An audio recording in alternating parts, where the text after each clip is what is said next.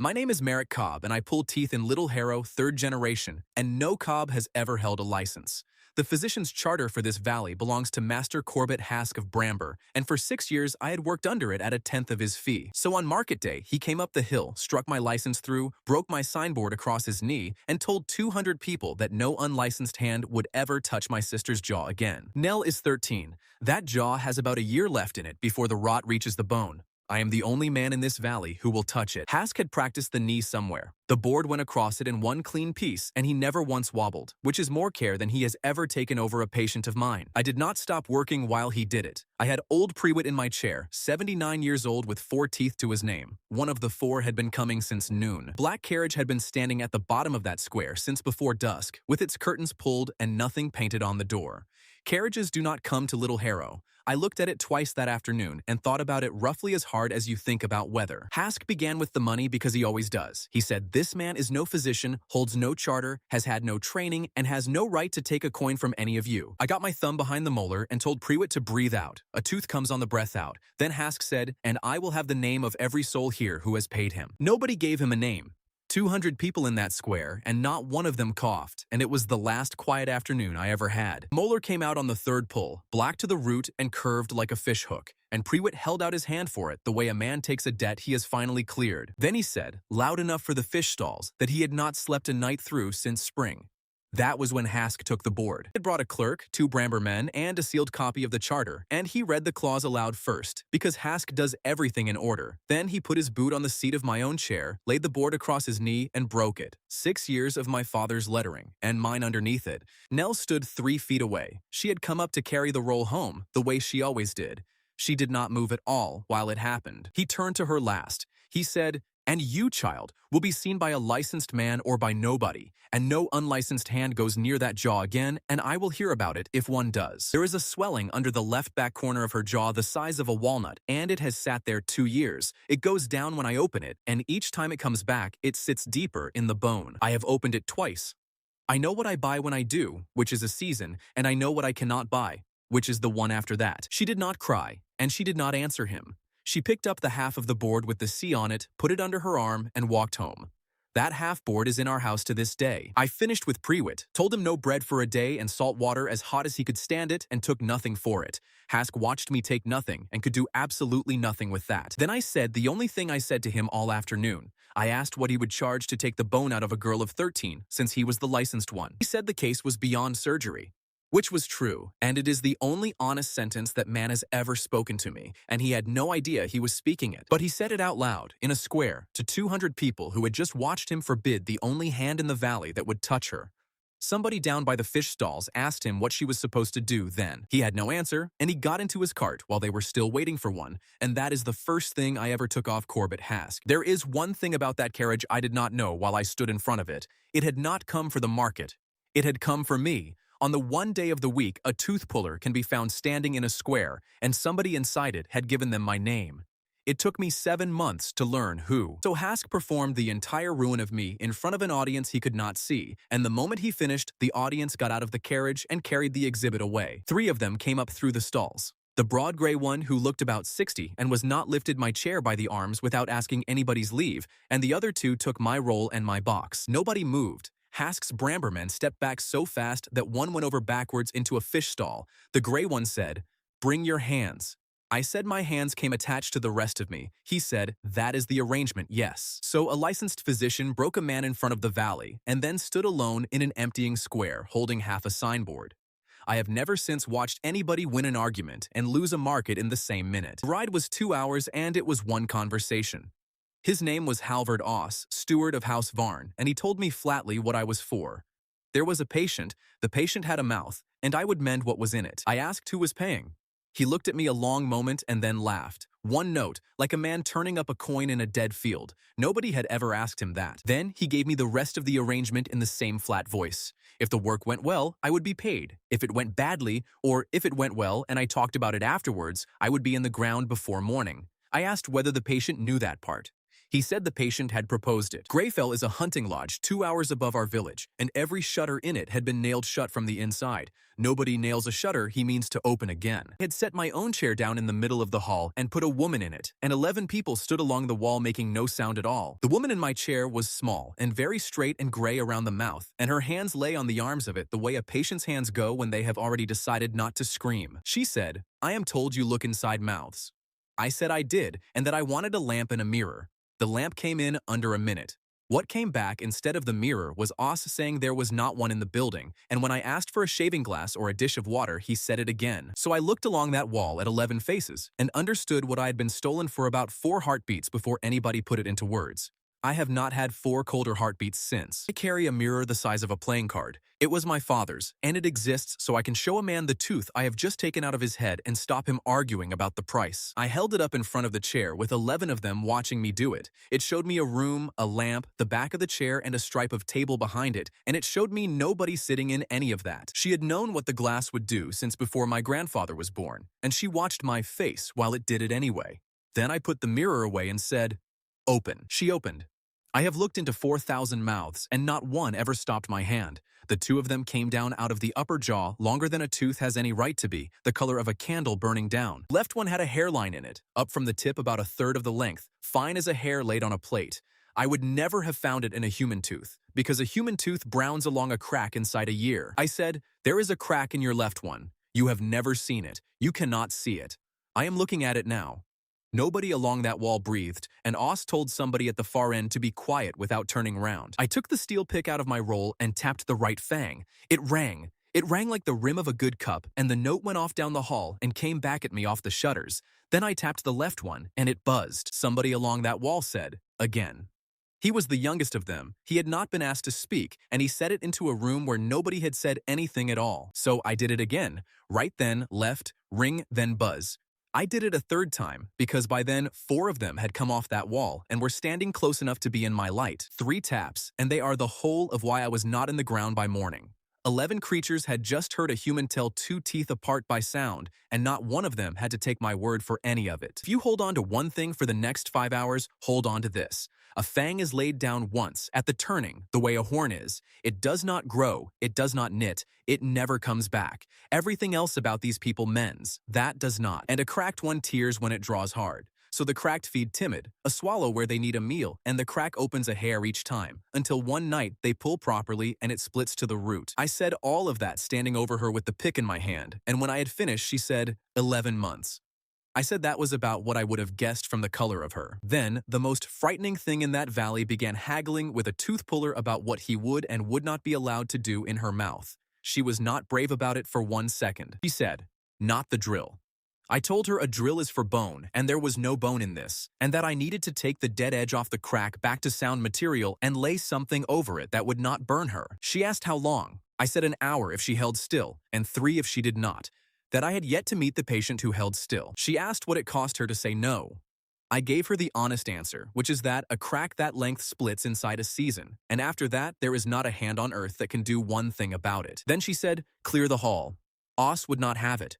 He said a human alone with the Countess is the exact arrangement that has ended houses, and he said it looking straight at me so that I would know the arrangement from the cart still stood. She let him keep 4.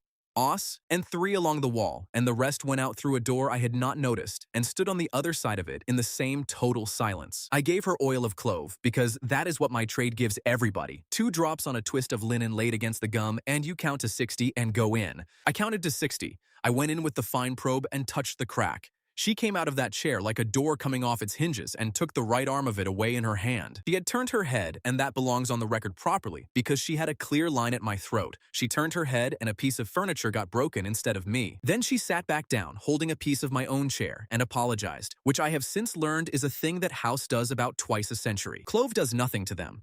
Neither does Poppy, neither does Spirit, and I found that out with my face inches from an open jaw, which is how I have found out most of what I know. So I said, cold then. Anything cold. Snow, River water, a stone out of a stream, I do not care what it is. Bring me something cold. Os went out and came back with 4 men and a barrow. Under that lodge is a game larder, and a game larder in hunting country is packed to the roof with ice, and everything I have ever done to one of them since has come out of that room. Packed snow against the jaw for a quarter of an hour takes most of the feeling out of it, and most is enough. I got the dead edge off the crack in one sitting. That is vampire medicine as it stood on the first night, and I needed to seal it, and had nothing to seal it with because a village tooth puller does not carry gold. So I asked what there was in the house. A man brought me a silver dish, and every creature in that hall moved back from it at the same moment, which is how I learned the second thing about them. Silver burns them. Iron deadens a bite for days. Gold does nothing to them at all, which is precisely why gold is the one metal on Earth that can sit against a living fang. There was not a scrap of it in that building except on her hand. She had the ring off before I finished the sentence. She said, "Will it be enough?" I said enough for 1 feeding and probably not 2. That she had better hear it from me now than work it out later with a man's throat in her mouth. I beat it flat on the hearthstone with my pliers. It took an hour and a half. It is the only goldsmithing I have ever done, and it came out the shape of a thumbnail and about as thick as a leaf of paper. I seated it warm, with pressure, trimmed it, and tapped it. The buzz was gone. It did not ring like the other one.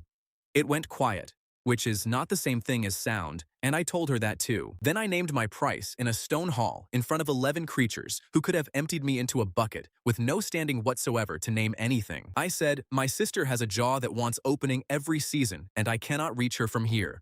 I want money for spirit and linen, and I want a rider, and I want the rider to go whether you are pleased with me or not." Us said that was not how a captured man negotiates. The Countess said done before he had finished saying it, and I learned the first thing about how that house decides anything. Then they brought in a woman of about 30 in a good dress. Her name was Bettany Rook, and she sat on a stool beside the chair and pushed her sleeve up past the elbow without being asked twice. They call them cups. She had been fed and dressed and kept by that house for 10 years and was better shod than anybody in my village, so I asked her if she wanted a drop of the clove. She said the clove was for teeth. She said it kindly. It was still the first joke made in that building in about a year. I could see from the faces behind her that every one of them had heard it. Doors came open and the household came back in, all of them, because this was the thing they had committed a capital crime to watch. She fed in front of 11 of her own people for the first time in 11 months.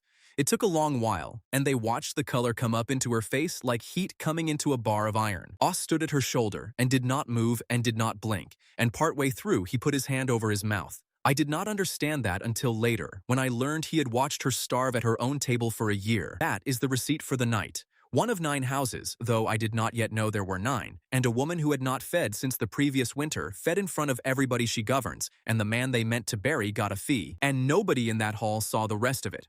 At the end of it, she did not stop, and Bettany Rook had gone the color of a wet sheet. I put my forearm across to lift the girl's head clear. She took the arm instead, above the wrist to the bone, and she was not behind her own eyes while she did it, and it lasted about as long as it takes to say so. Then she was, and she let go. Every face in that room was still turned to the color rising in their countess. Not one of them was looking at me. I bound it under my sleeve with a strip off my own shirt. I have never told a living soul in that house what the mark on my arm is. A doctor who can be bitten is a doctor who can be replaced. I worked that out inside my first night, and it is the only piece of politics I ever got right the first time. They gave me a room with good bedding and a bolt on the outside, which is a combination that tells you what you are. Then Os gave me the schedule, because Os cannot help giving you the schedule. The seal buys 1 feeding and no more. She will want me again inside the week, and there is nothing left on her hand to hammer. The house's retained physician rides up on the quarter day, 3 nights from now, as he has every quarter for 200 years, to examine a household he has certified sound without ever being able to look at it. On the second night, Halvardos started counting my instruments. He counted them twice a night, out loud, tool by tool, going in and coming out again, with a man of the house standing inside the room while I worked. He had lost the argument about putting me in the ground, and this was the revenge available to a literal man. 9 picks, 2 elevators, the pliers, the fine probe, the file, the small mirror, the roll itself. I did not complain about it. I stood with my hands behind my back and let him, because a man who is being counted is a man who is being kept, and being kept was an improvement on the alternative. What I did instead was count the count. It takes a steward of 90 years turned about 1:40 to work through that roll, and the same again coming back. 3.5 minutes a night then, when nobody in Greyfell is looking at anything except a piece of leather with knives in it. I never once used it for anything, and that matters. I simply always knew it, the way a tradesman always knows what is in his own roll and what it weighs. He caught me watching him on the third night and asked what I was looking at. I said, "You have counted the small elevator twice and the file not at all." He went back and counted again, and I was right. He did not thank me and never left the file out again. Boss entire, in one sentence. He would sooner die than skip a step, and most of what I got out of Greyfell came out of that one fact about him. Quarter day fell on the fourth night, and I was told about it the way you are told about weather. Dr. Peregrine Salt has been House Varne's retained physician for 200 years. He is retained by 5 houses separately. House Varne is the smallest of them, and he comes on the quarter day because he has always come on the quarter day. He is 240 years old, and he has written 11 volumes on the Fang. I have since read 4 of them. They are beautifully argued. Every claim in them is wrong. He could not possibly have known it, because for 3 centuries, no physician in this court has ever been able to look at anything. He came into the hall at 10:30 with a case under his arm, and a boy behind him carrying a second case. He saw a human standing at the Countess's shoulder, holding a lamp. I have never watched a face do what his did. He was not angry first. He was confused first, the way you are confused by a horse in a church, and then he understood what he was looking at, and then he was angry. He said, "That is a man." Oz said, "That is the physician." Salt said the word he had ridden up the valley to say, which was fraud, and he said it well. He said a tooth drawer out of a market square had walked into an ancient house and sold it a story. He said he could produce 11 volumes against it, and that he had brought 4 of them in the second case. I asked him what was in the 4th volume. He said the 4th treats of the fading of the Fang and its causes. I asked him how many mouths he had looked inside while he wrote it. He said the question was improper. I said it was arithmetic. He said a physician of the court does not put his hands in a patient. I said that would explain the volumes. That was not clever of me, and it did not help. It did make Emery Tull, who is 140 turned and had served that house since it had a proper roof, make a noise at the back of the hall that he turned into a cough. Then Salt said the thing that ruined him. He said it because he is not a fool and never has been. He said, "Test him." 2 words, and he meant every letter of them. The difference between Peregrine Salt and Corbett Hask sits right there, and it took me a long time to be grateful for it. Hask went for the license. Salt went for the evidence. And lost. He wanted a test he could not be tricked in, and I wanted him asking for it in front of witnesses. So I gave him one that a room full of them could hear. I said, "Put me at the far wall with my back turned. Let the steward walk the line with a steel pick and tap the outside face of each mouth once, and let nobody say a name, and I will call each one as it comes." Salt said the Fangs would all sound alike. I said they would not. He asked how many I had heard. I said 4, in 4 nights, which was honest and did me no good at all. He said, "And on that you will stake your neck." I said my neck was staked the afternoon they put me in the carriage, and nobody had asked me then either. Boss took the pick and started at the door end. The first rang, and I said, "Sound." The second rang higher, and I said so, and added that this one was young. The third came back dull and short, and I said, "Thud," and that is rot, and it is not new. Down that line with my face to the shutters, and I got the 5th one wrong. I said thud, and it was a ring, and I said so myself before Salt could open his mouth, because the man had a damp cloth held against his jaw, and a wet cloth flattens a note. I told them that as well. Salt wrote it down. He wrote down the mistake, and he wrote down the reason I gave for it, and then he went and checked the cloth himself with his own hand. He is not a stupid creature, and I will not have him remembered as one. Then Os reached the far end and struck a mouth, and the note came back with a fine dirty edge on it, like a bell with a split in the rim. I said, "Buzz," and that one has months rather than years. Salt said that naming a sound proves nothing because there is nobody in this room who can check it, which is a fair objection, and it was also the last useful thing he said that night because the room went ahead and checked it itself. Emery Tull stepped out of the line without being asked and said that he had not chewed on the left side since the year the bridge went. 7 years. He said the number himself, quietly, into a room where nobody had ever heard it said. Then, a woman too along said her draw had gone weak in the spring, and she had been telling the household it was the cold. Then the man with the wet cloth said his had gone the spring before that he had been taking his at the wrist ever since, because a wrist wants less pull than a throat. And the youngest of them, a boy of about 30 turned who does the horses at night, said he had been sitting out the hunts and letting the others believe he had no stomach for them. What came out of that line was not medicine. It was a decade of small private shames that had been standing about in that building with nowhere to go. They came out in the order the pick had touched them. They had all been certifying each other's sound exactly the way Salt certified them, which is to say, by asking. Salt stood in the middle of it with his case still under his arm and wrote nothing down at all, and then one of them lied.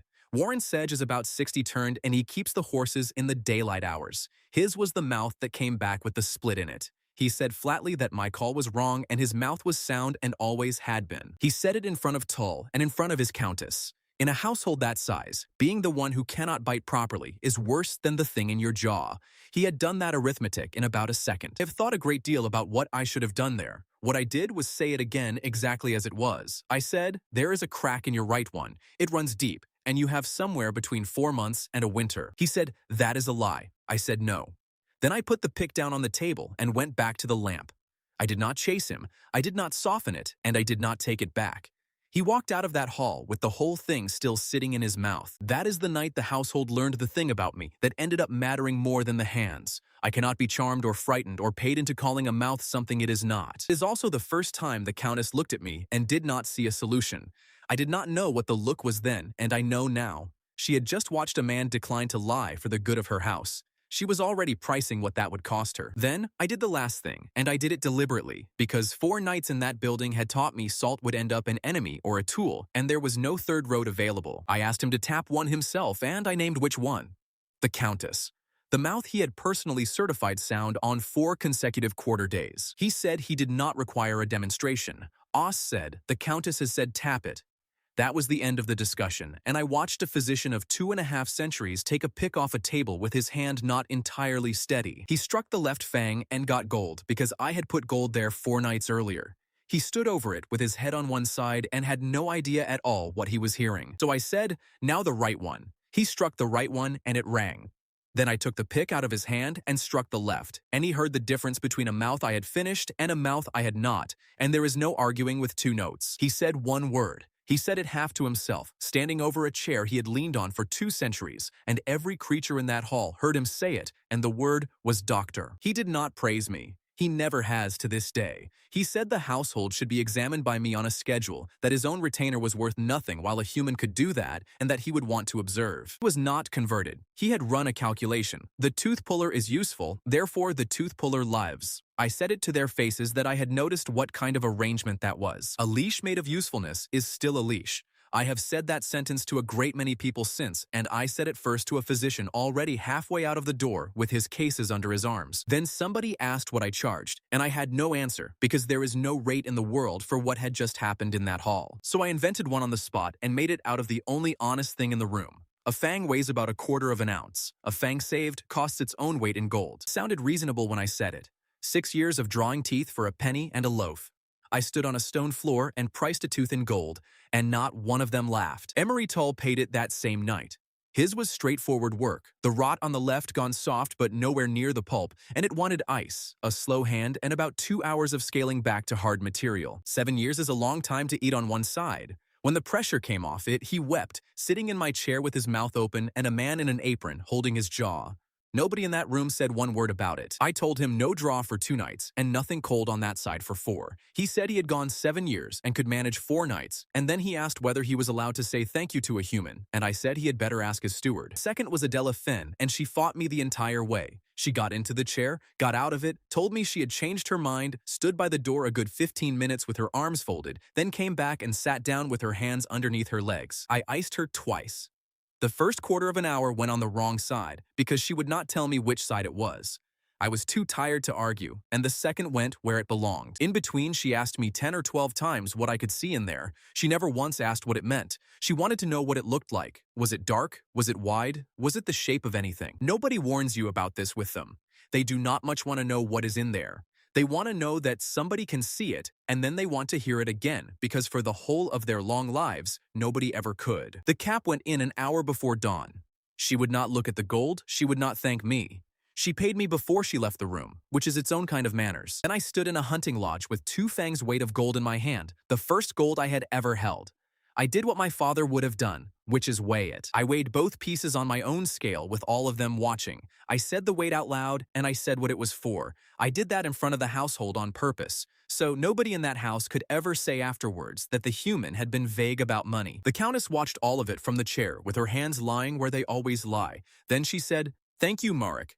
2 words and a name. You have to understand what that is. In that court, a human is a trade, a possession, or a meal, and a human with a given name is none of the 3. She used it in front of her steward, her physician, and her household, and she did it on purpose. Oss heard it. Whatever a face like that does, instead of going white, His did it. He was still standing where he had been standing when everybody else had gone to bed. Bettany Rook brought me bread and cold mutton at 5 in the morning and sat down across the table while I ate it, which nobody had told her to do. I asked her 3 things. How far it is to Little Harrow on a cart, whether the shutters on the east side were nailed as well as the rest, and who in that building decided anything. She said 3 hours by cart and 2 by horse. She said all the shutters were nailed, and she said the Countess decides everything and Os decides how, and if I ever needed a thing done I should ask Os for it in a form he could count. That was the best piece of advice I received in my first year. It came free from somebody the house had bled at table for 10 years. I spent that gold before dawn, and I did not spend 1 grain of it on myself, which I mention only because everybody in that building assumed otherwise. I bought a writer, a carter out of Bramber called Reuben Vance, who moves goods at night and does not ask what is under the canvas. I sent him up the valley with 2 flasks of clean spirit, a bolt of linen, and a written page for Widow Marta Quill. Page told her how to open the swelling under Nell's jaw, how far to go, and exactly where to stop. It told her how to tell the pocket from the bone by what comes back on the probe. I wrote down where to stop 3 times. Marta has kept that village alive for 40 years with herbs and a boiling pot. She could do it. She should not have had to, and I have not pretended otherwise since. So, that is what the quarter day bought. A physician who certified a household sound for 200 years tapped a mouth he had signed for, heard what was in it, and called a village tooth-puller doctor in front of everybody whose opinion cost him anything. Two of that household paid me in gold for work I had priced 4 hours earlier out of nothing. My sister got another season out of it, and I had a road down the valley that ran whether the house was pleased with me or not. Salt did not go home quietly. He rode out before dawn with both cases, and he wrote no letter to me and none to the Countess. He wrote to the court. I have seen that letter since, and there is no fraud in it anywhere. It is a careful description, in a careful hand, of what a thing like me would be worth to a house that owned one. It reached House Solvay inside the week. Baron Emmerich Solvay is second of 9, and he has never in his life threatened anybody he intended to buy. So what came up the valley was not a threat. It was an invitation with a price already written into it, addressed to a countess who had committed a capital crime and now had a witness she could not get rid of. On the 9th night, I tapped the hammered ring, and the note had changed. A shade flatter, a shade shorter. The sound a thing makes when it is coming away at one edge and has not finished coming away yet. Did not tell her that night. I told her the next because I wanted to be certain. I have regretted the delay since because it taught her that I am a man who will sit on bad news for a day. Gold that thin against a moving jaw lasts what it lasts. A ring hammered flat on a hearthstone by a tooth puller with a pair of pliers is not a repair. It is a bandage with a price on it, and I had said as much while I was seating it. So there was a clock in that building now. The clock was in her mouth. Everybody at Greyfell could hear me tapping it. 2 houses had written by then, and they did not write to me, because houses do not write to humans. They wrote to House Varn inquiring after the health of the household. In the last line, they mentioned that the Countess was said to have taken on new staff. She stalled both of them with the same courteous nothing. I did not understand why for another week.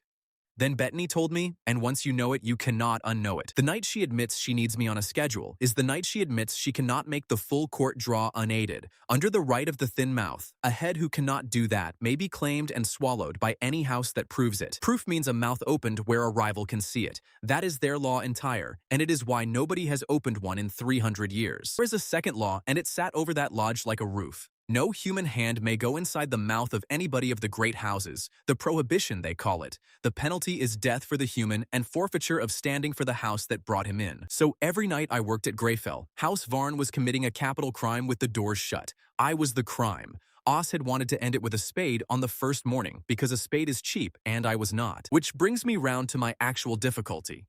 It took me until the 9th night to put it plainly to myself, standing in a corridor with a pick in my hand. I could see it, and they could not, and telling a creature 2 centuries old what is inside its own head proves nothing. It is a man talking. Not one of them was ever going to take a human's word about their own body. Salt could hear the notes now, and Salt had gone. The household believed me, and the household could not sign anything. I needed a thing, something with weight in it that a person could put down on a table in front of somebody who hated them. I asked Os for beeswax, ash, plaster, bone meal, and a fire. He wrote down all 5 and asked me in what quantities, which is the only reason any of it ever arrived. Reuben Vance brought the wax up from Bramber on the 12th night, with 200 weight of plaster on the same cart. Marta Quill sent the wax out of her own store and would not take a coin for it. She sent a page with it. She had opened Nell's jaw on the Thursday. She went in where I told her and stopped where I told her. She got out about a spoonful of the ugliest thing she had ever seen in a person, and the swelling was down by half. She wrote that Nell had asked her twice during it whether her brother was in trouble.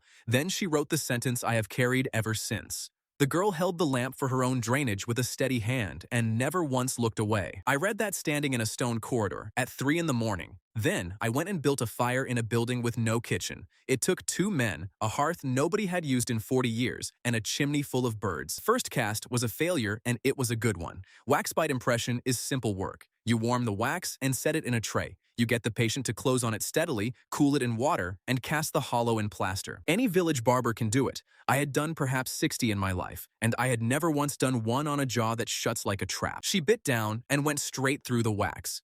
She closed the tray onto itself and took a piece off the back of it with her lower teeth. What came out was not a mouth. It was a ruin with a hole in the middle of it. Everybody in that room waited for me to be angry about it. I sat on the hearthstone and looked at it for a while. I did not curse because the thing was telling me something if I would stop and listen. Break was clean and it was in the same place on both sides. That is not a bad bite. That is a good bite, made by something that closes far harder than anything I had ever measured. The wax was simply too soft to survive being right. So I changed one thing and left the rest alone. I have watched men lose an entire trade by changing everything after a single failure. My father was one of them. I cut the wax with more resin and chilled it in the larder ice until it was close to brittle. I told her to close slowly and stop when I said stop. I put my thumb against the outside of her jaw so she had something to stop against. Second one came out of the mold hole. I broke the plaster off it at 4 in the morning. The household stood round the table, pretending to be elsewhere. It is a strange object. Half a jaw in white, the palate, the teeth in their order. Coming down out of it, 2 long ones with a curve no human tooth has, and a fine dark line up the left where the plaster had run into the crack. I put it in her hands. She held it a long time. She turned it to the lamp and turned it back. She looked at it the way you look at a letter that has come from somebody you buried. She said, "That is mine." I said it was. She said, "I am 190 years old, and I have never seen the inside of my own head. Nobody has, and that goes for every one of them. They see each other perfectly well and have spent centuries describing each other to each other. A portrait painted from life comes back with the chair in it and nobody sitting on it." She said, "It has a shadow." I said, "Yes, it does." She put it down on the table. She stood with a hand flat on the wood either side of it and did not say anything else for a while. She was holding the only piece of herself that had ever existed outside her own body, made of plaster and bone meal by a man in an apron. And the second thing she did with it was work out what else it could do. I started a shelf that night, a plank on 2 brackets in the corridor outside the room I slept in, and 1 cast on it, and then 2. Wrote nothing on any of them. No name and no date and no mark of any kind. That was deliberate from the very first one. I said so aloud in front of the household. One creature there understood why fast enough to be frightened of it. Emery Tull came to me the following night and said he had changed his mind about being cast. I asked why. He said, "Because I have been thinking about what that object is." I said, "It is a copy of a mouth." He said, "No, it is proof of what is in a mouth. It will still be a copy of my mouth in 200 years when everybody who agreed to it is dead." I said nobody would know whose it was. He said, "You will know." He said it flatly, without any anger in it at all. He was entirely correct, and I had nothing ready. He said, "My countess can be claimed for what is in her jaw, so can I, in a smaller way, by my own house. You have built a thing that walks out of this building inside a coat." I said I would burn them all tonight if the house asked me to. He said the house will never ask you to, and there is your difficulty, and you already know it is. I did not argue with him after that. I have never talked a patient into anything in my life. I was not going to start with a man who had eaten on one side for 7 years without complaining to a soul. Took the failed cast off the shelf, the ruined one with the hole in it. I put it into his hands and told him to break it. He looked at me for a moment. Then he set it on the stone floor and broke it under his heel. It went into 10 or 12 pieces and a great deal of white dust. The noise brought 2 people in from the corridor. I picked up the biggest piece and held it out. Then I said the thing I have said about 400 times since, and this is the night it came from. Nothing on this shelf has a name on it, and nothing ever will. In 100 years, that plank is a row of white jaws with no owners. Any thief who carries it off has stolen a shelf of anonymous teeth and can prove nothing to anybody with a single one of them. The record is not the shelf. The record is me, and there is not one thing any of you can do about that except decide what to do with me. I meant it as an argument about plaster. Tull heard it as what it actually was, which is a hostage explaining his own terms. He sat down in the chair the next night and let me take his bite. Odile Varn came and looked at the plank on the 3rd night it existed. She is the Countess's sister, 170 years turned. She has been the younger one for every one of them, which is long enough for anybody. She stood in front of 2 white jaws with her hands behind her back for about a minute. Then she asked what I thought I had built. I said a record. She said, no, an inventory of weaknesses, and asked whether I understood that. I said there were no names on it. She said, the shelf has you standing beside it. You have a sister an hour down the valley. Neither of those things has a lock on it. Then she declined, very pleasantly, to have her own bite taken. She would not put her jaw on a plank in a corridor. Not for a man who was going to be somebody else's property inside the month. I thought she was being unpleasant. She was being early. Almost everything Odile Varn said to me that first month came true inside 2 years. Most of the trouble I walked into later came from deciding she was merely jealous of her sister. 3 on the shelf by the end of that week. Tull's, the Countess's, and Adela Fens. She wanted one for no reason except that Tull had one and she was not going to be left off a plank. And I did the job properly, and doing it properly meant making the material first. I had 2 fangs weight of coin gold from the quarter day, and coin gold is no use to anybody as a coin. It has to go to leaf. You anneal it in the fire, lay it on a flat stone, and go at it with the flat of a hammer. Then you fold it and do it again and again. You keep going until it is thinner than the skin on the inside of an egg. It took most of a night. The household came and went past that hearth for hours to watch a human beat money into something you could see the fire through. Bethany Rook sat on the step and counted folds aloud for the last hour, which helped more than she knew. They had watched me mend things for a fortnight. That was the first night any of them watched me make something. The temperature in that building changed, and it never changed back. Then the hammered ring came off. It came off in one piece, and it came off easily, which told me how many nights had been left in it. I laid it on the table where she could see it lying there. Cap took 4 hours and 2 icings. Leaf folded and folded, seated warm over the cleaned crack. Worked down into the surface with a burnisher until the edge vanished under my thumbnail. Then pressure, then more pressure, then trimmed. Then I put the steel pick on it, and it rang. It rang like the sound one beside it. Every head in that room heard 2 notes come back the same, and Adela Fen made a noise like somebody had stood on her foot. That gold is still in that mouth. Whatever else went wrong afterwards, and a very great deal went wrong, the left one held. From that night to the end of everything, and nobody ever had to touch it again. 1 of 9 houses, finished work rather than a patch. I said the count out loud when I named the fee. I had started counting by then, and they were meant to hear that I was counting. 2 nights later, Baron Emmerich Solvay's invitation stopped being an invitation. 6 riders came up the valley at moonrise with a clerk and a sealed paper. The paper said House Solvay had been informed of a matter touching the prohibition. It required the person concerned to be produced. That is not an arrest. That is a purchase offer, with a threat folded inside it. Both houses in that courtyard knew precisely which it was. Halvard Oss went out to the gate alone. He is 90 years turned, which in that court makes him furniture. House Solvay is 2nd of 9. House Varn is 6th and falling. The clerk said, we require the person named. Oss said, this house keeps no person of that name. The clerk said, then produce whoever it is you do keep. Oss said, the paper says produced, it does not say when. Clerk said he would report that House Varn had refused a lawful inquiry. Oss said, report that the steward received the paper, which is what happened, and that nothing else happened, which is also what happened. Then he did not move for a quarter of an hour, while 6 of Solvay's people worked out whether to make it a fight. They went. It is the first thing anybody in that house ever spent on me that cost them anything. I watched it from a window like a coward. I have never forgotten which of them stood in that gateway. Then the Countess answered the claim. She answered it in the only grammar that court has, which is the grammar of ownership. She came out to the gate with both retinues watching. In the clerk's hearing, she said the man was the property of House Varn, entered in the house's own inventory. A claim against him was a claim against her goods. It worked. It was the correct move and the only move on the board. Solvay's clerk wrote it into his book in a neat hand and rode away with it before dawn. He was perfectly polite about all of it. He even bowed to me on his way past the chair, which nobody in my entire life had ever done before. It took me until the following winter to understand that he had ridden home with something better than a doctor. He had a grievance in writing that he could carry into the long haul. Oss was proud of it. He said the house had defended its property, and that was correct procedure. He said it to me directly as a kindness, because in his head he had just told me I was safe. I understood what she had done before she reached the door. She had told the court in writing that I was a thing, in order to stop another house taking the thing. There is no version of that sentence with a free man anywhere in it. She knew it too. She came inside and looked at me and said, "It buys you a year, Marek." I said, "It buys me a year of being furniture." She said, "Yes," and did not insult me by saying anything else. That is the receipt for the week. 3 casts on the plank, a gold cap that will outlive everybody who watched it go in, 2 houses turned back from a gate they had invited themselves to, and a man in an apron who is now, in law, a table. Baron Emmerich Solvay did not come back up the road. He went to the long hall instead. A claim on a human is also, by its own arithmetic, a signed statement that a human has been inside a mouth belonging to one of the great houses. I stopped working on the 16th night, and I made no speech about it. I rolled the instruments up, tied the roll, put it on the table in front of Halvard Oss, and told him he could count them one last time. He said, "Count them for what?" I said, "For the inventory. There is a page in a book somewhere listing what this house owns. I am on it, and owned things do not get opinions, so I intend to behave like a chair." He said that was childish.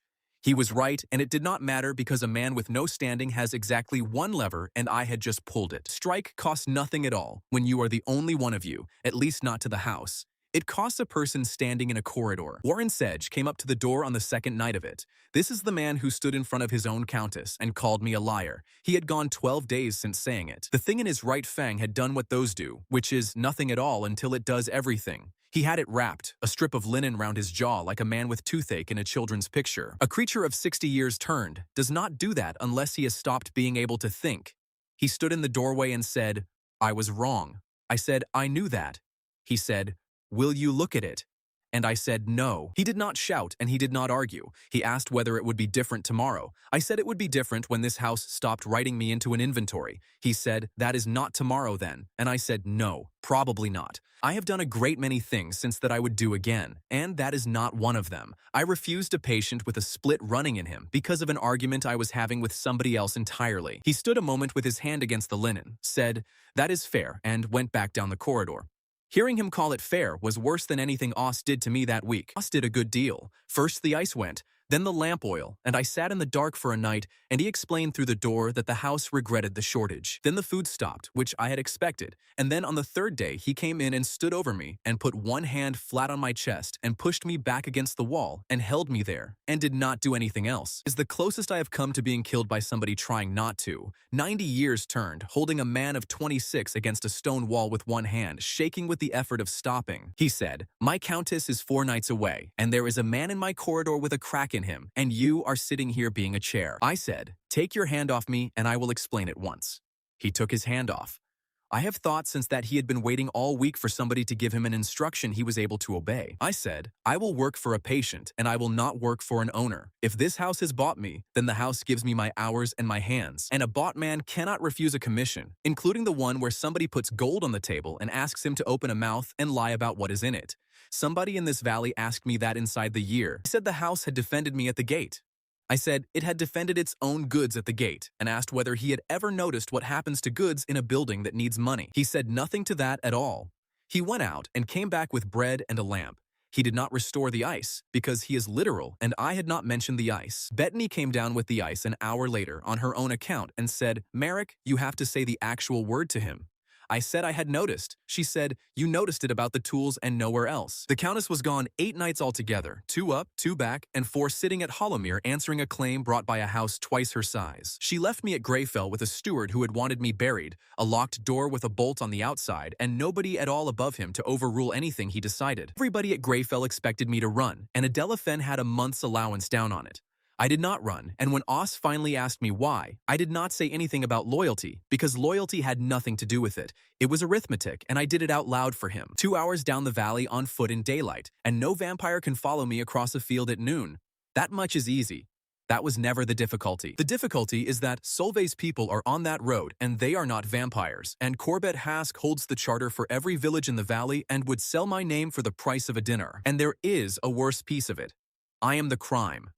If I go over the wall, House Varn is a house in forfeiture with a witness loose, and the first thing a house in that position does is make certain the witness has no village left to go home to. Oss listened to all of it, and then said, "So you stay because of the girl?" I said, "I stay because of the arithmetic," and he said those are the same sentence. He was right, and I did not like him for it. Baron Emmerich Solvay never went near the long hall. He sent a clerk to hold his place at the hearing and say the words on his behalf because a creature who can simply arrive and take a thing does not stand up in a hall and argue for it. So the hearing sat 4 nights with neither principle in it and collapsed under its own weight. And while the Countess of House Varn was 2 nights away answering him, he came up the valley himself with 14 riders and a cart to take delivery. He is 310 years old, second of 9, the best-dressed thing I have ever seen. Everything he had on was chosen by somebody whose whole trade is being looked at. Came into that hall, looked at the chair, looked at me, and asked Oss where the man's box of tools was.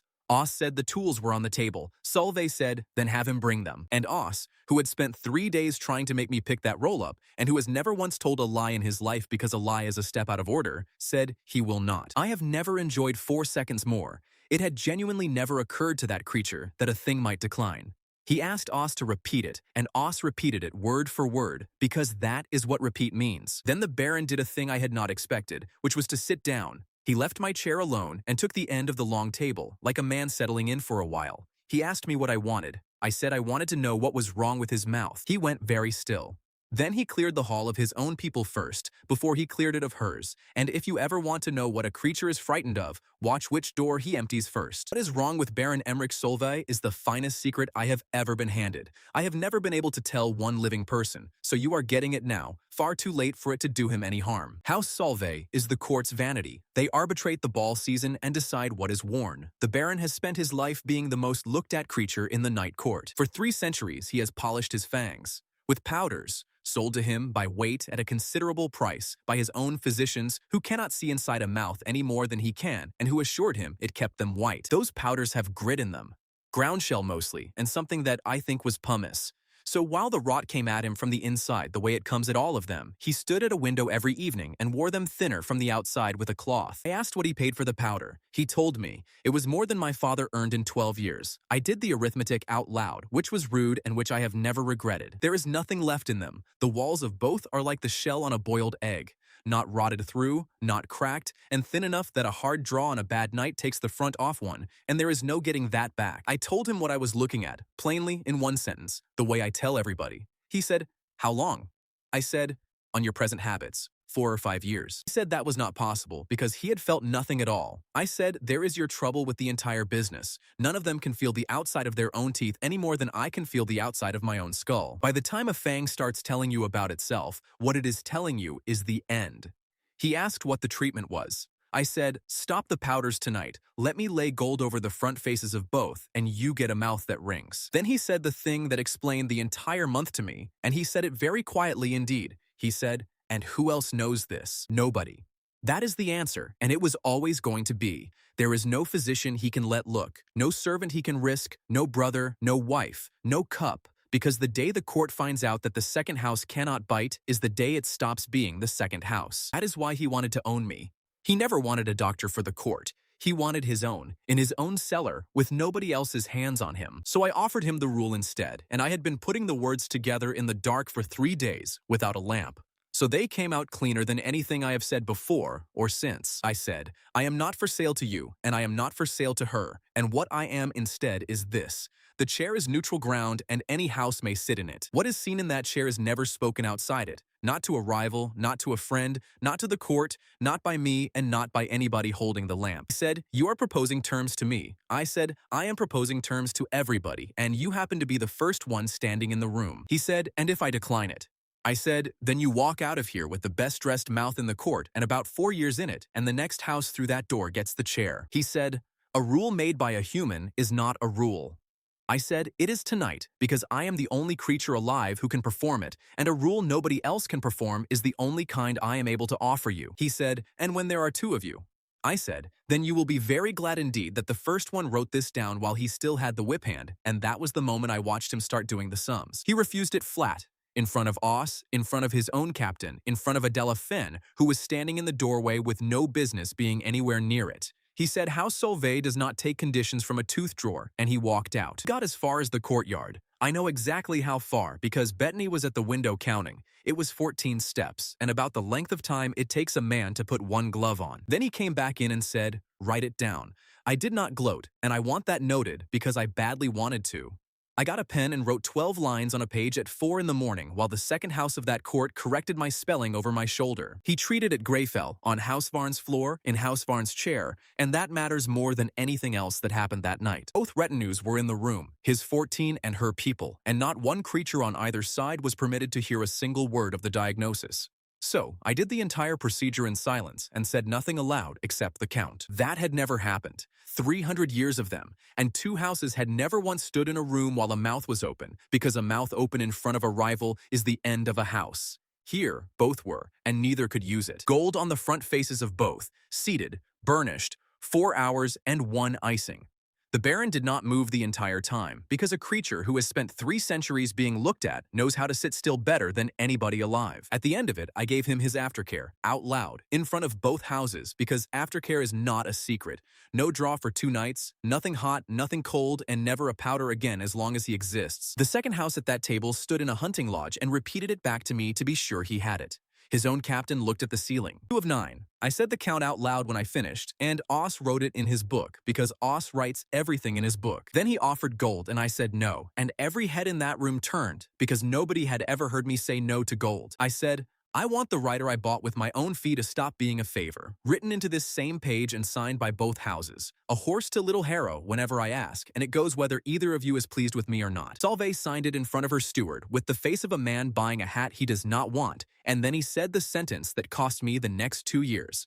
This is a considerable service you have done, House Solveig, and House Solveig does not forget a service. I thought that was gratitude. It was a receipt. He had converted a rule he was made to accept into a debt I did not know I had taken on. He did it in one line, with both houses listening, and every single one of us watched him do it. Halvard Oss argued against the whole thing until dawn. He said a rule written by a human and signed by 2 houses is not a law. It has no enforcement in it, no penalty, no article, and nothing behind it except one man's promise. He said, what happens the night somebody breaks it? I said, then everybody stops sitting in the chair. He said, that is not an answer. That is a consequence, and a consequence that punishes the innocent is not law. I told him he was being a steward. He said he was being correct. And he was. It took me until the worst night of my life to find that out properly. The Countess came back 2 nights after that and found a signed page lying on her own table with another house's seal at the bottom of it. She read it twice, standing up, and did not sit down while she did it. Then she asked me one question, which was whether I had given Solveig anything that was hers.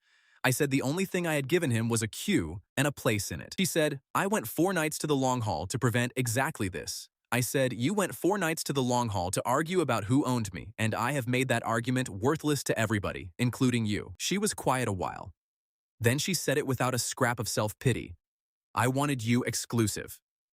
This is worse for me and better for you, and I cannot keep winning a claim I keep losing, so I will take it. Then she read the writer clause and asked whether I had put a horse for my sister ahead of gold in front of both houses.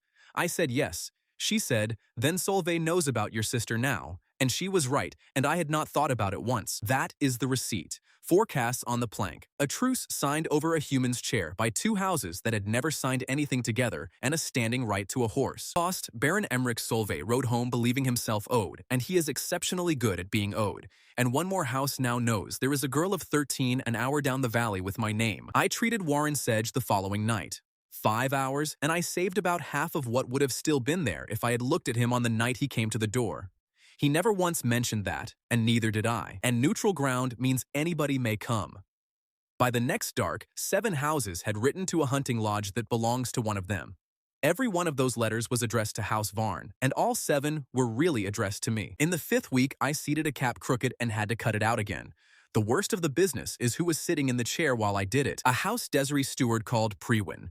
He had ridden 2 nights to get there, and he was so frightened climbing into the chair that he apologized for it, twice. He was nobody's enemy, just a man who trusted me on the word of somebody else. Was working 5 nights out of 7. On the 5th, your hands carry a fine shake. You never notice it until you are holding something the size of a fingernail against a living tooth. The leaf went down half a hair proud along the back edge. Nobody in that room could have seen it. His own house was standing along the wall watching a human work, and not one of them knew what they were looking at. The tap came back near enough right. Near enough is the trouble. I have thought about that half-second a great deal more than about most of the things I am supposed to be proud of. Then I put the pick on it a second time and listened to it properly. I said out loud, in front of his house and my own, that is wrong and I am taking it off. Cutting gold out of a living fang is worse than putting it in. You are working the same surface twice. You have to get under the edge without touching what is underneath. One slip takes off the material you spent the first hour saving. 2 icings and an hour and a quarter. It hurt him considerably more than the seating had, and House Desirées people watched all of it. Prewin asked me halfway through why I had said anything, since he would never have known. I said he would have known in 10 years, when the edge lifted. The rot got under the gold and ate his fang out from beneath a repair he had paid for. He said, and you would be long gone by then. I said yes, and that is precisely why I am saying it tonight instead of in 10 years. It cost me that night's fee, because I do not charge for work I have to do twice. Bettany argued about that for an hour, and lost, and it bought me something money will not buy. Prewin went home and told his mistress. The human at Greyfell had cut out his own work in front of witnesses and refused payment. Lady Farron de Seri put that away somewhere and kept it for 8 months. By then, the queue was real, and the queue was the problem. 7 houses had written.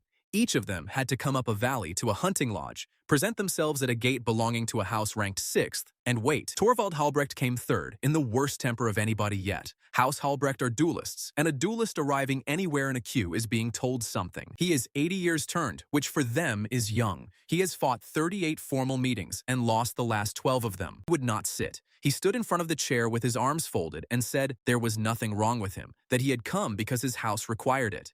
His second stood behind him, saying nothing. I said, "Then you have wasted 2 nights on the road." He said, "Yes." I said, "So have I," and I picked up the roll and began tying it shut. He said, "Wait." Then he said, "If I say a thing in this room, where does it go?" I said, "Nowhere," and there is a page signed by 2 houses saying so. He did not read it. He told me standing up, looking at the wall over my shoulder. 40 years ago, he took an impact across the mouth. In a meeting he won. Something had felt different ever since. In 40 years, he had never been able to say so out loud to a living creature, including the man standing behind him. 40 years. He has been losing fights he ought to win for 4 decades. A duelist who cannot commit to a bite is a duelist fighting one-handed. Every opponent he has faced since simply thought he had got old. He sat down, and then he did the thing that broke the last half of this open. Nobody in that room knew it at the time, including him. His second turned to leave. It is the correct courtesy. What a house's head shows a doctor is not for a subordinate. A subordinate who knows too much about his master's mouth is a subordinate who can sell a house. And Halbrecht said, "Stay." He said it flatly, the way you give an order you do not intend to explain. So a creature of 80 years opened his mouth in front of a man who serves under him, in a room belonging to a rival house, with a human's hands inside it. I found the chip inside a minute. Front third of the right one, an old impact break, clean-edged, no rot in it whatsoever.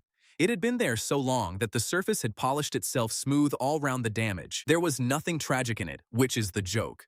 40 years of a career gone to a piece of damage I could fill in 3 hours with an icing and a burnisher. When I told him so, he laughed once, like a cough, and then he did not say anything for a long time.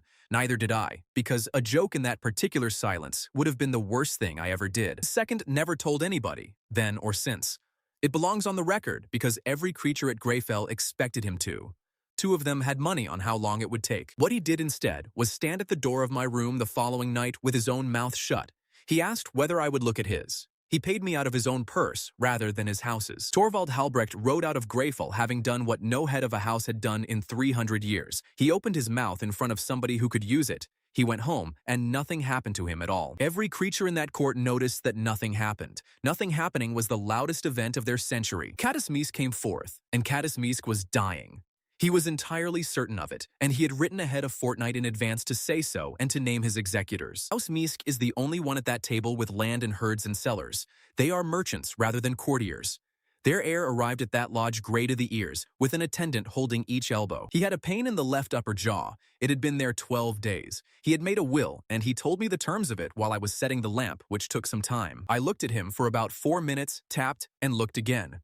Then I told him there was nothing whatever wrong with his fangs. He did not believe me and asked me to look again. I tapped both, got 2 notes a room away could have heard, and told him a second time. He asked whether I was sure I knew what rot sounded like. Then I put the fine probe up under the gum on the left. I lifted out a splinter of bone about the length of a barley grain. I held it up on the end of the probe and said, "This is yours. You have been eating something with bones in it, which nobody else at your table does." House Meask keeps herds. They actually chew. Every other house at that court has lived on blood out of a glass for 300 years. Their heir had come to me with a splinter in his gum like a farmhand who has bolted his supper. 10 minutes work. 10 minutes, after 12 days of the heir of a great house lying in the dark composing his own testament. He went from terror to indignation faster than any patient I have ever had, and it took about 4 seconds. He wanted to know why nobody had told him. He said nobody had looked. He said his physician had assured him it was the rot and sold him a powder for it. I said his physician had done that from 4 feet away with his hands behind his back. That was the night the court learned the other half of what I was for. It turned out to be worth as much as the gold work. I am also the man who can tell you that you are fine. Half of them were not dying. Half of that court had been quietly totting up its remaining years off a twinge and a rumor. Not one of them had ever been able to ask anybody. Meask paid in ice. He had no gold on him, and he was not going to ride home and come back like a tradesman. So he offered me the use of House Meask's cellars. I nearly laughed at him. Then I stopped and did the arithmetic instead. My entire practice ran out of one hunting lodge's game larder and a barrow. By July, that larder was going to be a wet stone room with a smell in it, so I made him write it down. Ice delivered wherever I am working, at the house's cost, on demand, for as long as the arrangement runs. Bettany dictated 3 of the 5 lines. I did not notice until afterwards that she had put no end date on any of them. That seller keeps a countess alive 2 years later and very nearly decides the last night of all of it. It was bought with a splinter of bone the length of a barley grain. First walk-in came the same week.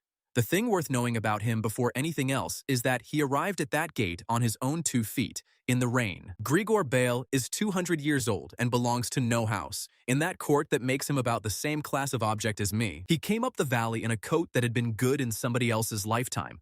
He knocked at a gate belonging to House Varn and asked whether the doctor was seeing anybody. Oss told him the doctor sees houses. Grigor said that he was a house. He said he had a room over a tannery in Hollowmere, and a room is a house if you are not fussy about it. He had a thud in the lower left, which is uncommon in them.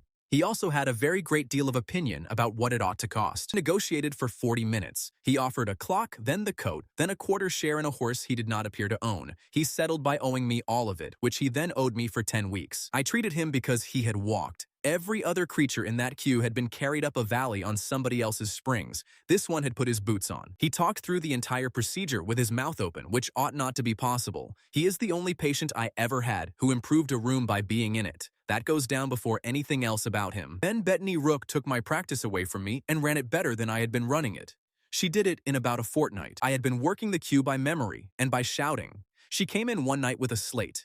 3 houses arriving on the same dark, and 2 of them would not sit in a corridor together. That I had 12 days of spirit left and had ordered none. I said I would get to it. She said I would not, that I had not slept in 4 days. That everybody in that queue was paying a rate I had invented in a panic in my first week. I asked her to help me with it. That was the wrong word, and she told me so at once. She said, I am not helping. I am running it. Then she asked what I intended to pay her. I opened my mouth to say something warm and stupid about how she was free to go and need not work for anybody. She got there first and said, do not do that, Merrick. She said she had been a cup of House Varn for 10 years, that she was fed and clothed and warm. Nobody had ever raised a hand to her, and that it was the only safety she had ever had in her life. She said she had not decided whether she wanted to be out of it, that she resented being asked every time and always by somebody with a village to go back to. I said I had nowhere to go either. She said, you have a sister an hour down the valley and a road you paid for yourself. Do not tell me about nowhere. Then she picked the slate back up. Could House Corvain be booked on the same night as House Meask, or did that constitute a war? I offered her a 1/5 of the fees. She asked for a quarter. We settled at a 1/5 and the supply account, which she was running at a profit inside 2 months. She is the one who worked out that ice would be worth more than gold by July. Inside 10 days, there was a fee schedule on a wall, an order of work, and a supply book, a queue with rules in it, and 4 of 9 houses in the count. A first month measured in mouths instead of in nights. That is the receipt for it, and I got about 2 days of enjoying it before the rest arrived, because I had 1 pair of hands. On the 5th night out of 7, they had shaken and put a piece of gold in crooked. The next patient after Prewin was not going to be a steward who forgave me. So I asked for the thing I actually needed, which was people. Humans, out of my own valley, taught from the beginning the way I had been. Countess agreed inside a minute, because she needed those hands as badly as I did. Then she told me flatly that House Varn would not put its guard into a human village to defend a human trade. I was not to ask her twice. I asked why. She said, the night I garrison a village of yours, every house at that table learns where to go to hurt you. You will find you preferred it when nobody knew your sister's name. Oss took the recruiting order. 5 apprentices, indentured, House Varn to pay, terms as written. He rode with 4 of the household and executed it precisely as it was worded. Precisely as worded. I had that account afterwards from 2 of the riders and from Marta Quill. The 3 tellings agree on every detail, which they never do about anything else. 4 vampires came into Little Harrow at 10:30 at night. They did not knock on doors, because the order did not say knock on doors.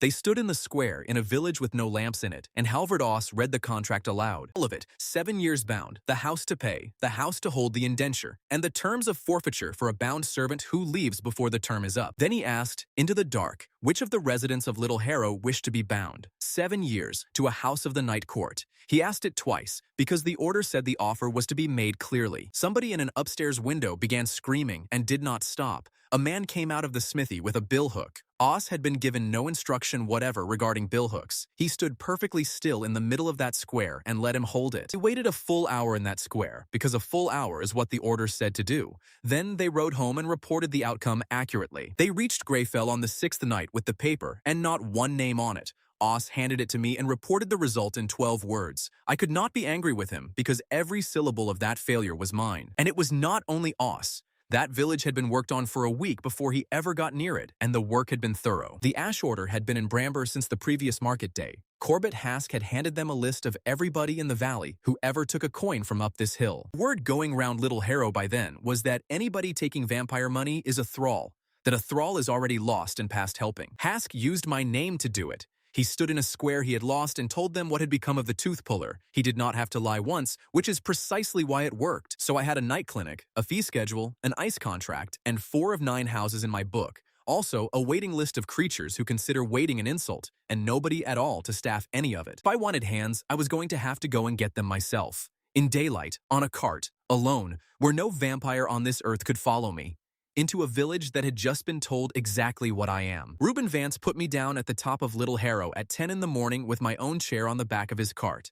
The first 3 people who saw me went indoors. Indoors, rather than away, which is a different thing and a worse one, because going indoors is a decision, and somebody has to make it. Daylight is the one advantage I have over every creature at that court. None of them can cross a field at noon, so on any given afternoon, I am standing somewhere none of them can reach and nothing they own can follow me into. That afternoon was the first time I ever spent that advantage. I spent the whole of it in one go and got nothing back that I could put in a book. Went to our house first. The half of the board with the C on it was on the shelf over the fire exactly where Nell had put it 7 weeks earlier, and Nell was sitting underneath it holding a bowl she had not eaten out of. She had grown. 7 weeks and she had grown, which is a thing 13-year-olds do and which I had somehow arranged not to think about even once. She did not run at me. She stood up, looked at me for about 4 seconds and said, "You look terrible. And are they feeding you?" I said yes. She said, "On what?" I said I was not going to answer that in this kitchen. She said, "That means blood," and I said it means bread and mutton, and that she should stop reading things. Then she cried, and then she was furious with herself for crying. That is my sister entire in about a minute and a half. Marta Quill came in behind her, with her sleeves already rolled, and told me the truth with no soft words anywhere in it, which is what I had asked her for in writing, and which I did not enjoy in the slightest. Nell's jaw had come back up in the 4th week. Marta had opened it a second time on her own judgment, without a page from me. She said so plainly and then asked whether she had gone too deep. She had not. She had gone exactly right, and I told her so. She said, "I did not know that at the time, and I was doing it by lamplight in a kitchen, on a child I have known since the night she was born." Then she gave me the rest of it in order, the way you hand a man a bill. She did not stop anywhere in the middle to let me catch up. Celebrand died in the 5th week of a jaw that went bad under the ear. She was 68. Marta had nothing for her but Poppy and time, and it took 12 days. There were 4 nights in the middle of it when the whole lane could hear her. 12 days.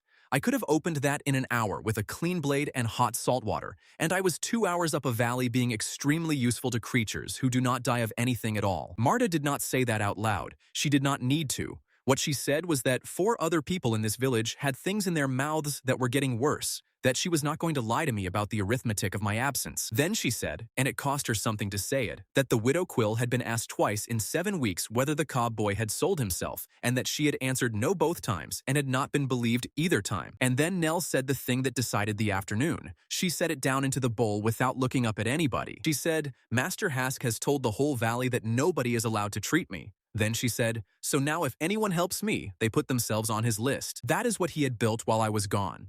He had not simply forbidden her treatment. He had made a girl of 13 into a piece of bait, sat in the middle of a village, so that any hand reaching for her would identify itself. I have been angry 4 times in my life in a way that changed what I did next. That was one of them, and I did not shout, and I did not go down the valley to Bramber. I carried my chair out into the square and set it up beside the well at noon. I told the first face at the first window that I was working until dark, and that it cost nothing. Old Prewitt came out at about 10 past. He is 79, and he has 3 teeth left, because I took the 4th off him on the day the board went across Hask's knee. He sat down in front of that square exactly as he had sat down that afternoon. He did not need anything doing. He had come to be seen sitting in it, and he told me so afterwards. It was the single most useful thing anybody did for me that year. I looked in his mouth anyway, because I do not put on a performance in front of a patient. I told him the 3 he has are good for another 10 years if he keeps off the hot side of his tea, and he repeated it to the well in a voice you could hear from the church door. Then nobody moved for 15 minutes, and I sat on the arm of my own chair in an empty square in the middle of the day and thought hard about how badly this could still go. Nell came out with the water bucket and the linen and set them down beside me without being asked, and put the instruments in the order I use them in, which I have never taught anybody. I asked her where she learned the order. She said, "From watching you do it 400 times, and you always put the fine probe on the left because you are right-handed, and you always forget the linen." The carter's wife came second. Hesper Vance and Reuben had gone in and fetched her out. She has not eaten on the right side since her wedding, which was 7 years ago. 7 years of chewing on one side over a broken molar that had gone quiet and never gone away. It took me about 4 minutes. She sat there afterwards with her hand over her mouth and then said, "Is that all it was?" That sentence went round the square faster than anything I could have said myself. It went round in her voice rather than in mine. Is that all it was? Third was a boy of 11 called Bram Teller, who had bitten a coin on a dare in the spring and split a front tooth down the middle and had been keeping his mouth shut ever since, in a way that had convinced his mother he had turned shy. He was terrified, so I gave him the little mirror out of my roll and told him his one job was to keep my own face in it so I could see what I was doing, which is not true in any particular, and which worked perfectly. Elle held his head. She has better hands at 13 than I had at 17, and she does not talk while she works. I watched her do it and understood that I had already lost the argument I had not had yet. Fourth was the one I will not forget. Her name is Odelle Fenn. She is about 50, and she has had a bad lower jaw for 6 years. For 6 years, she walked to Bramber and paid Master Corbett Hask his consultation fee out of egg money. For 6 years, he told her the case wanted a surgery she could not afford and sent her home. She kept every receipt. She brought them with her, in a tin. I do not know why she brought the tin. I think she wanted somebody to look at them who would understand what they were. 12 visits. 12 fees, not one drainage, not one extraction, not one procedure of any kind, and 6 years of a woman walking an hour each way to be told a true thing that was of no use to her whatsoever. I took 2 out of her, drained the pocket behind them, and packed it.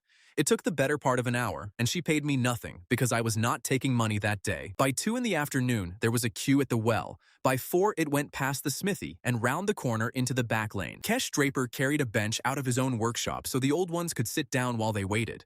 His sister was hauling water, and neither of them had said one word to me all day. 41 teeth. That is what came out of Little Harrow between noon and dark, in a public square, in daylight, for nothing. Master Corbett Hask arrived at about 5 with his clerk and his charter.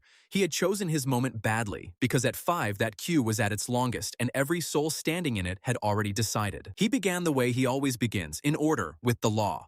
Unlicensed. No charter. No training. A danger to the public health of this valley. Then he said the thing he should not have said, which was that I was taking the bread out of the mouth of a licensed man. Odelle Fenn was sitting on Kesh Draper's bench with a wad of linen in her cheek and the tin on her knees. She is not a loud woman. She said, "How much bread?" Said the fee schedule of a licensed physician was not a matter for public discussion. She said, "It is my money," and opened the tin. She read them out. 12 visits, the fee for each and the date of each. It took her a good while because she is not a fast reader. Nobody in that square made a sound while she did it. Hask stood there and let it happen, because he could not think of a single way to stop a woman reading her own receipts aloud in the middle of a village. Then somebody at the back said the total out loud, and somebody else worked it into eggs. That is the moment I knew he had lost the valley. I did the rest of it flatly, without one word of pleasure anywhere in it, because gloating would have handed the entire afternoon straight back to him. I said what he charges to draw a tooth in Bramber. I said what I charge in this square, which that day was nothing and on an ordinary day is a penny and whatever you happen to have. Then I asked the queue a question rather than making a speech. I asked how many people standing there had walked to Bramber in the last 6 years and come home again with the thing still in their head because they could not pay for it. 11 hands, out of about 60 people. 11, and 2 of those were holding somebody else's hand up as well, for people who were not standing there. Ask said that a physician cannot work for nothing, which is true, and which is the only real defense he had. I said so out loud, and I meant it. Then he said, "And when one of them dies under your hands in this square, who answers for it?" I said, "I do by name in front of these people, which is one more name than any charter in Bramber has ever offered them." Then I said, "The difference between us is not the fee. The difference is that I have not once sent a person home with it still in them." He has a tin's worth of reasons why that was correct. He looked round that square for somebody to agree with him, which was the mistake, because he had spent 6 years teaching every one of them to keep their eyes down while he was speaking. They did not keep them down. It is the whole moment. Nobody cheered, and nobody threw anything. They simply all looked at him, and he got into his cart and drove back down the valley. He never had a patient out of this village again. I did not enjoy it as much as I had expected to. I have thought about why since, and it is because Odell Fenn had to open a tin in front of 60 people to make it happen. She should never have had to keep the tin. The signing was after dark in Marta Quill's kitchen with the lamps lit and the door shut. I told them the truth first, because you cannot start a trade on a lie. I said where the money comes from. I said what they are. I said what happens in the chair and what has already happened to my own arm, and then I rolled my sleeve up and showed them, which I have never done before or since. I said the Ash Order will call you thralls. There is a list in Bramber with your names going onto it tomorrow morning, and I cannot protect you from that. And House Varn will not put one guard in this village and has told me so to my face. 5 signed anyway. Syl Draper was first. She is 19. She has a Cartwright's hands. She asked 3 questions before she put her name down. Every one of them was about the work rather than the money. She asked how long before she could take a cast, how long before a cap, and what happens the first time she gets one wrong. I said a month, 2 years, and that she would tell the patient herself, out loud in front of whoever was in the room, and then cut it out again with her own hands. She said, good, and signed. Then Watt, the miller's boy, and Hesper Vance's nephew Tam, and Odell Fenn's daughter Beck, who was 16 and had spent the afternoon watching her mother open that tin. And then Nell, and I said no, and she signed it anyway. We had it out in front of all of them, which she chose on purpose, because she knew I would never have had that argument with her alone. I said she was 13 years old. She said Syl is 19 and knows nothing whatever about teeth, and I was taking her regardless. I said she was ill. She said, I am ill in a house on my own with Marta walking up twice a week, or I am ill in a building where the doctor lives. Pick the one you can sleep through, Merrick. I said I would not have my sister inside that place. She said, it is not a place. It is a trade, and it is the only one that has ever wanted anybody with our name on them. Marta Quill said, she is right, Merrick. She said it in the voice you do not argue with. She has known me since I was smaller than Nell, so my sister signed an indenture to a House of the Night Court at 13 years old. I stood in a kitchen and let it happen, and then put my own hand to the paper underneath hers. Dano Fisk was in that square all afternoon. He watched every mouth I worked on from about 2 o'clock, standing by the wall with his arms folded. He did not sit down, and he did not come to the kitchen. He is 24, and he was the loudest voice in the square the day the board went across a knee. He had spent 6 years calling me the Butcher of Little Harrow. Putting his name under mine in front of Marta Quill would have cost him more than the money was worth. I knew that, and I saw him standing there. I decided I had had a good day and let him walk home. I have gone back over that one decision more times than any other I made in those 2 years, and it has never once come out differently. Before I got on the cart, Marta Quill and I made the other arrangement. It turned out to matter a great deal more than the apprentices did. Wax, linen, clean spirit, and bone meal, bought in this valley by a woman nobody up that hill has ever heard of, and carried up the road under Reuben Vance's canvas with the flour. I paid her a year in advance out of my own fees, and she argued about it for 10 minutes. I said a trade with one supplier is a trade with a rope round its neck. She said that was the first sensible thing I had said all day. So here is the receipt for one afternoon. 41 teeth out of a village that had been told I was a thrall, 5 names on an indenture, a supply line in Marta Quill, and the physician of Bramber driving out of a square he had owned that morning. Cost. My sister is inside the thing that stole me by her own choice with my agreement. My signature is on the page beneath hers. And Corbett Hask stopped competing with me that night. He went to Warden Calyx Rune of the Ash Order with every name out of that kitchen, because a man who cannot beat a craftsman can always inform on one. Inside a fortnight, somebody with a great deal more money than the Ash Order has ever had was quietly paying for a copy of the same list. A writer from House Ilbrand came in at 2:30 in the morning of the 11th week. He had ridden a horse to ruin getting there, which nobody does for a toothache. Lord Piers Ilbrand is 160 years turned, and House Ilbrand are the court's lawyers. They hold the precedents. They sit as judges. They had never once written to me, because writing to me would have been an admission in itself. The paper said, "Come now."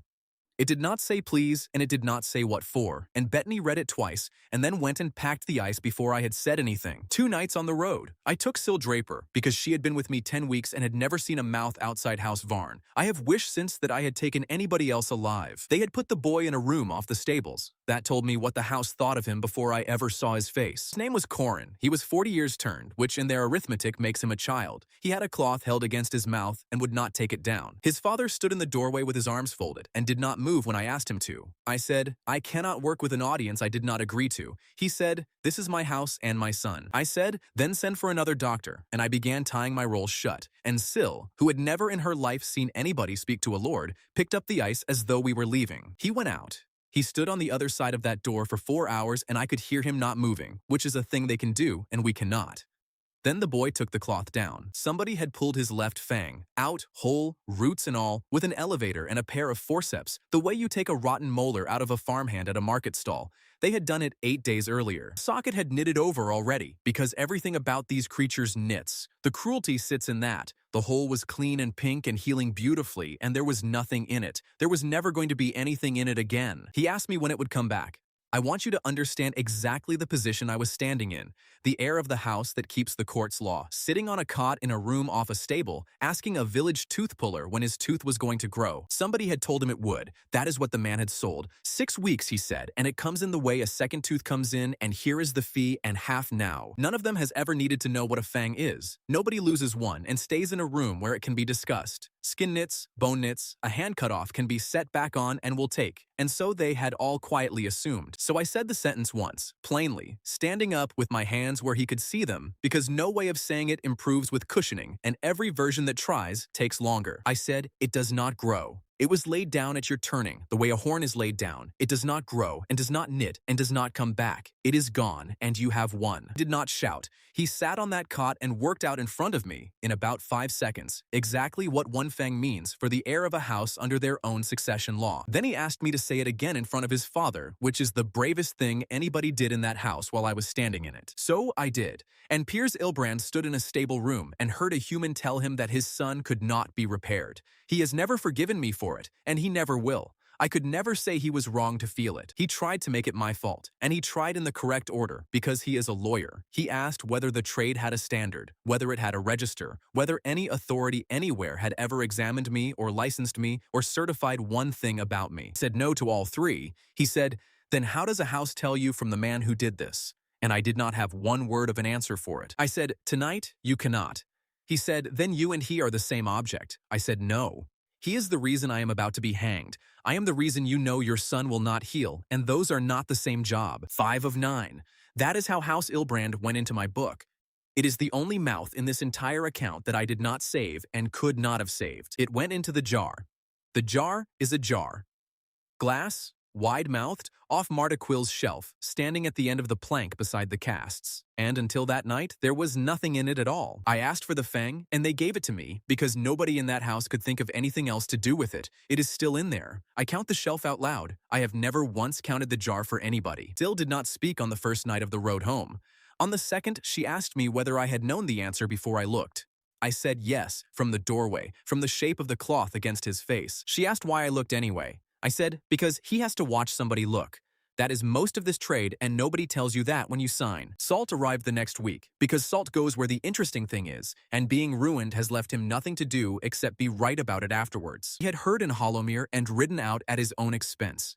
He looked at the socket for 2 minutes and told me 3 things I did not know. The elevator had gone in from the front, which no trained hand does, because from the front you are levering against the thin wall. The bruising said 2 attempts, 8 or 10 hours apart, and there was a stain in the gum tissue, so the man had used a cloth soaked in something, probably to look as though he had a method. Then Salt said, this is the 4th. Salt had been keeping a list, and nobody had asked him to. He had been ruined in front of a whole household at Greyfell, gone home, and started writing down every account he could get of a human hand in a court mouth. Revenge takes one shape only in a man who has been right too late. He wanted the record to show that when it went wrong without him. 4 in 8 weeks. 3 had ended with a fang out. The 4th was a Solvay cousin who had paid a great deal of money to have a perfectly sound tooth polished with a paste that took the surface off it. I am not a detective, and I would rather say so plainly. I have never worked out one thing in my life that was not sitting in front of me on a bench where I could pick it up. So I looked at the tools. I asked Ilbrand's people what the man had carried, and they brought me the roll, because he had left it behind him in his hurry. 9 picks, 2 elevators, 1 straight and 1 curved, forceps, a file, a probe, leather roll, 7 ties, a brass buckle at the throat. It was mine, and nobody had stolen it. It was a copy of mine, tie for tie and buckle for buckle, made by somebody who had been told what a tooth puller's roll looks like by somebody who had watched one being opened, and it was badly made. The picks were soft iron and had already turned at the points. The file was cut for wood. The elevator handles were turned pine, and no working man pays for pine handles twice. So I stopped looking for a man and started looking for a maker, because there is not a craftsman in this valley who can turn out 10 sets of anything without 3 other people knowing. I did not have to go looking. Reuben Vance came up to Greyfell and told me before I had asked him a single question. He had been carrying it about with him for 5 weeks. He had moved 4 crates from a workshop outside Bramber to an inn on the Hollowmere Road at night for a fee he described to me as good. He had not opened them. He had known perfectly well they were tools, and known perfectly well what for. He said, "I took the money and hated myself the entire way, and I have driven past that inn a dozen times since with your linen in the back of the same cart." I did not shout at him either. He gave me the road, the inn, the name of the man who paid the innkeeper, and the fact that the same man had come twice with money in advance. That is more than anybody else ever handed me for nothing. It came from a carter who despised himself for having it. The name went nowhere. A clerk, hired for cash, gone back over the boundary. Above him, nothing at all, and every creature I asked in Hollowmere went the same particular kind of blank. I have since learned what that blankness meant. At the time, I thought it was the ash order they were frightened of. I was wrong by the entire width of that court. Found Dano Fisk in a barn behind that inn. He had been dead 3 days, and somebody had put a horse blanket over him, which is the only decency anybody in that place showed him. He was not a barber. He was not kidnapped out of any county. He was 24, out of Little Harrow. He had stood by a wall in a square in the middle of the day and watched me work on 41 mouths from 2 o'clock until dark. 3 weeks after that, a stranger came through Bramber with money, asking whether anybody in the valley had watched the tooth puller do it. Dano had watched. That much is true. He watched more closely than half the people who signed. He had called me the butcher of this valley for as long as he could talk. There was no version of Marta Quill's kitchen where he could have put his name under mine. So he took the other offer, the one with no kitchen in it, no signature at the bottom, no 7-year term, and nobody standing in the room who had ever heard him laughing at me in a square. They sent him to a lesser house up the Hollowmere Road with a soft pick and no idea whatever of what was in front of him. He went into a mouth that was already frightened. It took him through the forearm and then the throat. That is all it is. 4 seconds, and it does not require any malice. I have had my own arm opened by a patient who was sorry about it. I was lucky and I was trained, and I still nearly lost the hand. He had 1 afternoon of mine in his head and none of my 6 years. The man who sold him was relying on precisely that. He took him home on Vance's cart. Marta Quill washed him. Then I stood in front of the Fisk house and told his mother what her son had died of, in plain words, without arranging any of it to sound better than it was. She did not throw anything at me, and she did not put me out of the house. She asked me one question, and it was whether her son had been any good at it. I said he had a steady hand and had watched the right things, which is true, and which is the only kind sentence that was available in that room. Both of us knew the rest of it without saying it. He watched me for 6 hours, on the one day I was ever going to be standing in that square. Grigor Bale turned up at the Greyfell gate 4 nights later carrying a basket, which is not a thing anybody at that court has ever done for anybody. He still owed me 10 weeks of fees, and he had walked again. He had heard about the boy from Bramber and about the barn, and he arrived with bread, 2 candles, and a pot of something he had traded a hat for. He did not say a word about any of it. He sat in my room for an hour and told me an extremely long story about a horse he had once owned in Hollowmere, and about a third of it was true. It is the only condolence anybody paid me in 2 years. It came from a creature who had no house, no money, and 10 weeks of debt. I had to be told afterwards by Bettany what he had actually been doing. 2 houses came to me before the end of that month with much worse manners than they had used in their letters, and a great deal more money than they had offered in them. He had bought copies. Both of them had sat in their own halls and let a man out of a crate open a mouth that had not been opened in 2 centuries, because riding up a valley to House Varn's gate and standing in a corridor was more than they could bear. House Desiree came first. Lady Farron Desiree is the court's great hostess, and her house owns the ball season. Her own steward had told her 8 months earlier exactly what kind of man I was. She still could not face me looking at her, so she had bought a man out of a crate and let him tell her that her fangs were sound, which is precisely what she had paid to be told, and she came to Greyfell when he vanished. House Corvain came 12 days later, by letter, and then in person, and Anselm Corvain has spent a century collecting other houses' secrets and cannot be seen to have one of his own. I refused them both, out loud, in the corridor, with the cue sitting there and Bettany's slate in her hand. I named the house, and I said no, and I said why, and I did it twice inside a fortnight. It is the most frightening thing I have ever done. Any fool can put his hands in a mouth. Saying no to a great house in front of 6 other houses is the act that could have finished me, and Halvard Oss said so to my face at some length. I did it because the rule of the chair only works if there is a price for going round it. A rule with no cost attached is a suggestion, and Oss had told me that in a courtyard 6 weeks earlier, and I had not listened properly. And there is a piece of that month which none of us saw while we were standing in it, myself least of all. It is the piece that decided the next 2 years. Every house that bought a counterfeit had committed the identical capital crime House Varn committed the night they took took me out of a market square, a human hand inside a court mouth, a rope for the man, and the loss of a seat for whoever brought him in. 7 of the 9 had now done it. 6 of them could be proved, with a fee, a clerk, an inn on a public road, and a receipt. The prohibition was not repealed that month, and nobody so much as argued about it. It was simply shown in the open to be a dead letter that 6 houses were standing on with both feet. A law everybody is breaking has to be enforced or buried. That court is a court of lawyers. House Ilbrand keeps the precedence, and House Ilbrand had just put a fang in a jar on my shelf. Baron Emmerich Solvay chose that exact fortnight to call in his favor, with a boy of House Ilbrand crippled and a man of my own village in the ground.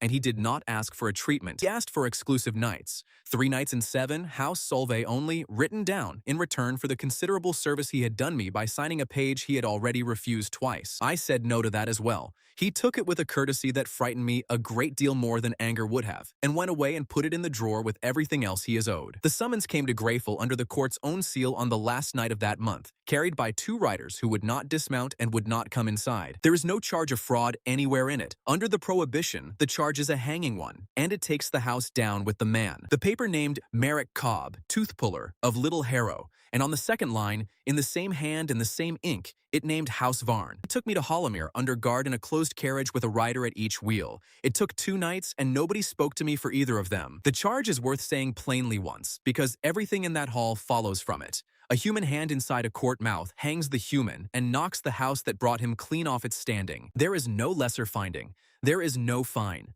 The court could hang me under a law already on its own books, or it could take that law off its books in public. Taking it off meant 6 houses admitting aloud that they are rotting. The long hall is a stone room with 9 seats and a ring and a gallery above it, and it was built for silence. You can hear a glove drop at the far end. I understood why that mattered an hour later. Hollowmere only works after dark. We came in at 4 in the morning down a street of shuttered fronts with lamps behind every one of them.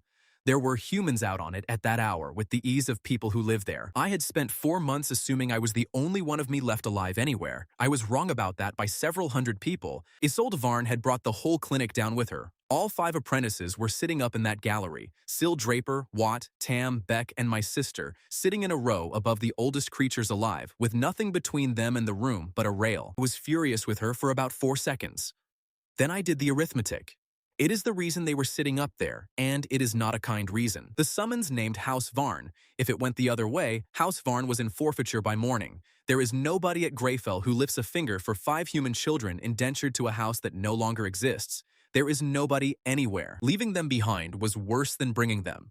She had worked that out before I had, and she had not asked me. And she was right. It was the first time we had been in the same room in 10 weeks. She had been at Hollowmere the whole of the counterfeit business, spending House Varn standing on holding 6 houses off a hunting lodge. She had not written once. We had 4 minutes alone in an anteroom before it began. I asked her what my chances were. She said, better than they were on the night I took you, and worse than they were a month ago. I said that was not a number. She said, then here is a number. 6 of the 9 have already broken this law, and only 2 of them can prove the others did it. You need 4 who would rather admit it than hang you. I asked which 4.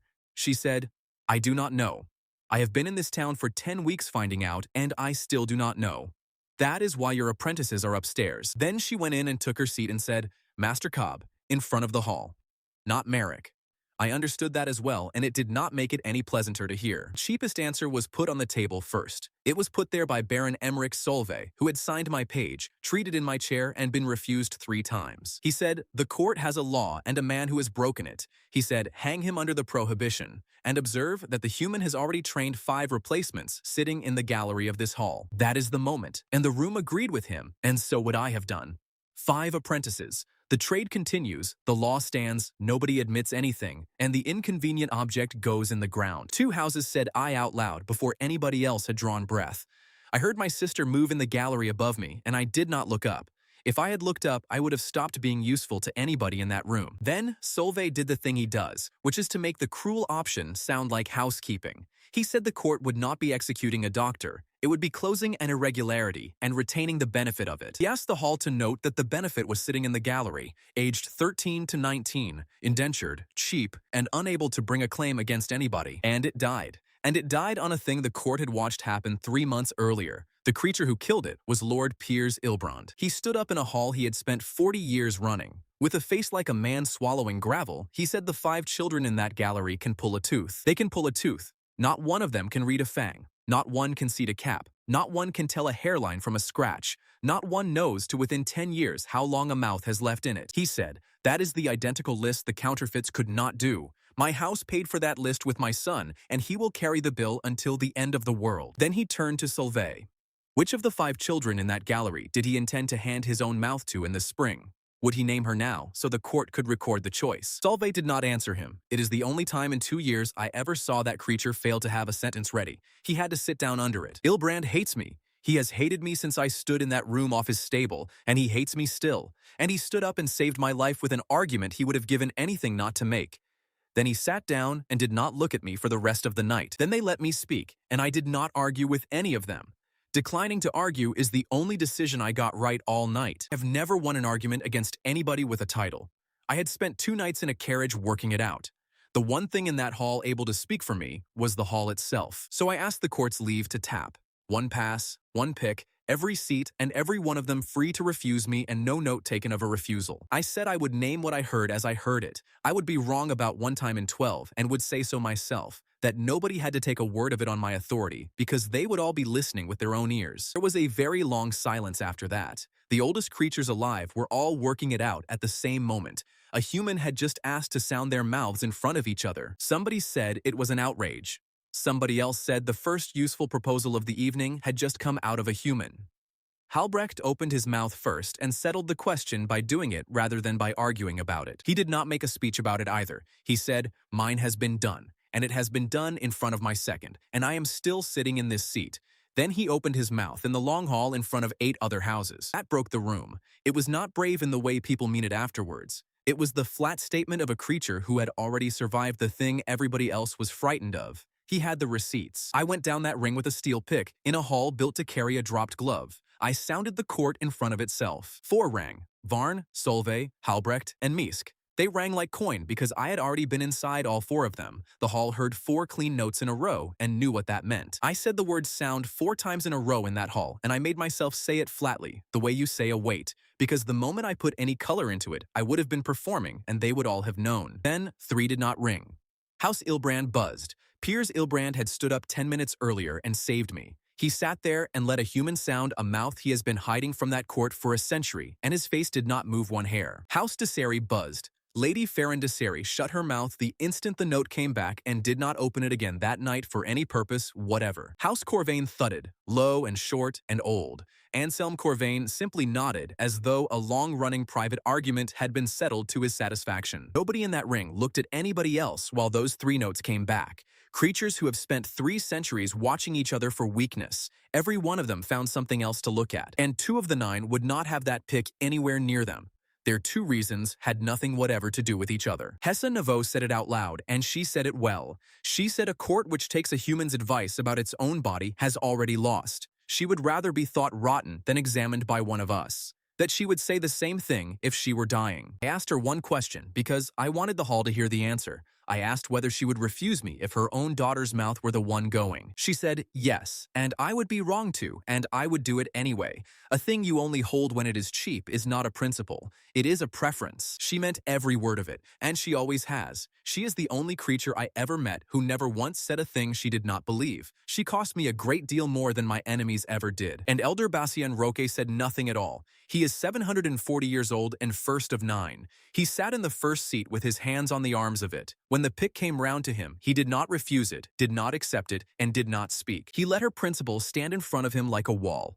I went past his seat with the pick in my hand and it never touched him. Did not think about it again for 8 months. I had 8 other mouths in my head, a rope somewhere in that building, and 5 children in a gallery. A creature declining after somebody else has declined more loudly is the least interesting thing in the room. 4 and 3 and 2 makes 9. Not one creature sitting in that hall needed the vote explained afterwards. 2 creatures noticed the shape of what Roque had just done. One of them was holding the pick and had no idea yet what he had noticed. The other was Anselm Corvain. He wrote down all 3 of the bad mouths, and then he wrote one more line underneath. He told me 8 months later what that line said. By then, he had a very good reason to want somebody else to know it. It said, first house, no answer, sheltered behind Naveau. The prohibition was repealed by 6 votes to 2, with 1 abstention. The whole business took less time than the tapping had. Against were Navo, on principle, and Desari. Desari voted against because voting for it meant one day sitting in my chair with her mouth open. She could not face that yet, and said so afterwards in almost those words. The abstention was Roque. He did not vote to hang me, and he did not vote to repeal. He made a short, courteous remark about the court proceeding in haste. It was the most reasonable thing anybody said all night, and they made me into a thing that had never existed anywhere before. In place of the law, they had just lifted off their own books. They did it in about 20 minutes. A court of lawyers can move at speed when every one of them wants the same door open. Fangkeeper of the Night Court. A seal with my own mark cut into it, which Bettany designed in an afternoon because nobody else could be bothered. A stipend paid by Fangweight, out of the court's own purse, not any houses. Immunity from claim by any house. None of them may own me, buy me, or enter my chair armed. The chair stands on neutral court ground and belongs to no house at all, which meant the clinic left Greyfell. To be honest about how that felt, after 4 months I was sorry to go. That ended the grievance which had run since the spring. 8 houses had been riding up a valley to House Varn's gate to stand about in a corridor, and it created a better grievance inside a week because now everybody was equally inconvenienced. There was nobody left to blame for it except me. Halvardos took the news of the move exactly the way you would expect. He wrote down the inventory of what left Greyfell and what stayed. He read it out and he got to the chair and stopped. The chair went. A village tooth puller's chair with one arm broken off it and a piece of mended pine where the arm used to be. On a cart to Hollowmere, with the plank, the jar, and 12 casts. I asked him whether he was pleased to see the back of it. He said, no. Then he said, for 4 months, this house has had the doctor under its own roof. From next week my countess waits in a corridor like everybody else. He walked off before I could answer. Now the other half of it, it goes into the receipt directly beside the seal, because the two are not separate items. They are one object seen from 2 sides. Immunity is not a wall. It is a leash. A creature that no house may claim is a creature the court itself has claimed. I could not leave court territory without the court's leave. Trip by trip. Granted by petition. Every journey down that valley to my own village, from that night onward, was a favor somebody in a stone room had to spend. The first time I asked for one, I got it in 4 days and thought nothing of it. I have gone back over that first petition a good many times since. It came back inside 4 days with a seal on it, and I was pleased. Being pleased about it is what I would take back. Baron Emmerich Solvay came to that hall to have a human assigned to him. He left with a human who could not be assigned to anybody. He had to stand there while the seal was cut. He was beaten by his own move. He raised the cheapest option and the court found it too expensive. The price of finding it too expensive was making me an office rather than a possession. He congratulated me afterwards. Warmly. In front of witnesses, again. Peregrine Salt was called to give evidence before any of that. He was handed the cleanest opportunity anybody in 2 years was ever given to bury me. They asked him whether a human could truly do what was claimed. Salt had 11 volumes, 200 years of standing, and a public humiliation at Greyfell.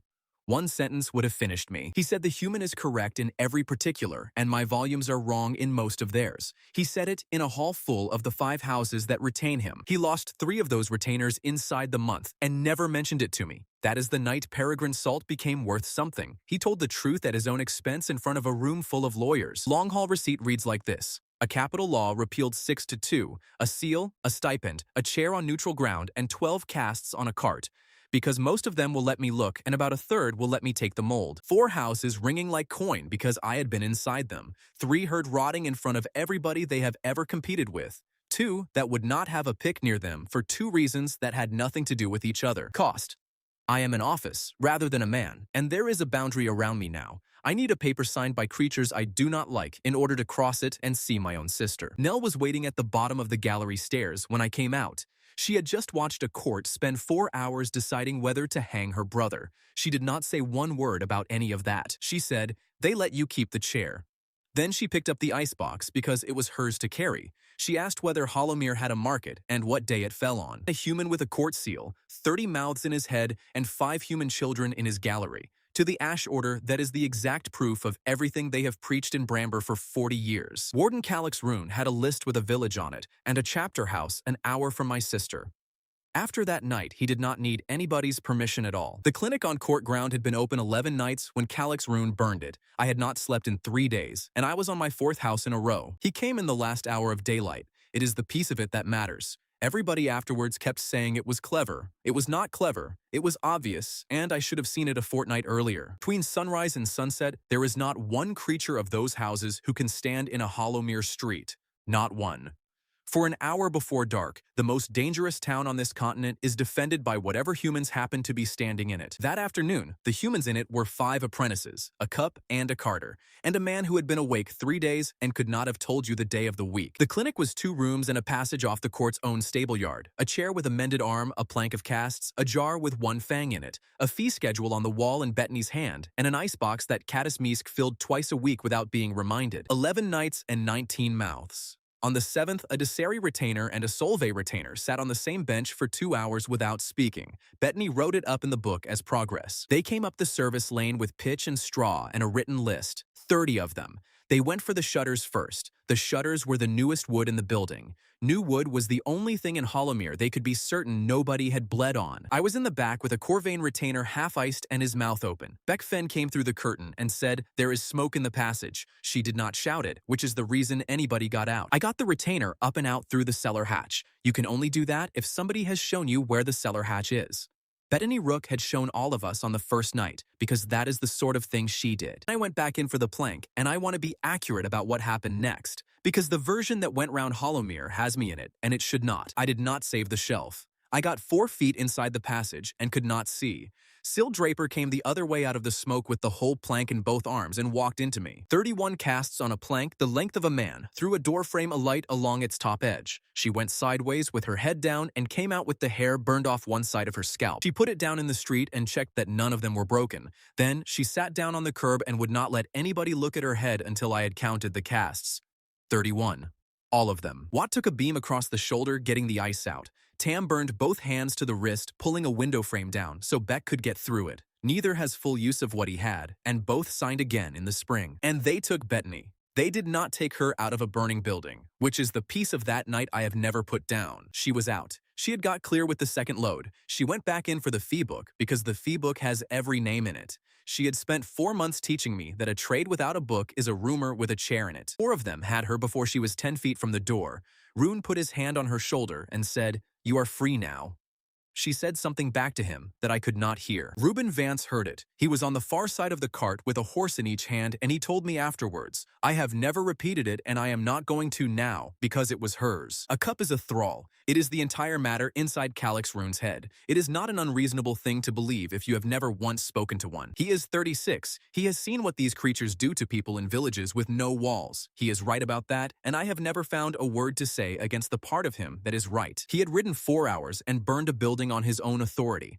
His bishop had given no order, and his diocese had given no money, all to free a woman who told him twice out loud that she did not want it. I found a leaf of that list in the lane at 5 in the morning, wet through and stuck flat to a cobble. I read it there with my sleeve over my mouth. 26 names out of one valley in a clerk's careful column. The hand that had written the heading across the top of it had been signing charter notices at me for 6 years. Corbett Hask never carried a torch and was never within 40 miles of that street. He sold the names. The men who burned my clinic read them off his paper. I put the leaf in my coat and did not tell one creature at that court whose writing it was. Then the sun went down over Hollowmere. Every single thing standing in that street changed shape inside about 4 minutes. There were 11 minutes between last light and the first house arriving. I have gone back and forth over what I did in them for 2 years. I still cannot tell you whether it was the correct thing to have done. I did not ask any of them for help. I went to House Corvain first because it was nearest. I did not stand in that hall and beg, and I did not ask him for anything at all. I had worked out on the way over that asking was the one move that could not work. Anselm Corvain came down in a dressing gown with a lamp, entirely calm. He asked whether the human required assistance. I said no. I said I had come to tell him what the fire had already cost House Corvain. 2 of his own retainers were on my list for that week. The ice for both was gone, and I had refused him personally in a corridor in front of 6 houses 2 months earlier. He had not forgotten it, and neither had I. I gave him the number that actually mattered. If the clinic does not open again, there is nobody within 400 miles who can put a hand inside a mouth. The thing he has been packing with wax for 80 years is 10 or 12 months from the pulp. He said, "You refused me once." I said, "I refused you the chair. I am not refusing you the arithmetic, and it comes out the same either way." He was out of that hall in his dressing gown with a sword before I had finished the sentence. He sent his own steward to wake House Meesk, which saved me 10 minutes I did not have. Then House Meesk, where I said the ice contract is void if there is no clinic. Then Halbrecht, where I said Torvald's cap wants looking at in the spring and there will be nobody to look. Then Solvay, where I did not have to speak at all, mouth by mouth and debt by debt. I stood in 4 halls in 11 minutes. I told 4 ancient houses what a fire in a human street had just taken out of their own jaws. It worked. It worked completely, and it was not a request. Every single creature I said it to understood that it was not a request. Grigor Bale did the rest of it for nothing, and nobody asked him to. He went down every street in Hollowmere on his own feet shouting that the clinic was burning. He still owed me 10 weeks of fees. He had a beautifully capped lower left that he had been opening his mouth to show strangers since the spring. He told every door he hammered on that the man who did it was going to be dead by morning. 7 houses rode out to defend a human's clinic. Varn and Solveig, Halbrecht, Maersk, Corvain, Deseri, Ilbrand. Piers Ilbrand came third, which I have never once mentioned to him and never will. House Nouveau did not come, because Hesse Nouveau had said at that table that she would take no part in any of it. She meant it then, and she meant it that night. She was consistent, and being consistent cost 2 of her own retainers their hands later. House Roque sent nobody at all. There were no riders, and there was no message. Nobody offered an excuse, and nobody asked for one. Nobody asks the first house of 9 to account for itself in a wet street at midnight. I noticed it. I put it away in the same place I had put the business with the pick at Hollowmere. I did precisely nothing with either of them for 8 months. The fighting took about a quarter of an hour, and I saw almost none of it. I was in a doorway on the wrong side of the lane, with 2 burned apprentices and a plank of casts. Isolde Varn held the front door of my clinic. She did not hold the street. The street is where the fighting was, and where a countess is supposed to be seen holding something. She held the door. There were 4 apprentices behind it who had not got out yet, and one of them was my sister. She stood in that doorway in a burning building and did not move out of it for 4 minutes. Rune carried a silver blade. Every one of them carries silver. Silver burns them. Everybody knows silver burns them. A burn on a vampire closes in a night and is a nuisance and nothing more. Nobody in that court knew what silver does to a fang. Nobody in 300 years had been mad enough to put an edge in a vampire's mouth. There was no reason on earth for anybody to find out. He came in high, and she turned her head into it. I have never been able to decide what that was. A countess protecting her eyes, or a creature who had spent 11 months unable to bite going for the blade with the only weapon she trusted. It took her across the mouth. And silver does not burn a fang. It shatters one, the way a hammer shatters flint, into pieces, at once, with no coming back and no repair possible by any hand in this world, including mine. She lost the right one, the sound one, the one I had tapped on the first night at Greyfell and heard ring like the rim of a good cup. The gold on the left held. It held that night, and it held for the rest of everything. It is the only reason she could still feed it all. But the court's measure is 2. A head who cannot bring both fangs to a full draw unaided may be claimed by any house that proves it. She went from a countess with a repaired mouth to a countess with half of one in about a second and a half. Got to her at the end of it, in the lane. I did the only thing my trade knows how to do, which is look. I put a lamp on it, and I looked at an empty socket with 3 pieces of her own fang still sitting in the gum. She waited until I had taken them out. Then she asked me the question she had every right to ask, and it was not the one I was braced for. She said, "Can you put a thing back?" I said no. She said, "Has anybody ever?" I said no, and not in 300 years. There is nothing in my trade or anybody's that grows one or replaces one. She said, "Then say that in front of Os now, tonight, Merrick, so that he stops looking at you like that and does not spend the next year believing you are holding something back out of kindness." So I said it again to her steward, out loud, standing over her in a wet lane with a dead man going past. That is the sort of creature she is, and it is why I never learned how to be properly angry with her. Torvald Halbrecht took the other door. He is the creature who opened his mouth in front of his own second in a hunting lodge. He went home, and nothing whatever happened to him. That is why the long hall came open, and it is why I am alive. He held the back passage so that Watt and Tam could get out through the window frame. He held it against 6 of them, and he was still holding it when the roof of the passage came down. I got him out at dawn. His house buried him in Hollowmere and did not invite me, and I did not go. I have always thought that was the right decision, and I have not been sure since. They did not get Bettany back that night. The reason they did not get her back had nothing whatever to do with anybody's courage. Rune went out of that town at a gallop with her on the horse in front of him. He did not stop until he was over the boundary and inside the Ash Order's chapter house at Bramber. There she stayed for 7 weeks. Halvard Os wanted to go and take her. He said it in front of all of them, at 4 in the morning, standing in a wet street with a dead man's blood on him. He was not wrong to want it. A house crossing that boundary to break open a church chapter house means open war with the entire human side. Not one of them will spend that on a cup. Os said so himself, out loud, in the same breath as the other thing, because he is incapable of leaving a fact out of a sentence even when the fact ruins what he wants. And I could not go.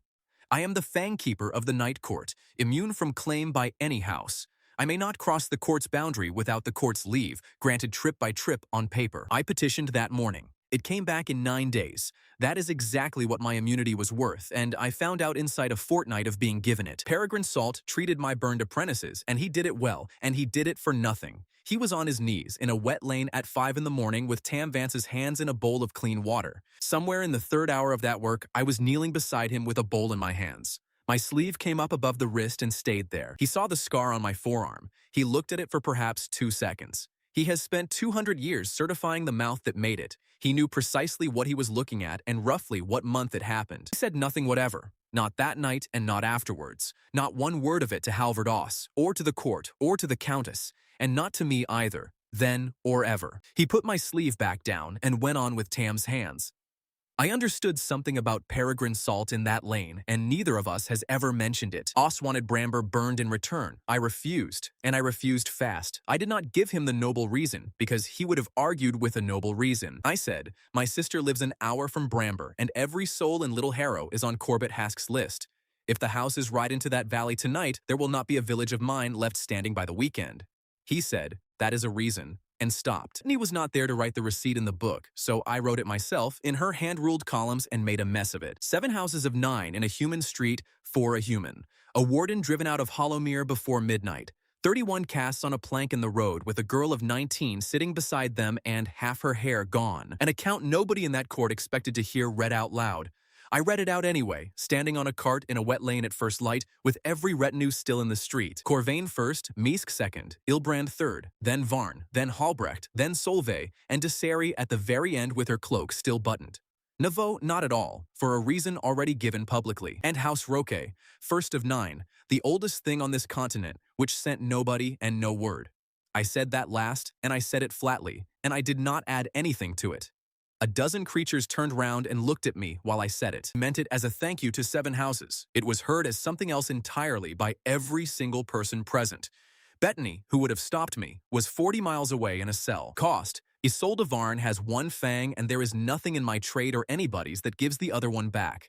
Torvald Halbrecht is dead in a doorway. Bettany is over a boundary I need a paper to cross. And the court has now spent its own blood on me. That is a debt running the wrong way up the ladder, and neither I nor any of them had the first idea what to do about it. Because a human who can put 7 houses into a street is not a servant any longer.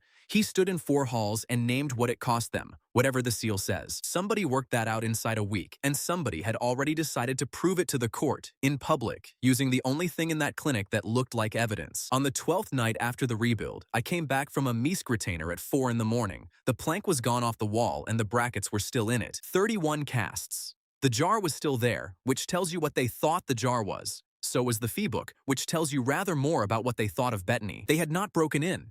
They came at 10 with a paper and 2 carts, and Watt let them take it. The paper carried the court's own seal.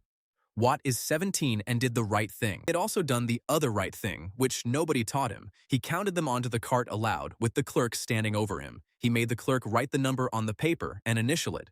31. He was waiting in that empty room before dawn, his shoulders still strapped from the fire. He was certain he was about to be dismissed.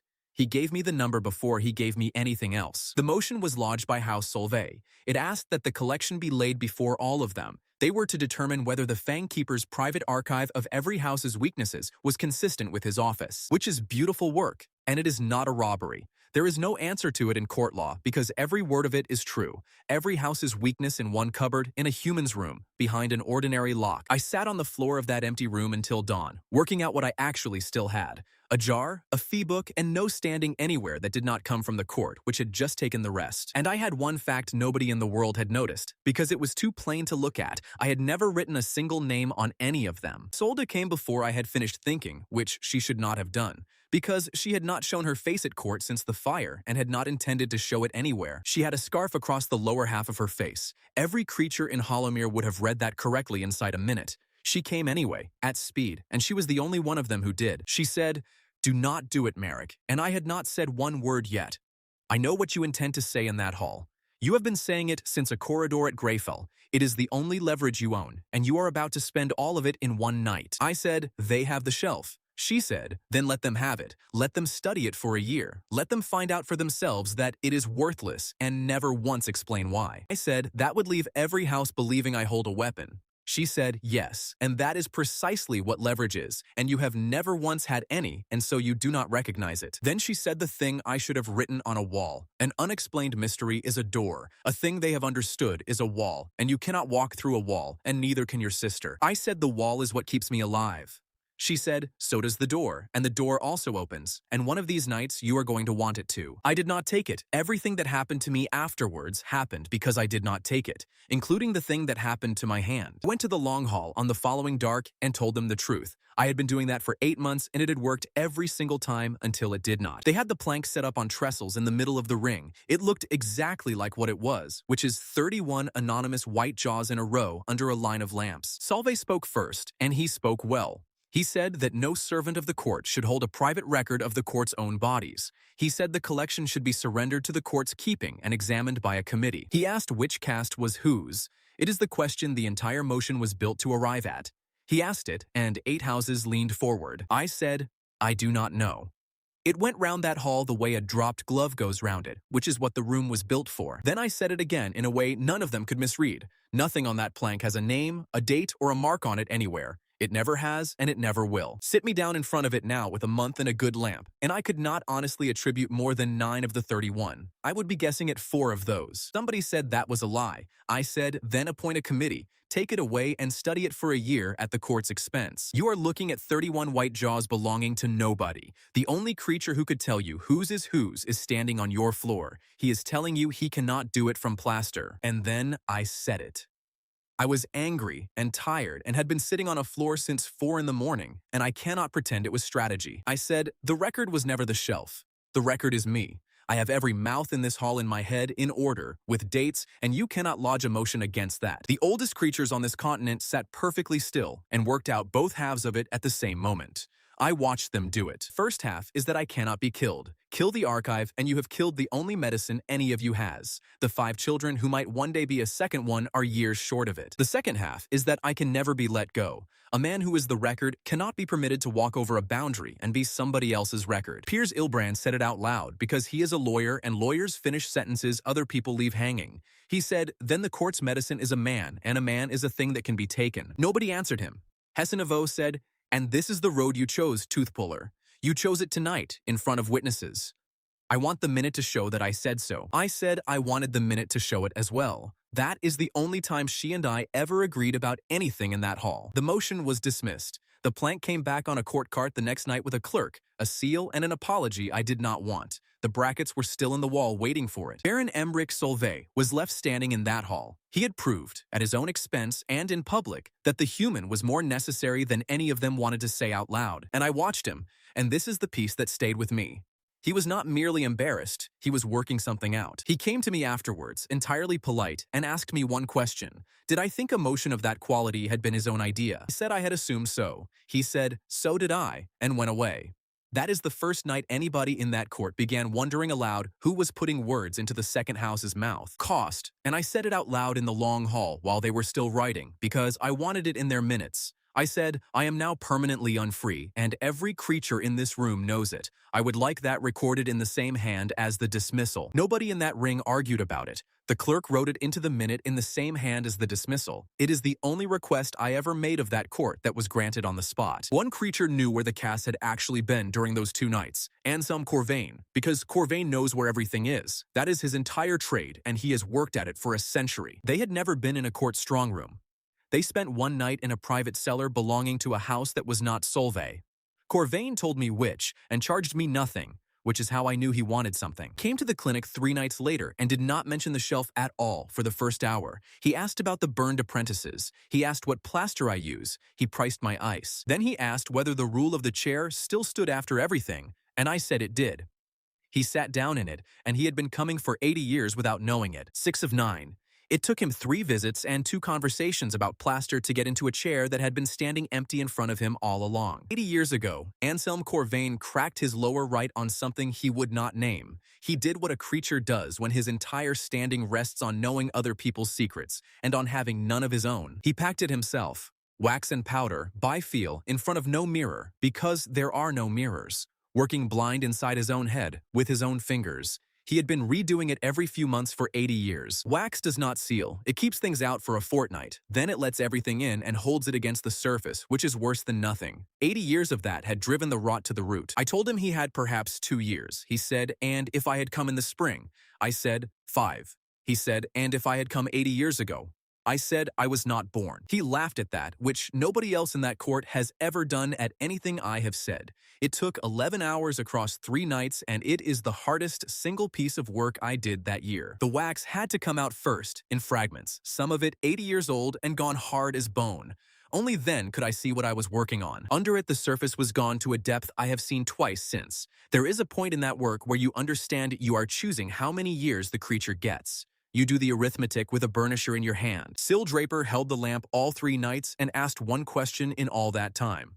How did I know when to stop cutting? I said, you stop when the note comes back. She said, and if it does not? I said, then you have taken a fang out of a creature who came to you to keep it, and you say so out loud, to his face, in the same hour. Corvain wanted the transaction to stay a transaction. He said so at the start, twice, and he paid the entire fee before I began.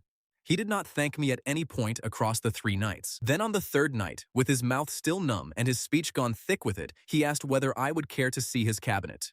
It is the closest that creature can come to gratitude. House Corvain's cabinet is a room, a century of other houses' relics, catalogued and labeled in a small clear hand, arranged by the house they came out of, rather than by what they are. A ring with another house's crest inside the band, a ledger page torn from a book still sitting on a shelf elsewhere with the gap in it. About 1/3 of that room should have been burned rather than kept. And on the 2nd shelf, in a plain box on a chain, was a fang, out of a jaw, whole, with the root still on it, brown at the tip and sound its entire length. It was the first one I had ever seen outside a living head that I had not taken out myself. I asked whose.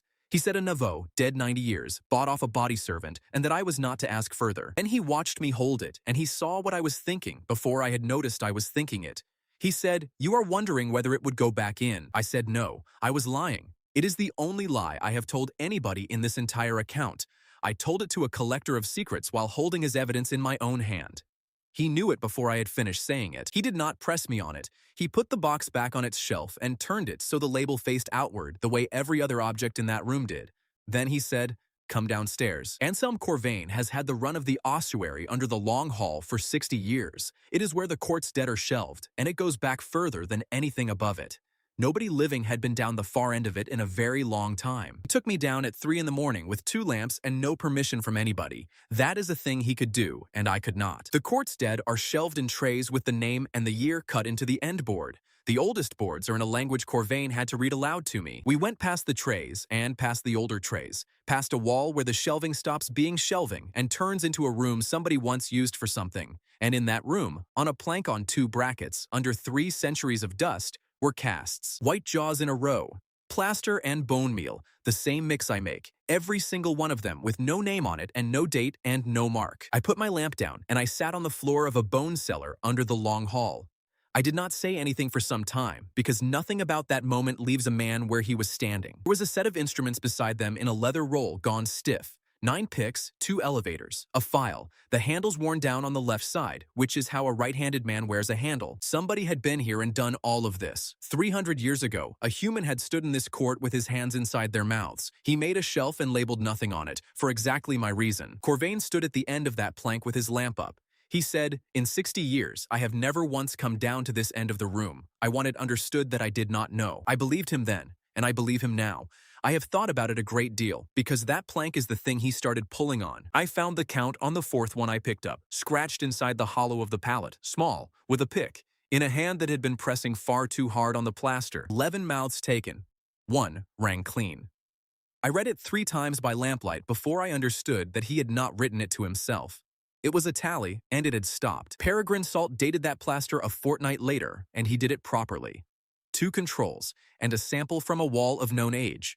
He made me wait 12 days rather than give me the answer I wanted. 311 years, give or take 4, which is the same season the court gave up live feeding at table and took up the sugared wine. Neither of us noticed that for another 2 months. And Salt said the other thing, which is that a law does not get written for no reason. The prohibition was passed in the same year as the plaster. They call it the veil prohibition now, and I'm being exact about that, because nobody called it that then. Not one creature in that court knew there had ever been a veil. Peregrine Salt has read every book in Hollowmere and had never once seen the name written anywhere. We got it off a burial tray at the wrong end of the same cellar 4 months later. Among his instruments, there was one I could not identify at all. A short, curved punch, heavier in the hand than it looks, with a socket in the working end. It is not a pick, and it is not an elevator. It does not cut. It does not lift, and the socket fits nothing whatever in a living mouth. There is nothing in a living mouth that shape. I turned it over for the better part of an hour on that cellar floor and then put it in my own roll. I carried it for a year with no idea on earth what it was for, and I asked 4 people. None of them knew. One of them would have known exactly if I had asked him properly, and he was dead inside the year. That is the receipt, 6 of 9. A shelf handed back worthless on a court cart with an apology. A man who walked out of the long hall unkillable and said out loud, in front of the minutes, that he was also unfree. And a dead man's plank carried up out of a bone cellar behind me in the dark by a human past 300 years of the court's own dead in their trays. If one mouth in this court was clean 300 years ago, while 10 around it were rotting, then whatever is eating them is not weather, not age, and not the old blood, whatever the 4th volume says. Somebody chose it, and the only road to finding out who runs through one thing first,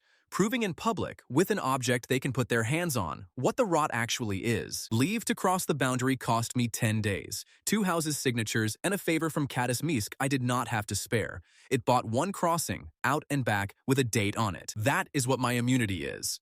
I petitioned to go 2 hours down a valley to a crossroads inside my own country.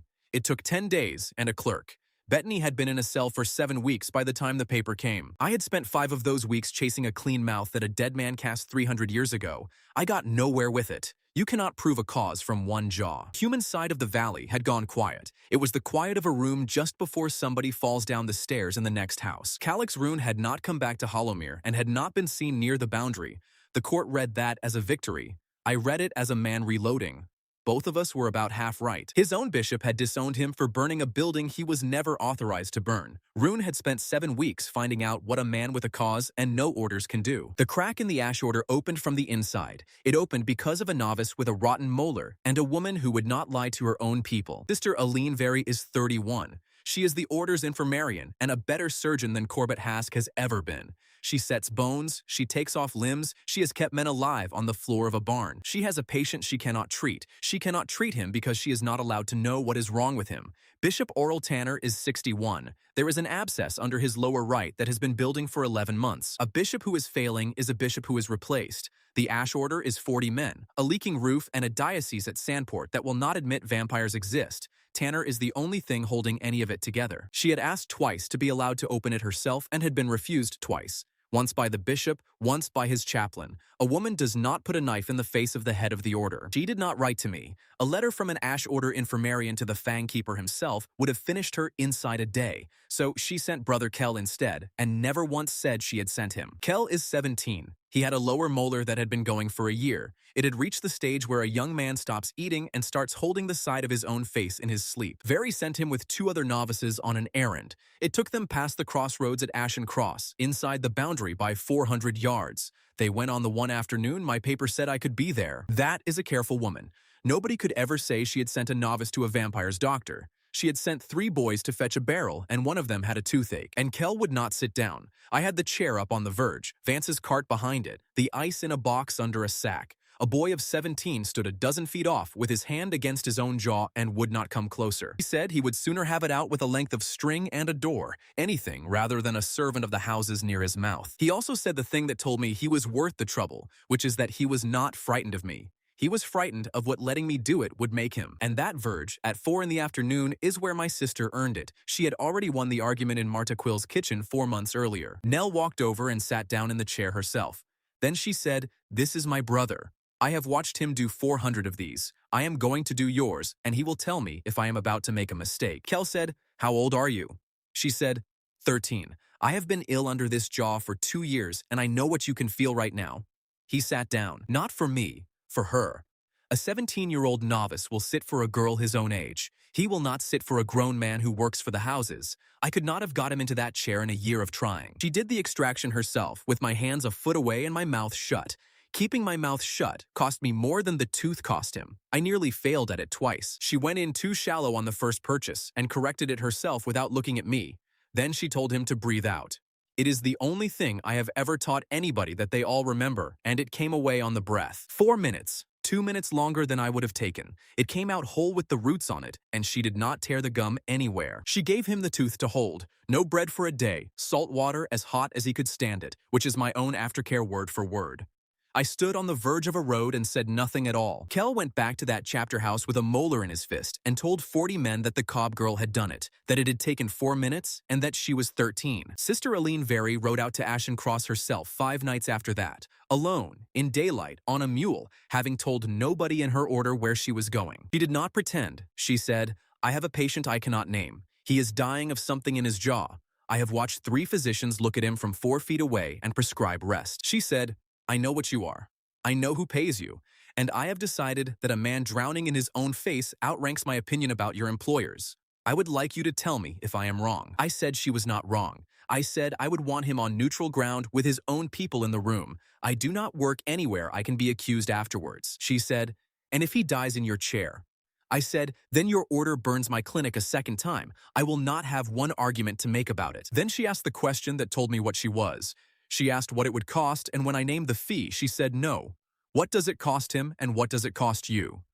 Nobody outside my own village had ever asked me the second half of that. Bishop Oral Tanner came to Hollowmere in a covered cart at 2 in the morning. 4 of his own men with him, and Sister Very. He sat down in a chair on court ground with 3 vampires standing in the doorway. It is the first table those 2 sides have ever sat at without somebody dying at it. Nobody called it a treaty. It was an old man with his mouth open and everybody else in the room waiting. He would not be iced. He said, "That is their medicine." I said, "It is cold water frozen in a cellar and it belongs to whoever is holding it." He said, "I will take the pain." And he did, for 4.5 hours, and made no noise at any point. The negotiation happened inside the treatment, because there was no other hour available. He would ask a question. I would answer it.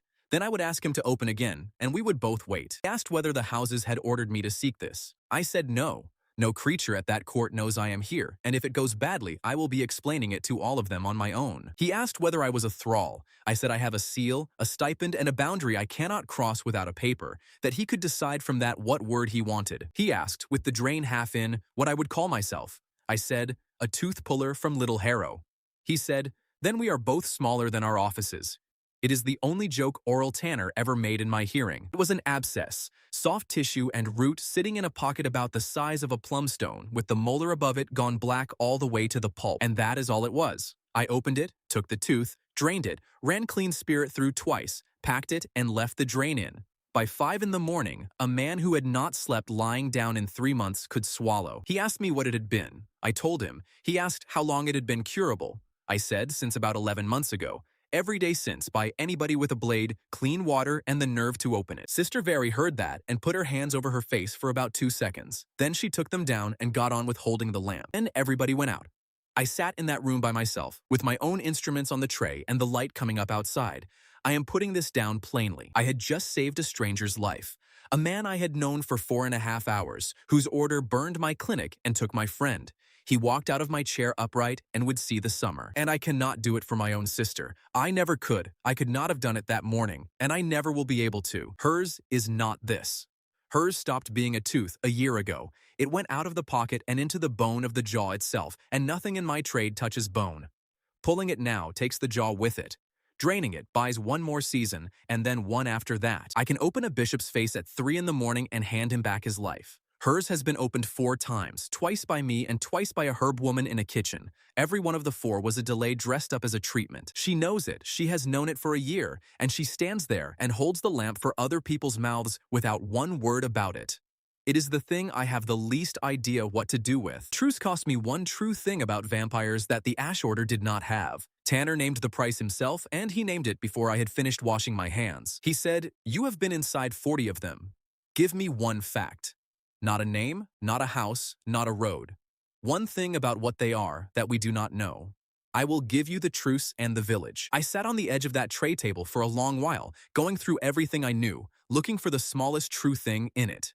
Every small thing I picked up turned out to have a name attached, or a road, or a house. So in the end, I gave him the one fact I could find with no name and no road and no house attached to it anywhere. It is the one that killed people. I said, "Silver does not burn a fang. It shatters one. An edge in the mouth takes it off at the root, and a fang does not grow and does not knit and never comes back. And a creature with one fang is finished at that court whether it lives or not, because their own law measures the full draw. What you are buying with an edge is not a wound, it is the end of a house. I watched Calyx Rune learn half of that by accident in a burning street 2 months earlier. I had seen precisely what it did in a doorway.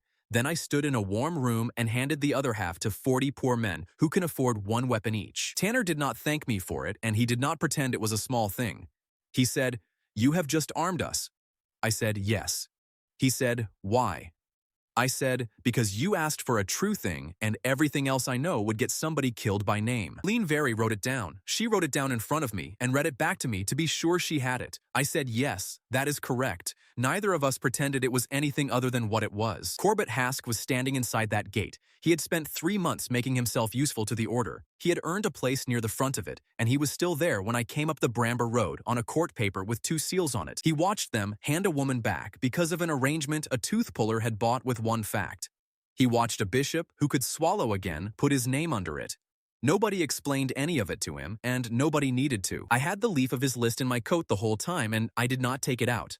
Taking it out would have cost me the truce and bought me about 4 seconds. I have never been completely sure I made the right trade. What he had been selling was lists. Which farms took vampire coin? Which carter drives at night? Which widow buys linen she does not need? And in one afternoon, a bishop got a written arrangement with the court and struck Little Harrow off the list by name. Every scrap of information Corbett Hask had traded his standing for became worth precisely nothing. Nobody said a word to him about it, and he cannot have enjoyed that. He simply stopped being sent for. He lost his second square in a year without anybody troubling to tell him he had lost it. They brought Bettany Rook out to the chapter house gate at Bramber and gave her back at 10 in the morning. Witnesses on both sides, which was Very's arrangement and not mine. 7 weeks in a cell. She had been fed, and she had not been touched. She had been preached at every day by men entirely certain they had rescued her. She walked out to the cart and got up on it without help.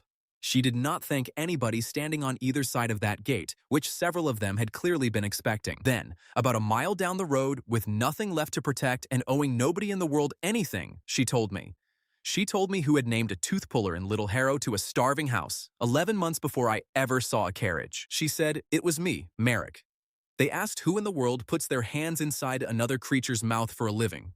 I said, "There is a man in Little Harrow." And I said it because I wanted my countess to stop dying at her own table. I said, "You knew the entire time." She said, "Yes."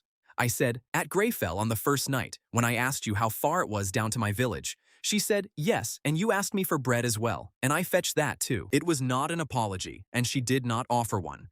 She said the thing that has stayed with me instead. She had thought about it every day for 11 months and had never once been able to decide whether she had done a bad thing. I did not get to be angry about any of it in a way that was the slightest use to me, then or since. It is its own kind of sentence. Everything I have came out of that sentence. My sister's 4 seasons, 41 teeth in a village square, a bishop who could swallow that morning. All of it out of one line, said by a woman with no choices at all to a room full of people who owned her. She came back not the same person who left. She did not stop working, and she did not talk about the cell. About a month later, she started keeping a second copy of the fee book somewhere I was not told about. Before that night was out, Peregrine Salt set his seals. He had been waiting 5 weeks for a room with enough witnesses in it to make the thing worth doing. Out of my jar, which had 5 in it by then, he took 2 from the same ruined mouth, matched for size and for the state of the surface. He weighed both and wrote the weights down in front of Very and 2 of Tanner's men. One went into a stoppered jar of sugared blood wine, of the kind the court has drunk at table for 300 years. The other went into a jar of plain blood with nothing in it at all. Both were sealed with wax and pressed with 3 seals, mine, Salt's, and the Ash Order's. The Order's seal on that jar is the strangest object in any of it, and it was Very's idea. 6 weeks, that is what he set it at. A shorter run proves nothing, and a longer one gives somebody time to interfere. So there is a truce between a church and a court, an old man who can eat again, a warden with no bishop behind him, a village off a list, and a woman back over the boundary with a cell behind her eyes. And 40 poor men now know how to take a fang out of anything they can get close to, because I told them. That debt comes due whatever anybody does about it. The 6 weeks came up on a Tuesday. Peregrine Salt would not let anybody touch the jars until that hall was full. It cost us another 4 nights, and it was the correct decision. The 3 creatures who had pressed the seals came and looked at them first. Salt, myself, and a man of the Ash Order sent down by Sister Very. He had ridden 2 days to check some wax and did not speak to anybody the entire time he was in that town. All 3 seals whole, both jars weighed against figures written down and countersigned 7 weeks earlier. Nobody had been near either of them. That was not luck.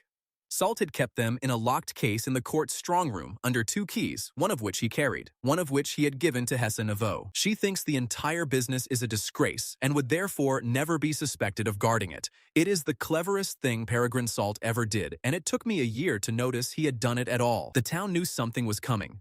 There were 50 creatures in that gallery who had no business being there, and a queue in the corridor. Grigor Bile had got himself in by telling the doorman he was carrying my ice. He was not. Now the doctrine, once. You cannot understand what happened on that table without it, and after this, I will not explain it again. Court medicine has one settled account of why a fang fades. Every physician in that world has taught it for 300 years. A fang is spoiled by unclean blood. Feed live, off the old and the sick and the poor, and the fang goes. And the protection is refinement. Stop taking it out of a living body at the table. Take it prepared, cut, sweetened, spiced, served from glass, the way a civilized creature does. Peregrine Salt wrote 4 of his 11 volumes on that. It is taught to every young one at their turning. 311 years ago, the court gave up feeding live at table and took up the sugared wine. They called it refinement. They sold it as medicine. Did not go into that hall to argue with any of it. You cannot argue a creature out of 3 centuries. I went in with 2 objects on a tray under a cloth. Salt broke the wax in front of the full ring. He poured both jars off into 2 shallow dishes and did not say one word while he did it. The hall was so quiet you could hear the second jar running. 2 fangs out of the same ruined mouth, matched for size and for surface 7 weeks earlier, weighed in front of witnesses who had checked the scale first. The one that had sat 6 weeks in plain blood came out of that dish looking exactly like a fang. Hard, smooth, the color of an old candle. Salt tapped it on the rim of the dish, and it made a small, clean noise. The one that had sat 6 weeks in sugared blood wine came out chalky. The surface had gone soft and dull the whole length of it. You could take it off with a thumbnail. Salt did exactly that, in front of them, twice. Then he weighed them both again and read the 2 numbers out. The second number was smaller than it had been on the night he sealed it, and the first was not. Nobody in that hall said anything at all for a considerable while. I have never heard a room full of that many creatures make so little noise. I put them down on the table side by side, stepped back, and made no speech about it. Isolde Varn had taught me in a wet street what happens when I make speeches. The first sound was a Solvay retainer in the gallery being sick, quietly, into his own hat. He is 110 years old. He had been drinking that wine at his own house's table twice a week since the year he turned. Then it started coming from all round the ring, and it was not argument. It was arithmetic. Every creature in that hall was working out how much of it they had personally swallowed. There is no number in that sum that anybody liked. Piers Ilbrand said the correct thing first, because he always does. He said, that is a dead fang in a jar, and a jar is not a mouth. Prove it in a mouth. I said, I could not that night. I had 1 dish and no living subject, and no house on this earth was going to volunteer a mouth for a demonstration. He said, then you have shown us a curiosity. I said, I have shown you the cause, and you are asking me for the patient. You are entirely right to. I do not have one, which was true. And it was the end of the matter. That ban was going to fail on his objection inside 10 minutes, and everybody in the ring could see it coming. And then Lady Farron de Seri stood up. Understand what House de Seri is. She is the court's great hostess. The ball season belongs to her. 12 generations of de Seris have decided what that court drinks and when and out of what. The sugared wine is the ball season, and the ball season is her house. She had let that hall hear 1 buzz out of her 7 months earlier, and shut her mouth in the same second. She had lied to me about her own symptoms twice, in her own hall, in front of her own steward. She had bought a counterfeit out of shame. I had refused her in a corridor with 6 houses sitting on the benches behind her. She had not spoken to me since, and she stood up in the middle of that hall with all of it behind her. In front of every creature who had ever poured her wine, she said, use mine. Baron Emmerich Solvay was sitting 4 seats away. House Solvay decides what is worn. House de Seri decides what is poured. Those 2 have been measuring each other across a room for 200 years. She looked at him while she said it. Not at me. That is a woman making certain that the one creature who could most use this is watching her do it, so that using it afterwards would cost him more than staying quiet. Then she came down and sat in a village tooth-puller's chair in the middle of that ring with every house round it. She held her mouth open, past the tap, and all the way open, for as long as it took. 35 minutes. I have had patients of 200 years who could not manage 4. One of them was in that gallery watching her do it. I mapped her out loud because she told me to. Both uppers, surface gone to a depth I have only seen in Corvain. One of them cracked through the softened layer at the shoulder, the lower left with the rot already at the neck of the tooth. The worst mouth in that court, worse than Ilbrand, worse than Corvain, before I got the wax out of him. She believed the doctrine harder than any creature at that table, and drank more of it than all of them. She had done everything right. The horror of it sits there, and I said so in the hall. She followed her physician's advice to the letter for 140 years, and she is the sickest thing in the room because of it. Somebody down the ring said her house had always drunk too much of it. She said, yes, we poured it. I poured it, at my own table, for a century, into every mouth in this hall except 2. Then she asked me, in front of the ring, how long she had. I said 4 years on the uppers and less on the lower left. With work and no more wine, I could make it 15. I said it flatly and did not dress it. Then she got out of the chair and put her hand flat on the table between the 2 dishes so that everybody had to look at it. She said thank you out loud to a human in front of 8 rival houses, 7 of 9. And I did not say the count that night because saying it would have made her a number. She had just paid more for that chair than anybody I ever put in it except my sister. Letting a room hear one note is an admission. Sitting down and holding your mouth open in front of a rival for 35 minutes is a surrender. Everybody in that hall understood which one they had just watched. They banned it 6 votes to 2, and it took 12 minutes. Varn, Solveig, Halbrecht, Misk, Corvain, and Desiree voted last. She voted to destroy her own house's entire trade with her mouth still numb from the ice. They vote against, on the same ground as always. A court which lets a human tell it what to drink has already lost. She said it without heat, and she has never in my hearing changed her position on anything. Ilbrand against, and his was the interesting no. He said the evidence was sound and the vote was premature. A ban makes the wine a crime, and a crime makes it a secret. He would rather have it drunk in the open where he can count it. He was not wrong either. And House Roque abstained.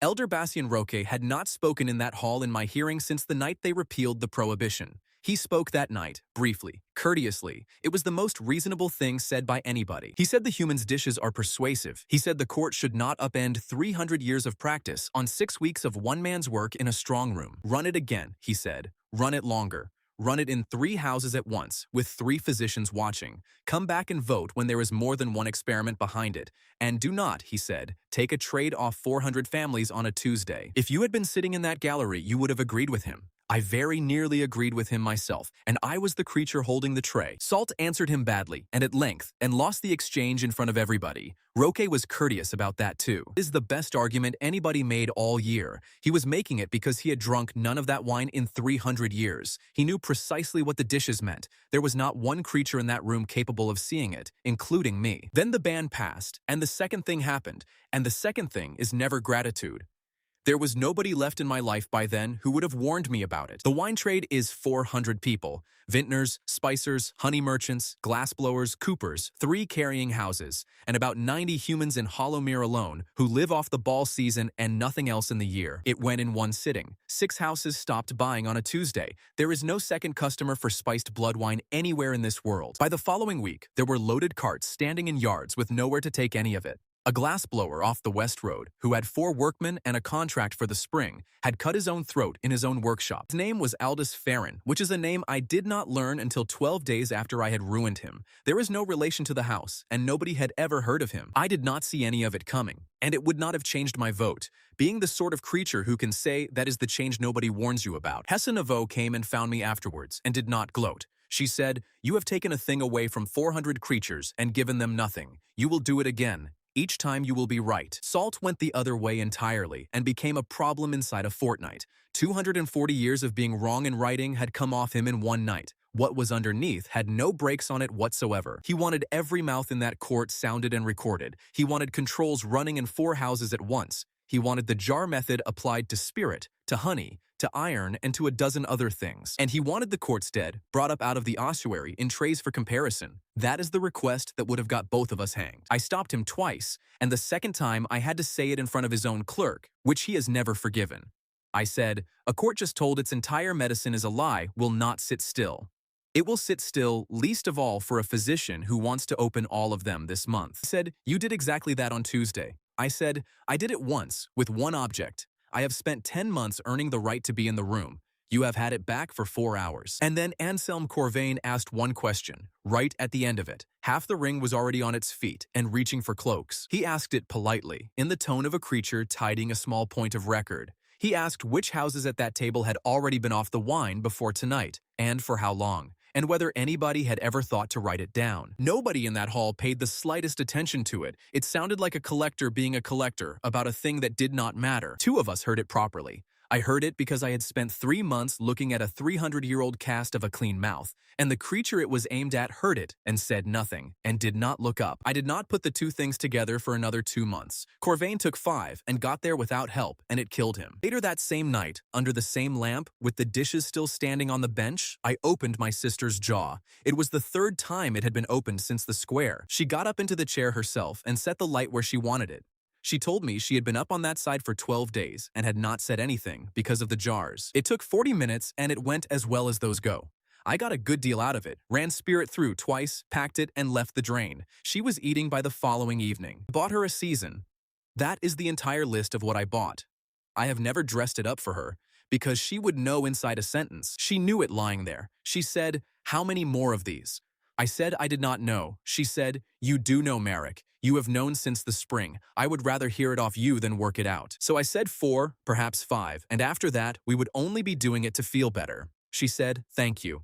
Then she asked me to pass her the linen, because she does not sit in a silence, and she never has. Then I said out loud, the thing I had been walking around for months. It had been in me since the night that plank came up out of the dark on my shoulder. Nothing in my trade touches bone. Nobody in my village knows bone, and nobody in Bramber does either.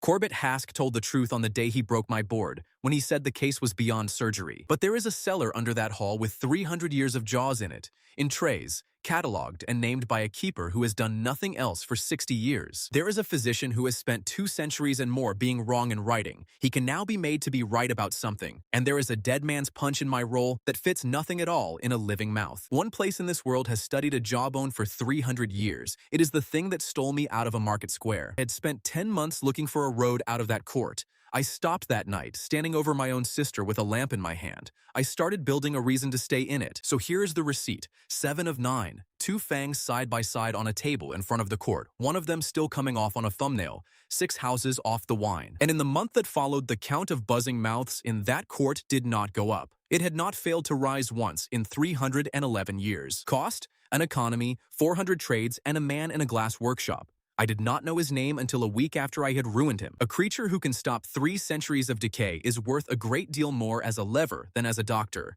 Everyone in that hall worked that out on the same night. The first hand to close on the lever was already inside House Varn. Odile Varn did not bring a claim. It is the first thing to understand, and it is the thing that made her impossible to fight. The right of the thin mouth is brought by a rival house and proved by an opened mouth with the court looking on. Odile is not a rival. She is a sister. She is heir presumptive. She has been the younger one for 170 years. So she called a household confirmation. It is an old, dull, internal thing that any house may hold over its own head at any time. Nobody had used one in 80 years because nobody had needed to. The head of the house sits at the head of her own table and takes a full draw in front of her household. The household confirms her. That is all it is. It is a formality, and it has been a formality since before I was born. Isolde Varn had not been seen at court since the fire, 6 months earlier. She had held Greyfell and answered nothing. Everybody in Hollowmere knew what a countess who stops attending looks like. Sealed cup was set at the head of the Varn table on the 11th night of that month. It is the phrase they use for it, and it took me a while to find anybody who would tell me what it meant. It means a human, bled at table, in front of the assembled household. The head of the house takes the full 2-fang draw that a ruling head is expected to manage. Sealed means witnessed and written down. Odile did not send for me, and I was not invited. Bettany Rook rode down to Hollowmere 2 nights later and told me the whole of it herself. She sat on the end of my own chair with her sleeve still rolled. I had the rest from 3 others who were in the room. Bettany Rook was the cup. She has been the cup at that table for 10 years, and there was never any question of it being anybody else. She sat down in the chair at the head of the table with her sleeve up. The household came in and stood along both sides, and Odile Varn read the form of words out of a book. And then Bettany said no. She did not shout it, and she did not stand up. She said, "I have been bled at this table for 10 years, and I have never once refused. I am refusing tonight.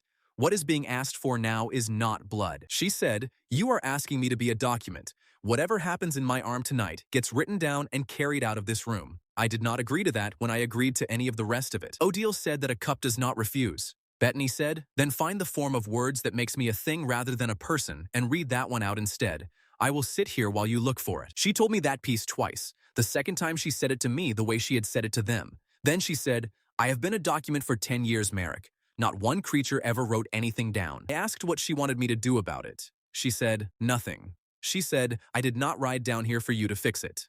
I rode down because if I did not say it out loud to somebody outside that house, I would start believing I had never said it at all. Nobody in that household had one word to say to her. Under House Varn's own custom, a cup is fed and housed and protected and is not property. That house invented the distinction 2 centuries ago in order to feel better about itself. It had never once been tested by anybody. It was tested that night by a woman of 29. She had spent 7 weeks in an ash order cell being told she was a slave. She had come back and gone straight on working and had evidently been thinking about it. Isolde Varn said nothing at all while it happened. She sat at her own table and let her cup refuse in her name and did not lift a finger to help her. Odile afterwards called that cowardice. I think it was something else entirely. So the test could not be completed cleanly and nothing could be written down. The refusal protected Isolde Varn for exactly 1 night and not an hour longer. It proved to every creature standing along that table that the question was real. A countess with 2 working fangs does not need a cup to refuse on her behalf. Odile's case is good, and I am going to put it down properly. What happened afterwards depends on her being right. She said, my sister cannot make the draw. Everyone in this room knows it. The moment a rival house can prove it, House Varn is claimed and swallowed. Every one of us goes with it. Servants, cups, lands, name. She said, the only way this house survives that is to replace its own head first, from inside, quietly, while the choice is still ours to make. That is not wickedness. It is not even ambition, or not only ambition. Every word Odile Varn said at that table was true, and I could never argue with a word of it. She came to see me herself on the 2nd night, which took nerve. She came alone and in daylight hours when the clinic was shut, and she asked me for one thing. She asked me to state, in writing, as Fang Keeper, what is in her sister's mouth. She was not asking me to lie. She wanted the true thing said once, on paper, so the household could read it and decide. I said no. She said, why? I said, because what is in a mouth belongs to the mouth. She said, that is a very fine sentence, and my house will be gone in a year. Then she said the thing I have not got out of my head since. She said, you will spend it, some other night, for somebody you like better, and you will call that different. I said, I would not. She was standing in my own clinic, in front of my own chair, and she was right. It took her 4 nights to be proved right, and she did not even get to enjoy it. So I did not argue with her case at all, and I could not have. Everybody who was in that clinic knew it. I did something else instead, 4 nights later. Her majority rested on one thing. House Solvay had agreed to keep quiet about the state of Isolde's mouth. In return for a debt Odile had promised out of the house she expected to be running by spring. Without Solvay's silence, Odile has a story and no weight behind it. With it, she had 6 of the 11 who count in that household by the end of the 2nd night. Hal Vardos came to me in Hollomere on the 3rd night. He told me exactly what I was thinking of doing and exactly what it would cost.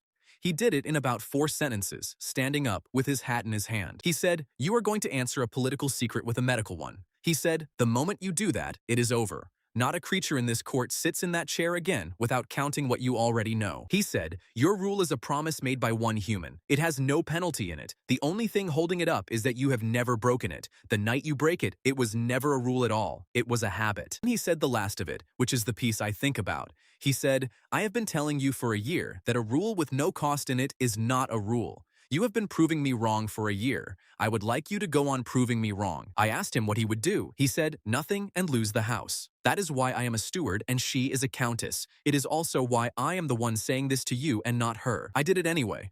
4 hours after he left, without telling him or her or Bettany or anybody else in that building. I did not think of it as a decision at the time. I did not lie. I want that on the record because it is the only defense I have, and it is worth almost nothing. Every word I said was true, and I said it to exactly one creature, and I said it once. Grigor Bile came in that week for a look at his right fang.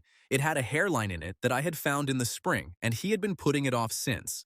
Because he could not pay for the gold and would not let me do it for nothing. I had offered 3 times. He said, I settle my accounts, and I let him say it. A creature's pride is his own business. He already had 10 weeks of fees on my slate, and I thought we had years in hand. He was in that chair for about 40 minutes, and he talked for 38 of them. Somewhere in the middle, he asked me why the Varn household was in an uproar, because he had heard about the cup, and everybody in Hollomere had heard about the cup. And I told him one true thing about Baron Emmerich Solvay's mouth. The front faces of both his fangs have been worn thin over 3 centuries, that a demanded public draw could take the front clean off one of them. Did not say it to hurt Solvay. I said it because Solvay was the beam holding Odil's roof up, and I had a fast way to knock the beam out. I had been in that court 11 months and had started to think in beams. Grigor Bael has never kept a piece of news for a full hour in 200 years. That is not a flaw in him. It is the whole of what he is, and it is why every creature in Hollowmere liked him. I knew it perfectly well when I opened my mouth. By the second night, he had said it in my own waiting room, at some volume, to 2 people who did not care, within about 10 feet of a Solvay retainer who did. It was in that house by dawn. Baron Solvay worked out inside a day where a thing like that could possibly have come from, because there is exactly one creature alive who has been inside his mouth. He did not come and see me. He did not send anybody. He withdrew his support from Odile Varn in a single sentence at the Long Hall. House Solvay does not involve itself in another house's domestic arrangements. He was not protecting me, and he was not punishing Odile. He was making certain that House Varn never got the habit of turning that particular law on a neighbor. The next mouth it gets turned on is his. Odile's majority went during the household count on the 6th night. 6 of 11 became 4, and 4 is nothing. It was over before anybody had to say it was over. House Varn held. Isolde stayed. Odile was beaten and not destroyed, and did not lose her seat at that table. She has never once mentioned any of it to me since. I had won. I had not said one false word to anybody, and I had not broken any law. I had defended a house that was about to be taken apart. I knew it was worse before the count had finished. I did not need it explained to me, and nobody explained it. That is the last night I ever thought I could hold 9 houses' secrets and stay outside the politics of them. It crossed the clinic before it ever reached the stable yard. The clinic is where I noticed it, because Bettany keeps a book, and books do not soften anything. 3 house carriages came up for appointments on the 7th night. Their people went inside and heard what the town had been saying for a day. Baron Solvay's mouth had left that chair and walked across Hollowmere on its own legs. All 3 turned round in my yard with their patients still sitting inside them. One of those patients had been on the slate for 10 weeks and had ridden 2 nights to get there. Nobody said one word to me about it. Nobody wrote afterwards. Bettany came out with the book under her arm and stood in the middle of that yard. She watched 3 sets of wheels go back out through the gate. Then she went in and ruled a line through 3 names. She did not say anything to me either. What she said, about an hour later and only once, was, "I would have told you not to." Then Grigor came in for his fang on the 8th night with the money for it wrapped in a cloth. I never did find out where a creature with no house had got it. He was halfway into the chair when he stopped, one hand still on the arm of it. I watched him work the entire thing out standing up. He said, "The Solvay business. You told me that on the Tuesday." I said yes. He said, "And it was in your waiting room by the Thursday." I was the one saying it. I could not tell you now who was standing there. I said yes. He said, "And who else did you tell it to, and how many rooms was it in before mine?" I said, "Nobody. To you, once, and to nobody else alive." He stood there for a while with his hand on the chair. Then he said the thing that has stayed in my head longer than anything anybody has said to me in my whole life. He said, "So I was the road." And then he took his hand off the chair and put the cloth with the money in it back inside his coat. He did all of that slowly, and he was not angry anywhere in it. He said, "I am not sitting in a chair whose doctor spends what he sees, Marek." He said it without any heat in it. He said, "I am the least important creature you have ever treated. I would still like to be the one who decides who knows about my mouth." I could not argue with a word of it. Every single thing I could have said would have been me proving him right, and both of us understood that. He was 200 years old and had been talking his way out of rooms for most of it. I said, "Come back tomorrow and I will do it for nothing. I will not say your name in a room again as long as I live." He said, "I settle my accounts," and went out into the yard, and that is the last thing Grigor Bael ever said to me. Fangs split that night. He had been feeding round it for the better part of a year. He took a proper draw somewhere out beyond the West Road, and it went to the root. A creature that cannot draw does not die of it. There is the trouble. It starves, and starving takes them somewhere else.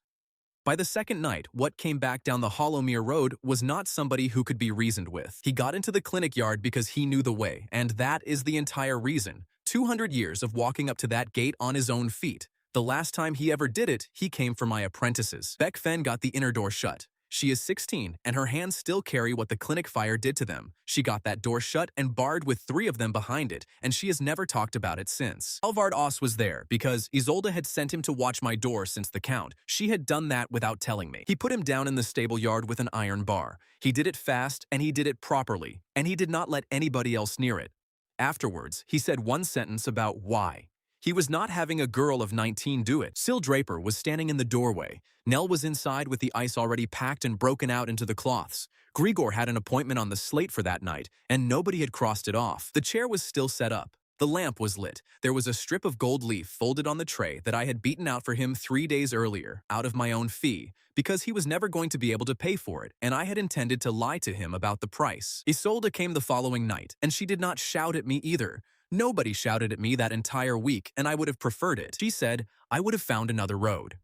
I said, there was no other road. She said, there is always another road. You simply could not see this one because you had a fast one in your hand. Then she said, and it was mine to find. My house, my sister, my table. You did not ask me. You decided that the house needed saving and you spent the only thing you owned to save it, and you did not ask me. She was right, and I did not have anything. And Halvardos had warned me, standing up, with his hat in his hand. Then he did the killing himself. He has not forgiven me for it, and has not forgiven her either, and he is correct on both counts. So this is the receipt. House Varn holds. Odile Varn is beaten and still at that table, and the rule of the chair is dead.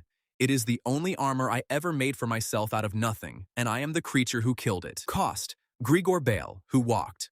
3 houses off my slate before dawn, and a strip of gold on a tray that I still cannot bring myself to melt down. The damage that mattered was never the 3 carriages. It took me the better part of a month to see the actual shape of it. Every house in that court had now watched a secret walk out of my chair and cross a town. By the end of that week, they had all started doing it to each other.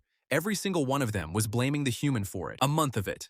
That is what one leaked sentence bought, and I got to watch every night of it from a clinic with no patients in it. 9 houses had spent 3 centuries not talking about each other's mouths. The whole arrangement stood on nothing except that nobody had ever gone first.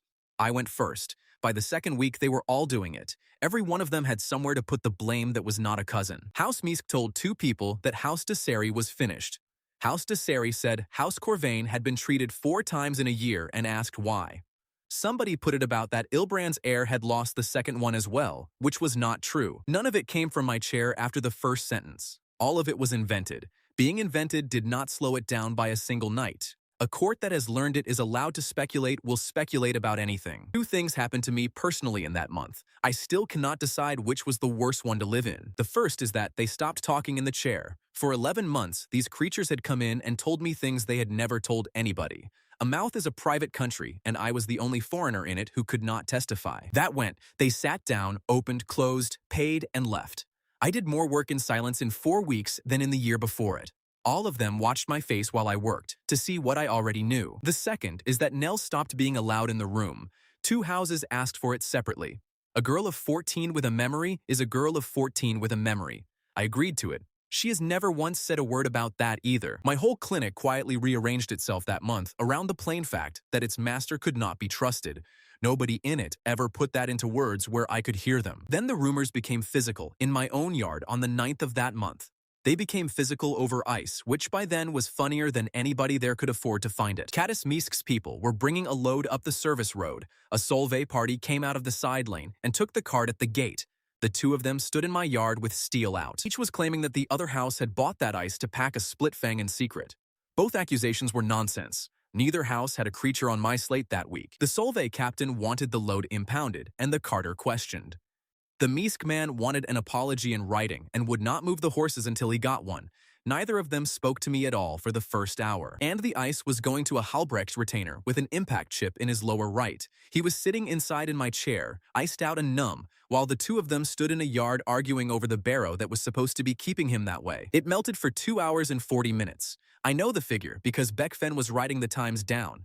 She had been told once, in the spring, to write everything down. Could not settle it by opening a mouth, which is the only instrument I have. Opening either mouth confirms whichever rumor I disprove second. The house I disprove second then has to explain in public why a human was allowed to disprove anything about it. I went out at the 2nd hour and said that there was a creature inside going numb on my time, and the ice was his. The Solvay captain said, prove it. A month of it does that to a place. A house captain of 300 years, standing in a yard at midnight in front of his own people, telling a doctor to prove a barrow, so I settled it the only way that was left, which is paperwork. It should be noted that this is not a skill I have. Bettany drafted it in 10 minutes on the back of a fee page. I made both houses sign the same receipt for the same cart, one signature under the other on one page, stating what the ice was, what it was for, and the name of the creature it was going to. Nobody could then claim the cart without also claiming the patient. Neither house wanted the patient. It worked.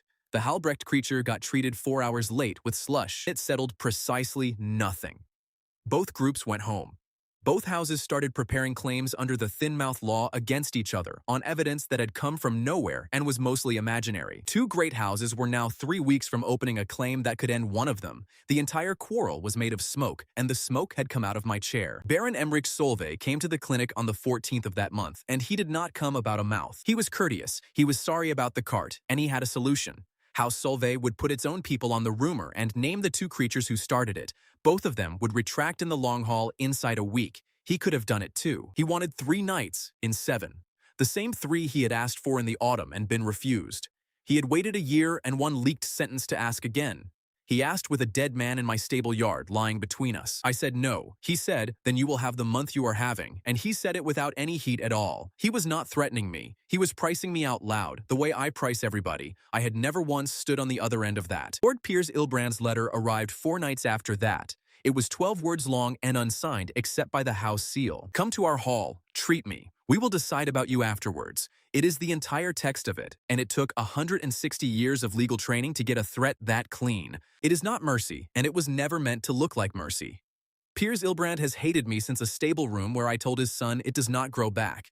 He had assembled an audience for the occasion. 5 legal witnesses of House Ilbrand. It is a formal thing in that house, and it means the proceedings can be attested afterwards. His own physician. 2 creatures from other houses who had no business being there and had been invited. Wanted a human to fail in his own hall in front of a room chosen to watch it happen. And I went, because I do not refuse a patient. Also because my clinic had been empty for a month and everybody in Hollowmere knew it. Bettany told me not to go. Oz told me not to go by letter, in a single line. Syl Draper packed the roll in the ice, got up on the cart, and would not be argued out of it. I did not try very hard. His physician met us at the door. He made a point of telling me, in the corridor, in front of the attesters, that House Ilbrand retains 3 physicians and had not required a 4th for a century. I said I was not a physician. He asked what I was then. I said, a tooth puller. He said that was the first honest thing anybody in my trade had said in his hearing. I have always liked him for it, and I never learned his name. What is in Piers Ilbrand's mouth is the worst thing I have looked at in that court except Farron Desiree. He had been carrying it for 100 years while sitting in judgment on everybody else. 2 cracked fangs, both of them. The right one is old and stable and will hold as long as he does not push it. The left one is not. A sliver had sheared off the rear face of the left one, low, out of sight of anything. It had worked down under the gum and lodged there. It had been in there long enough for the tissue to close over the top of it. That is why he had been in pain for 4 months. It is why nobody had seen a single thing wrong with him from 4 feet away, and why his 3 physicians had prescribed rest and a change of blood. He would not be iced at first. He said ice was for creatures who cannot govern themselves. He lasted 12 minutes of the probe. Then he said, ice, in the flat voice of a man conceding a point of law. And when I got the probe onto the shoulder of that left fang, I found how far the break ran. It runs a very long way. Make Piers Ilbrand open his mouth in front of a rival house tomorrow, and House Ilbrand is claimed and swallowed inside a week. There is not an argument in their own law that saves them. He is the creature who knows that law best. Watch me find it. He is a lawyer. He has spent 160 years reading faces across a table, and he knew the instant I had it. So the trap ran like this. I do not think even he knew he had built it this way until it was standing in front of both of us. I could not treat him without taking that fragment out. Leaving it in loses him the whole fang inside 2 years, and he knew it, and so did I. And that fragment is the only physical object in the world that proves how far the break goes. There were 5 attesting witnesses standing round the chair. Their entire function in that house is to record what a pair of hands does. Put it in a dish and set the dish on the tray. And 5 witnesses see a splinter of fang come out of the head of House Ilbrand. The court has its proof by the weekend, and one of those seats is empty by the spring. If I palm it, I am a human concealing evidence in a court hall in front of 5 attesters. That is the end of the chair, the end of the article I had not yet written, and probably the end of me. I had about 90 seconds to work it out. A probe in my hand, and a 160-year-old lawyer 3 inches from my face, watching me think. I took it out with the fine probe under 2 icings. It took an hour and a quarter, and he did not move and did not make a sound. He was watching my hands the entire time. Neither of us said a single word about what was on the end of the probe. Then I did the only thing that solved it.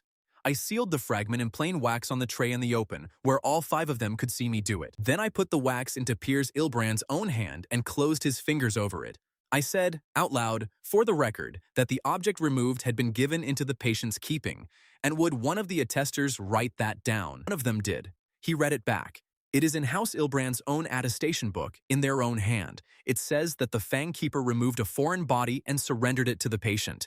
It does not say one word about what the foreign body was. 5 legal witnesses watched every movement. Not one of them could say afterwards what was inside the wax or which house it had come out of.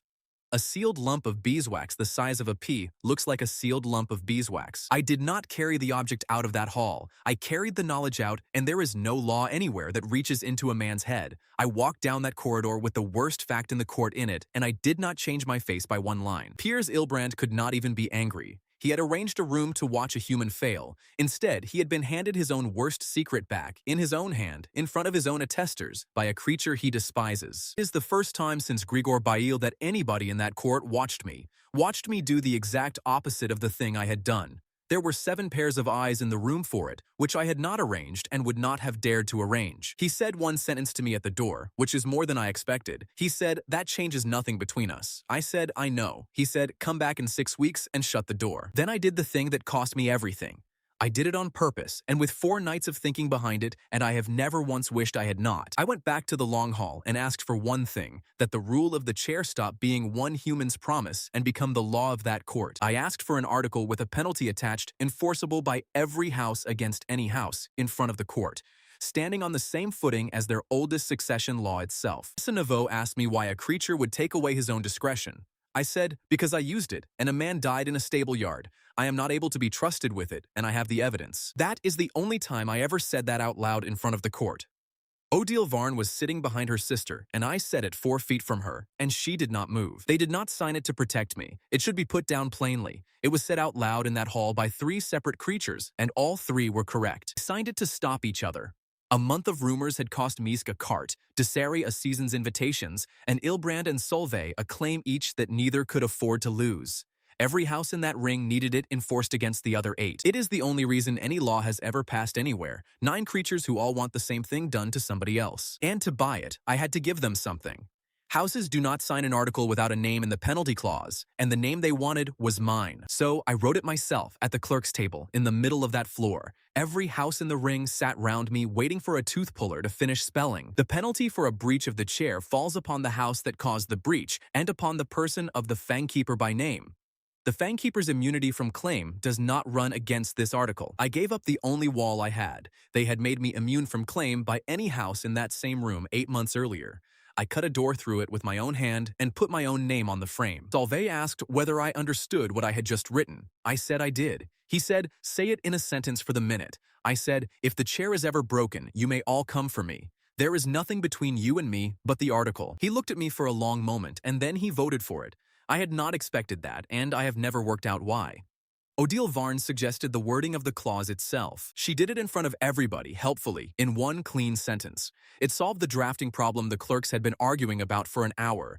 Everybody thanked her. Then she said, you are welcome, Merrick, and that was the first time she had ever used my name. She signed it and sat down and did not look at me at all. I have thought a great deal since about the fact that she did not look at me. 9 signatures, 9 of 9, on one page, for the first time in the recorded history of that court.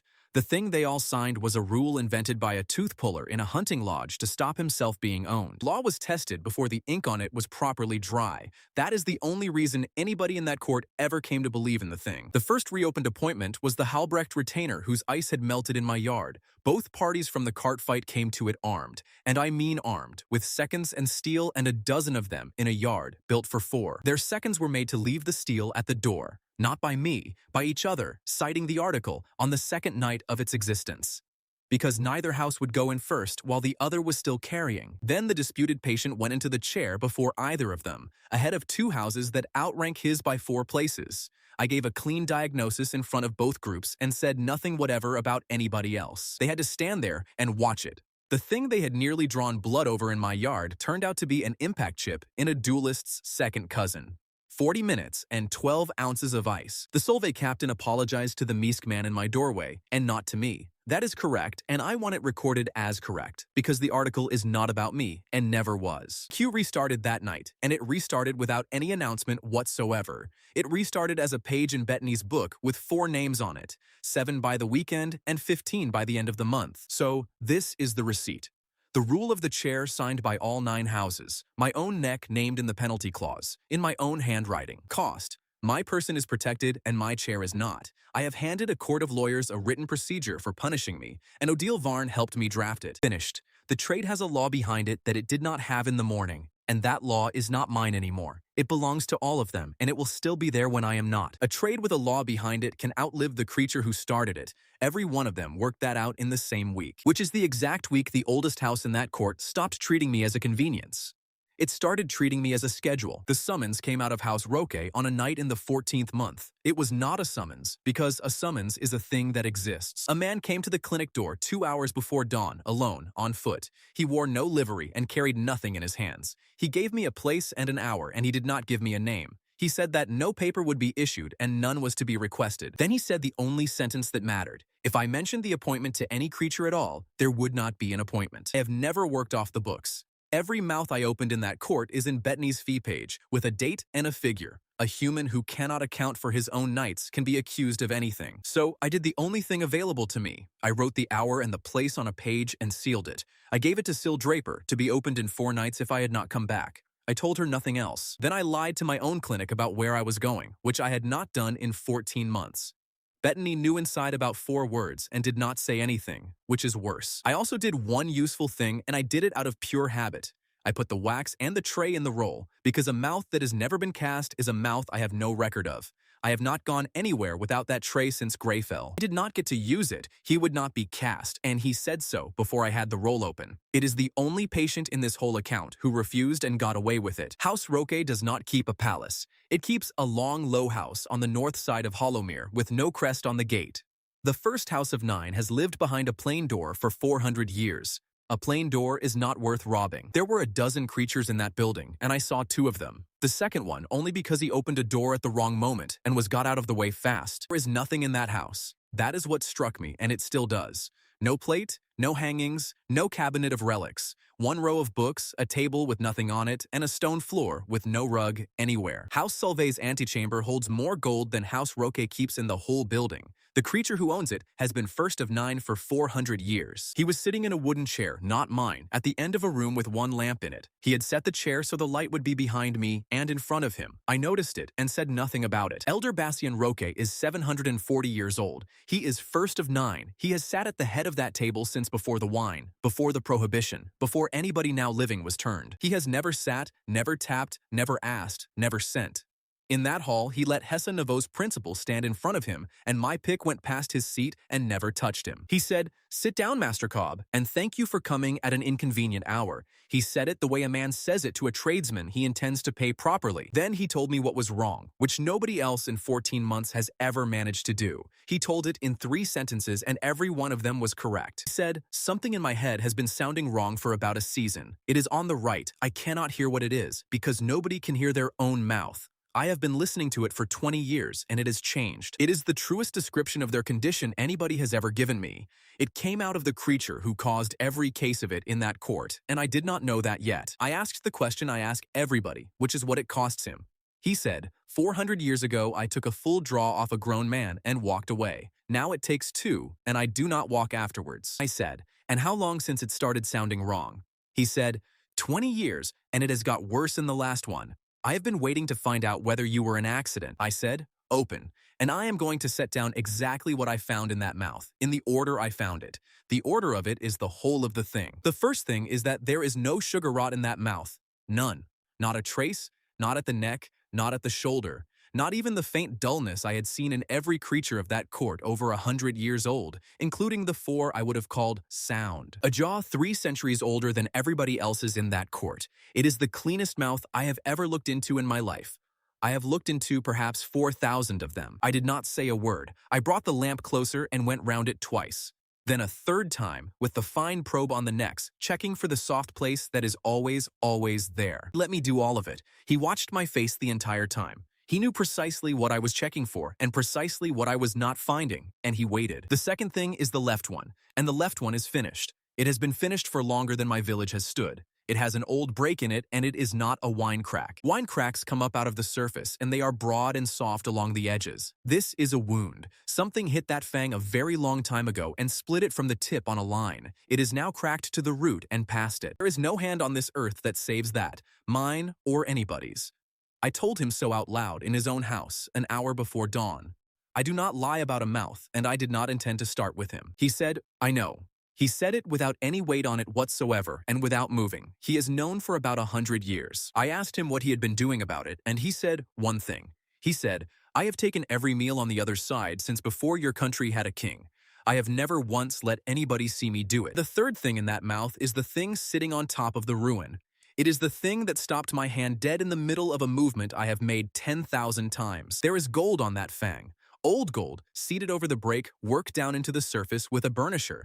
Along an edge I could still feel under my thumbnail after 400 years. It is somebody's work, and it is better work than I could do at that time. I knew it inside about 10 seconds, and I have been trying to match that edge ever since. Gold does not hold for 400 years unattended. It wants resetting. That cap stopped holding about a century ago, and the rod of the break got underneath it.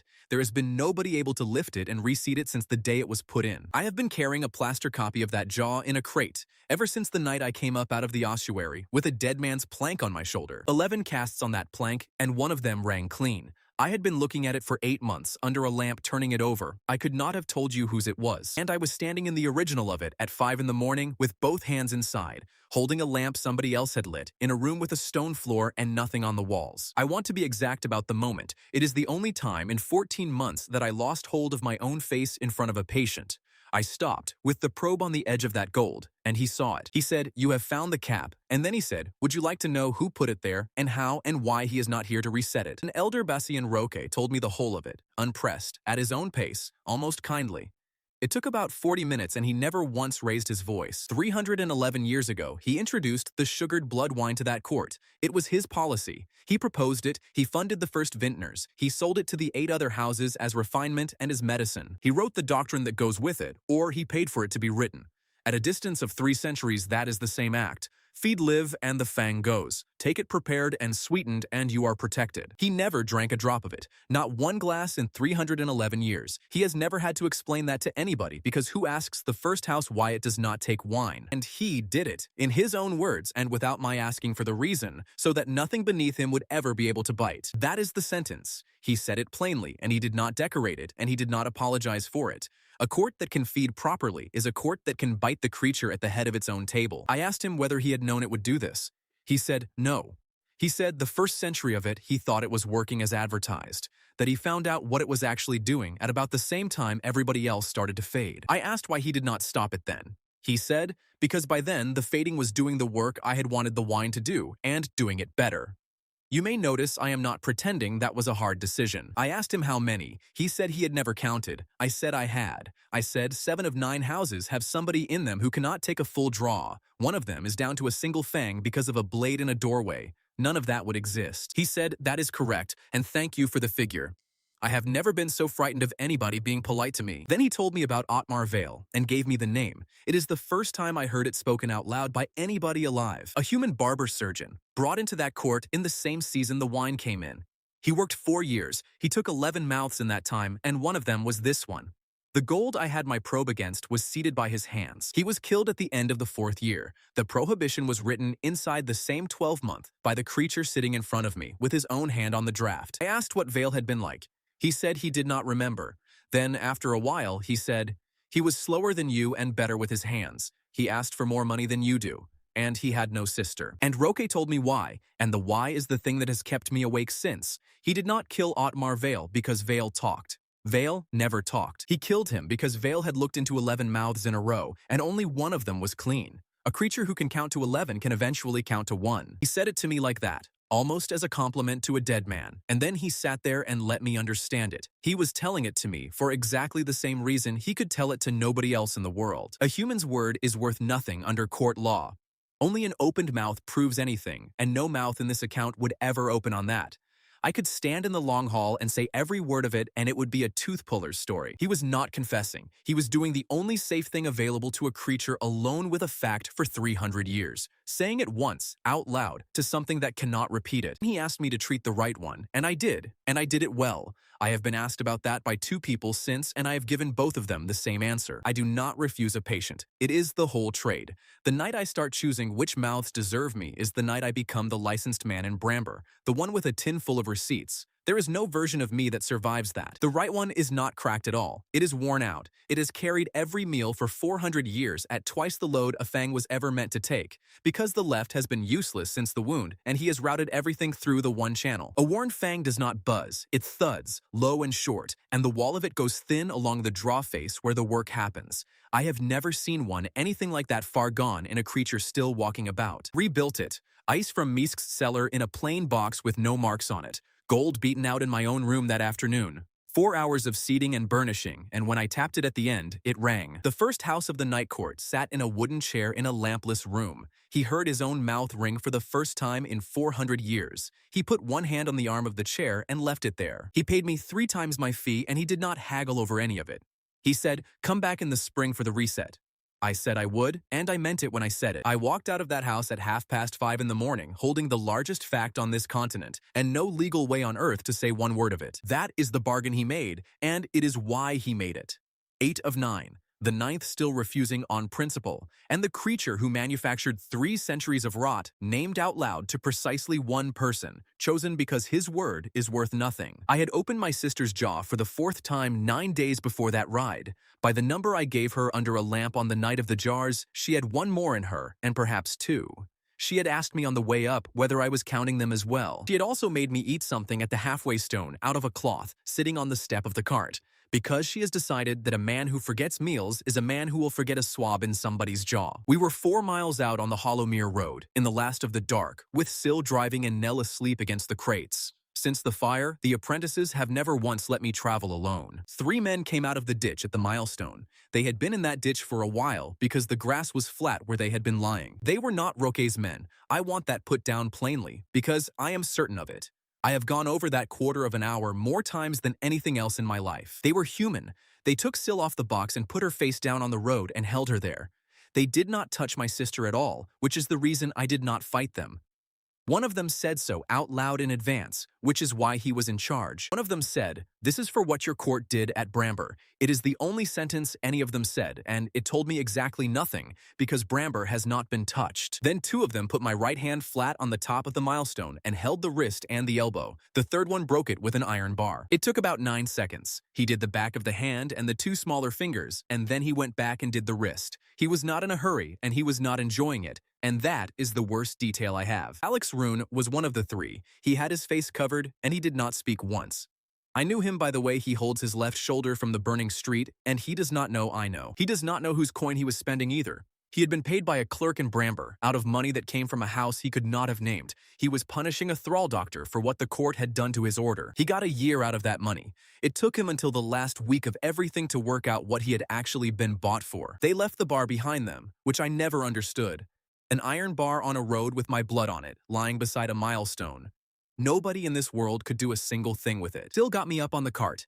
Nell splinted it on the road out of a crate lid and 2 bandage rolls. At 14 years old in the dark, with her hands entirely steady, she did it properly, and it is the reason I still have 3 fingers that close. Peregrine Salt saw it at 9 that morning and told me the truth in 1 sentence. That is what I have always wanted out of him. He said, "Merrick, you will get some of the grip back and none of the fine work. Ever. The sooner you tell your apprentices that, the sooner one of them can start doing it. So I know everything, and I can prove nothing. And the trade that all of them had just written a law around depends entirely on a right hand that will not close. So either that trade dies with this hand inside the month, or it stops needing me at all. There is no third road, and I had about a fortnight to choose. The hand does not close. It is the whole of the medical account, and I am giving it to you once so that nobody has to keep raising it. 3 fingers work. The first and the second do not. The wrist turns about half as far as it should and will not take weight. By the fourth hour of any night, it aches in a way that makes me stupid. I can hold a lamp. I can hold a pick badly for a while. I cannot burnish, and I cannot seat leaf. I cannot hold a jaw open with one hand while I work with the other, which is the entire posture of the trade. Peregrine Salt was right in one sentence at 9 in the morning on the road home, and he has never softened it since. Some of the grip, none of the fine work, ever. There's one more thing about that milestone. I got to it in the second week, flat on my back with the hand up on a bolster and nothing else to do with my head. 3 men were lying in that ditch before we came round the bend. They knew the road and they knew the night. They knew I would be on it with 2 apprentices and no guard on the cart. Roque's man gave me that hour and gave it to nobody else, and Roque does not keep men who lie in ditches.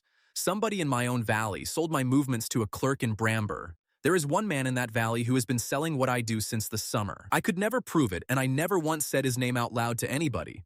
Corbett Hask did not break my hand. He told them where to stand. I had a fortnight of trying anyway. It goes in, because it was stupid, and everybody in that clinic had to stand and watch me do it. I tried it left-handed, because everybody tries it left-handed. A hand that has held a lamp for 26 years does not learn a burnisher in a fortnight. It never learns the feel of an edge going down. I ruined 2 pieces of leaf and cost a Desiree retainer 4 extra hours in the chair for nothing.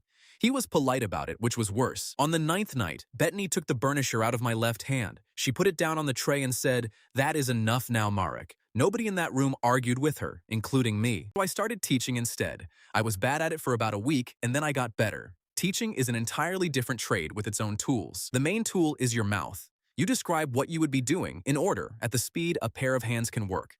You never reach in, not once, no matter what you can see from where you stand. The night that decided it came 11 days later. It was not chosen, and nobody in their right mind would have chosen it. Vesper Halbrecht inherited Torvald's seat after the doorway. She is 60 years turned. She has fought 12 formal meetings. She had spent a year calling my apprentices the girl and the other girl. She came in with a hairline in the right fang, low on the draw face. Clean, straightforward work I could have done in 3 hours with 2 icings on any night of the previous year. And I could not do one movement of it. So I told her in the doorway, before she was anywhere near the chair, that conversation does not improve by being had later. I said, "My hand is finished. Syl Draper will do this work. I will stand at her shoulder and talk, and I will not touch you at any point. You may walk out of that door now, and nobody in this court will hear a word about it from me." She said, "And if I refuse?" I said, "Then you go home with a hairline and come back in the spring with a crack. I will say this to you again, except that by then, Syl will be better at it than she is tonight." She said, "That is not a choice." I said she was right about that, and I was sorry about it, and it was nevertheless the only one standing on the table tonight. She sat down. I have never worked out why, and I have never asked her. I have decided that not asking her is the correct thing to do about it. Now understand what was actually in that room. A gold cap on a living fang cannot be undone. Every part of it is permanent from the first heat. If the leaf goes down proud, you cut it out again and you take material with it. If you cut too deep, you have opened the pulp and the fang is finished. There is no second attempt in the entire world. And the patient is a duelist of 60 years turned who has killed 4 creatures with her hands, sitting in a chair, iced, with her mouth open, in the dark, over a girl of 20 from Little Harrow. Syl Draper had held a lamp for 200 procedures. She had taken casts, she had scaled surface wrought, she had cut wax out of Anselm Corvain for 11 hours. She had never once seated leaf on a living fang. I stood at her right shoulder with my hand in my coat and I talked. That is the whole of what I did for 4 hours and 40 minutes. I said, "Warm it more than you think you need to." I said, "That is enough. Come off it. Come off. Come further off. You are still on the shoulder. Now down. Now stop and look at it and tell me what you see." She said, "It is sitting high on the back edge." I said, "Then you are correct and you already know what to do about it, and I am not going to say it for you." She lifted that leaf and reseated it twice without being told. The second time she did it, she said it out loud, to the creature whose head it was in. "This is my 3rd attempt, and I am telling you so." Nobody taught her that. It is the one rule I actually teach. She reached for it at the worst moment of her life, with a duelist's mouth open under her hands. Vesper Halbrecht said, "Go on through the ice and the clamp," without moving her jaw a hair. It is the only word the patient spoke in 4 hours and 40 minutes. That is the moment I stopped being frightened. The work going well had nothing to do with it. The creature doing it had reached for the one rule I actually taught them. You say it out loud. To the mouth it is happening in. She burnished for 50 minutes because her hands are steadier than mine ever were. Then she trimmed the edge and sounded it, and the note came back clean. The whole room heard it. Vesper Halbrecht II was standing 4 feet away and he heard it. Vesper Halbrecht heard it from the inside, which is the only place in the world you cannot hear anything. She got out of that chair and stood there a while with her jaw still numb and one hand against the side of it. Her second stood in the doorway waiting to be told when to leave. And then she said it, and she said it slowly. The ice was still in her, and she was choosing every word. She said, "Thank you, Master Draper." She said it in front of her own second, in a court clinic, to a human of 20 years old. To the girl she had called the girl for a year. She hated every single syllable of it and said it anyway. Sil said, "You are welcome." Then she went outside into the yard and was sick, and I let her. She was back inside in 4 minutes, ruling up the fee page. It is the first Fang in the history of the world saved by a hand that is not mine. It happened 11 days after 3 men put my right hand on a milestone. The two facts are the same fact. Elle took the second chair 4 nights later over my objection at 14 years old. She won that argument in about 90 seconds. I said no in the usual way. She said there are a dozen names on Bettany's page and 1 working pair of hands in the building. I was going to turn creatures away or let her start. I said she was 14. She said Sil was 19 and knew nothing when I signed her, that she had been holding the lamp in this trade since she was 11 and had watched more mouths than Sil had. Then she said the thing that ended it, and she did not say it kindly. She has never once handled me kindly in her life. She said, "You taught Sil by standing at her shoulder and talking." She said, "You can stand at mine. You have not lost the piece of you that is any good at this. You have lost the piece anybody can be taught." She started on the simple work: scaling, drainage, extraction of ordinary teeth. She is better at 14 than I was at 19. Everybody in that clinic knows it, and nobody says it in front of her. And the trade started acquiring people who never go near a mouth at all.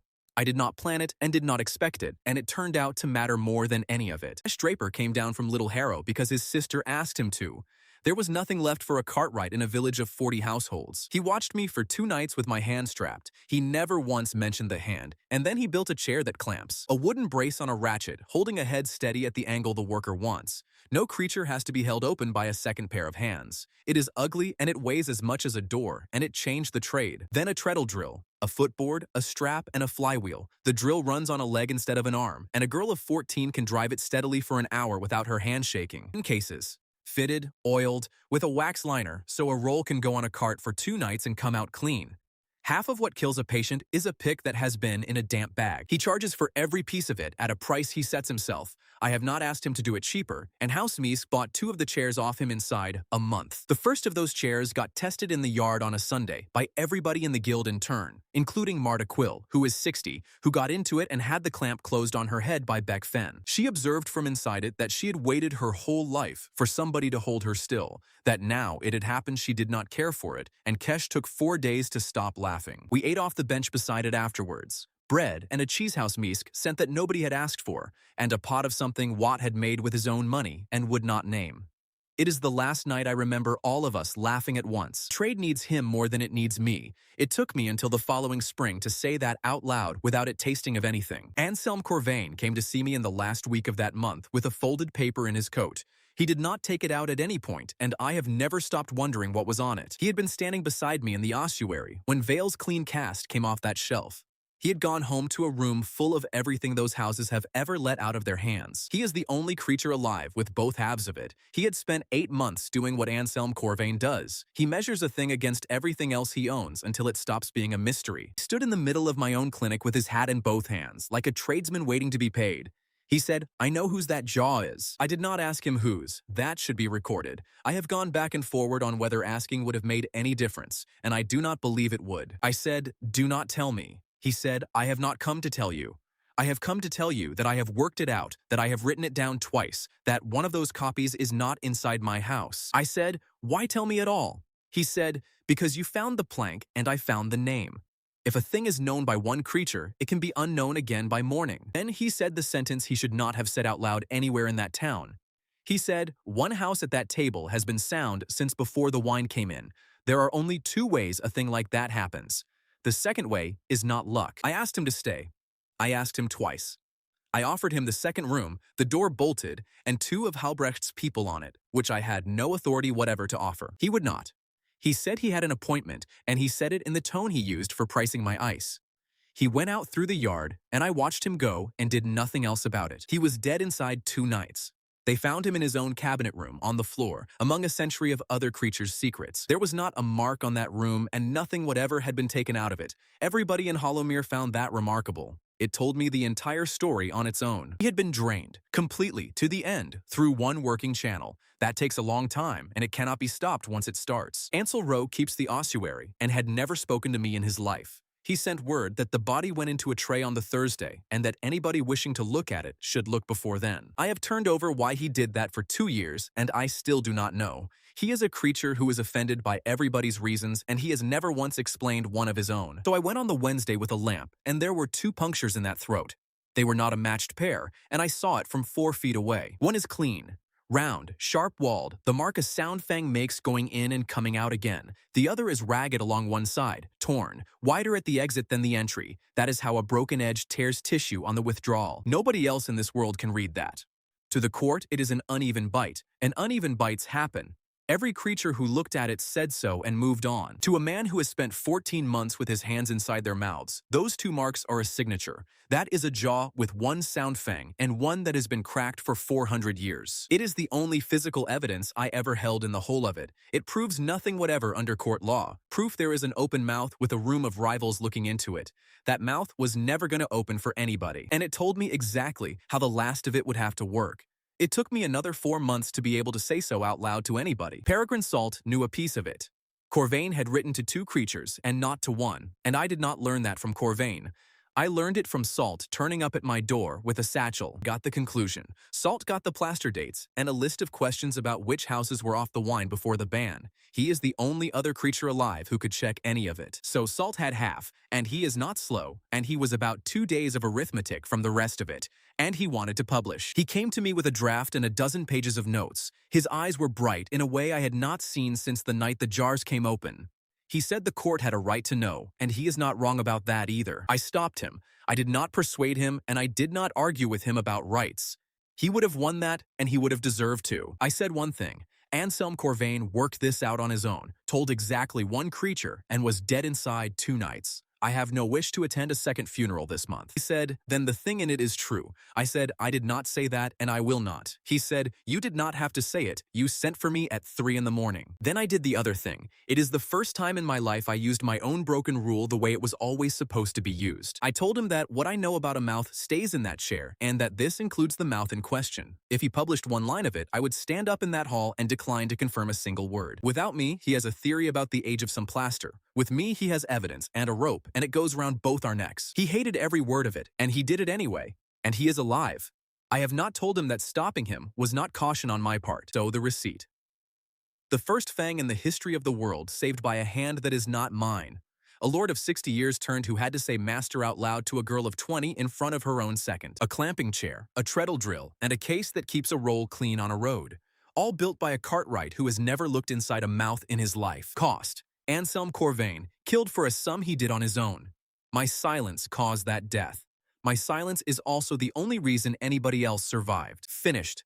The trade does not require me anymore. It has not needed my hands since the 11th day of that month. It does not know yet that it does not need me at all. 6 creatures at that court have now lost a Fang outright and cannot get it back. Every one of them is one bad season from a rival house and a claim nobody survives. And the only creature who could have got the ossuary door opened for a single one of them is lying in a tray on the 3rd shelf of it, with his name cut into the end board. I worked out what the punch was for on a Tuesday. I was sitting at a bench with my bad hand in my lap and a dead Fang out of Corvain's cabinet in front of me.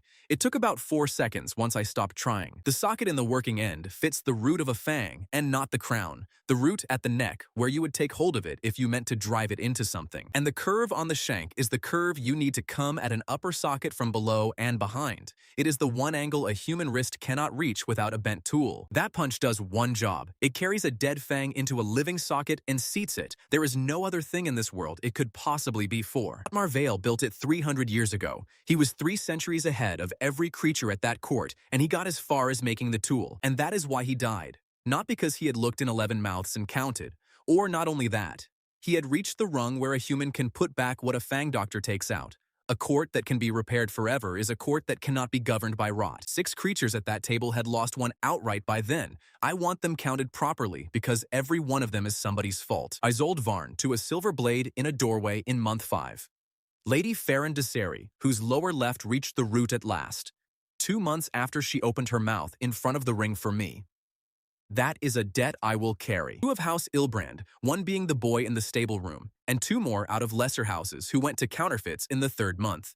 I was 4 days too late for one of them and 12 for the other. Every creature I explained the problem to said the same thing inside 4 words. Use the jar, and the jar is worthless for this and always was. Everything in that jar is a thing I could not save, rotted through, split to the root, or shattered by silver. Putting any of it into a living socket is the counterfeit business over again with better manners. It would kill somebody inside a season. Fang does not grow. There is no source. The only sound fangs on this earth, not attached to a creature who needs them, are in the mouths of the court's own dead, shelved in trays under the long hall. And Anselm Corvain was dead, so the easy road down there died in a cabinet room with him. I had walked down those stairs on his arm 8 months earlier at 3 in the morning. I never once thought about how I was getting in. Peregrine Salt spent the rest of his standing on that door in 4 days, knowing to the ounce what it would cost him. He did not ask for the ossuary. He invoked an old rule. The court's dead are counted, and their trays certified once a century, and it was last done 140 winters ago. The court could not refuse a rule about its own dead, so it refused salt in every other way available. 2 guards chosen for hostility, 1 clerk writing down every movement of every hand, every tray carried past them one at a time, sealed, opened, closed, and carried back. Salt was not asked to sit on a single court committee again after that month. He knew, he did it anyway, and he has never once mentioned it. I am mentioning it here because somebody ought to. Ansel Rowe has kept that ossuary for 60 years. He had never once been in a room with a human being before that night. He is 90 years turned. He is the only creature alive who knows which shelf holds what, because the catalog is in his head. And Ansel Rowe was offended by every one of us in turn that first night, and he was right about all of it. By Salt, for using the dead as a lever on a door. By me, for wanting a fang out of a tray at all. By House Varn for needing one, by the guards on his stair, and by the clerk for spelling a name wrong. He said these were creatures. Every one of them sat at that table and had a name and a house and an argument they were losing. Then he said, "You have come down here to take a piece out of one of them for the convenience of somebody upstairs. You have been in this room 40 minutes and you have not once asked me who he was." So I asked. It took 1 hour and 40 minutes, and he told me the whole of it. I have never regretted that much of a night less in my life. The donor was a creature of House Halbrecht who died in a duel in the 2nd year of the wine, before any of the rot. He had gone into that tray with both fangs sound and had never been disturbed since. Rowe knew his name, the date, and the second who carried him down. He knew that nobody of his house had come to the inventory in 90 years. He told me all 4 without being asked for any of them. And then he named his condition. He named it before he would point his lamp at a single shelf, and there was no arguing with him about any part of it. 6 shelves at the far end have had the names scraped off them. He would not say when or by whom. He said the living court would restore all 6, properly, cut into the board, before he opened his mouth about a single donor. It took 2 nights to get that agreed. It cost us the first night's cold, because ice cut on a Monday is water by Wednesday. I lost my temper about that. Rowe let me finish and then said one sentence, which is that he had waited 60 years and I could wait 2 nights. He was right. The 6 names went back on the boards. 2 of them were creatures nobody at that court had spoken about in 90 years. One turned out to be a nouveau, which mattered later in a way none of us saw coming. Then he took us to the shelf and gave us the obvious candidate. The obvious candidate was wrong, and it was very nearly the worst thing I have ever done. A fang of the right length, sound the whole way, out of a creature dead 60 years. I wanted it. I had a countess with an empty socket and 3 nights of cold, 2 hostile guards on the stair, and a physician who had spent his standing to get me down there. Sil Draper took a wax seating test off it before I could get near the socket with anything. She did it because it is in the order of work. The order of work is written on a wall in a clinic in Hollowmere in Bettany Rook's handwriting. The curve was wrong, and not by much. About the width of a thick hair along the back of the root, it would have sat proud against the inner wall, loose inside 4 months and the socket torn coming out. She said so out loud, in front of Sultan Rowe and the clerk. Then she said the other half of it, which is the half I did not want to hear. She said, "And you would have taken it, Merrick. You have been standing in this cellar for 3 nights, you want it done, and the ice is going." I said nothing at all to that, because there was nothing to say to it. She was right. Every creature on that stair knew she was right, including the 2 who had been put there to make trouble. My own apprentice had just stopped me. One more step, and the greatest thing my trade has ever done was another boy on a cot behind a stable. Salt wrote her name into the record that night, the creature who rejected the first donor, on her own initiative, without being asked by anybody. That page is the reason she has a chair of her own now. Rowe then gave us the one that fits. He had known about it since the first night. He held it back until he was satisfied about how we intended to behave. He also set his permanent condition.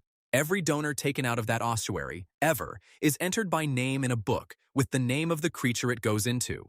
Both names are read aloud at the burial inventory once a century. Nobody is anonymous in either direction. The dead are counted and the living owe them out loud. That condition is in the guild's charter now, word for word in his phrasing. On the second night of the 3, House Varn's own ice was stopped at my clinic door by House Varn. It is a sentence I have had to explain to people ever since. Odile Varn's people did it. It was not an attempt to kill her sister. That belongs stated plainly because half of Hollowmere decided otherwise inside a day. It was cleaner and colder than that. Ice is the only anesthetic that works on them, so no ice means no procedure. And no procedure means House Varn stays as it is, not the first house in the history of that court to depend on a pair of human hands. She did not even hide it. She sent word to me in advance, in writing over her own name, with the reason set out in 3 lines. I have that page still, and I have read it a great many times. The last line of that page says, "I am not doing this to you," and she was not doing it to me, and I knew it at the time. It did not help by so much as an ounce of ice. And Caddis Meesk of House Meesk broke that blockade in about 90 minutes. He has never once described it to anybody, then or since, as a favor. He honored a contract written in a hunting lodge 14 months earlier by a woman who left no end date in it. It was paid for with a splinter of bone out of a merchant's gum. He brought House Meesk's private ice up the service road on his own carts. His own people walked beside them in the dark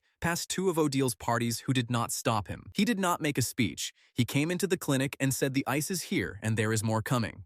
He asked whether he was in anybody's way. Then he stood in the yard for 4 hours because there was nowhere for him to sit. That is what the comic payment in the 5th week bought. It belongs written down beside the receipt because it is the whole reason there was a 3rd night. The graft itself was designed by me and argued out with Salt across 2 days and about a dozen sheets of paper. We very nearly did not speak to each other by the end of it. I wanted the route shortened to make the seating angle possible. I wanted it left long.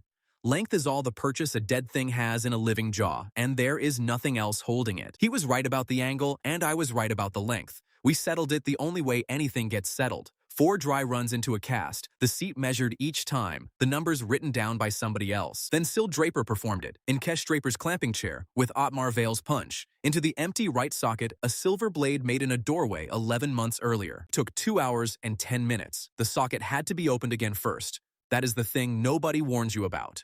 A socket that has been closing for a year does not simply accept a thing back into it. That is 20 minutes of cutting into healed tissue on a creature who is entirely awake.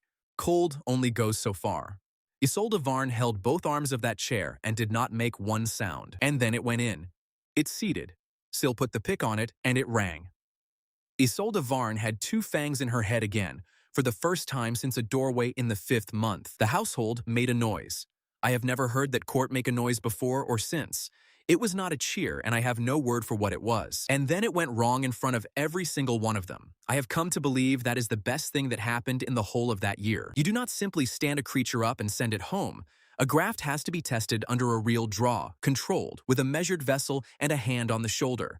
The first hard pull is the one that tells you what you have built. On that first controlled draw, the graft shifted. Syl saw it move before anybody else in that room, including the creature it was sitting in. She stopped the draw with a flat hand on Isolde Varn's shoulder and the words "stop," out loud, to a countess of a great house, at a range of about 19 inches, with the blood still in the vessel. Alvard Os came off the wall. Syl did not look at him and did not move her hand. Isolde said, "Let her work," through a mouth she could barely close. Then she reseated it herself. Another 40 minutes, cold twice, with a hall full of House Varn watching a girl of 20 work on their head. She tapped it again at the end, and it rang again. That second ring is worth 10 of the first. Everybody in that room had just watched the thing fail. They watched a human girl stop a countess with a flat hand and watched her put it right. They knew what they had bought. Only then did I state the price. I did it standing up, out loud, in front of the whole household, with the ice still on the tray. A graft never fully takes. It cannot. It is a dead thing in a living jaw, and the jaw does not adopt it. Everything holding it there is seating and pressure and the shape of a socket. It wants its first reset at 6 weeks. After that, it wants a trained hand on it every few months, for as long as its owner exists. For that creature, nobody in the room could put a number on it. And if it is not reset on time, it loosens. It works its way out over a season. The socket tears coming out and goes with it, and then there is nothing left to seat anything into, ever. Nobody in that hall had to be told what that meant, because they had just watched it happen. It shifted on the first draw in front of them. A human girl of 20 put a hand on their countess and made her stop. That is why I let the reset go wrong in public, and why I did not state the price before the procedure. The dependency is not a warning you attach afterwards. It is a thing they watched. So, House Varn is now the first house at that table to require a human being. By name, in a room, every few months, until the end of it. Isolde said the word before anybody else in that hall could say it for her. She said owned. She said it flatly, with her own household standing there, about herself. I said dependent. She said, that is the same word in a longer coat, Marek, and thank you, and I would do it again. And now everybody in this room is going to have to decide something. Odile was standing at the back. She had lost the ice, and she had lost the argument, and she did not need to open her mouth. Everything she had said for a year had just been demonstrated in front of her by the other side. Receipt. 2 fangs in a countess's mouth after 11 months without.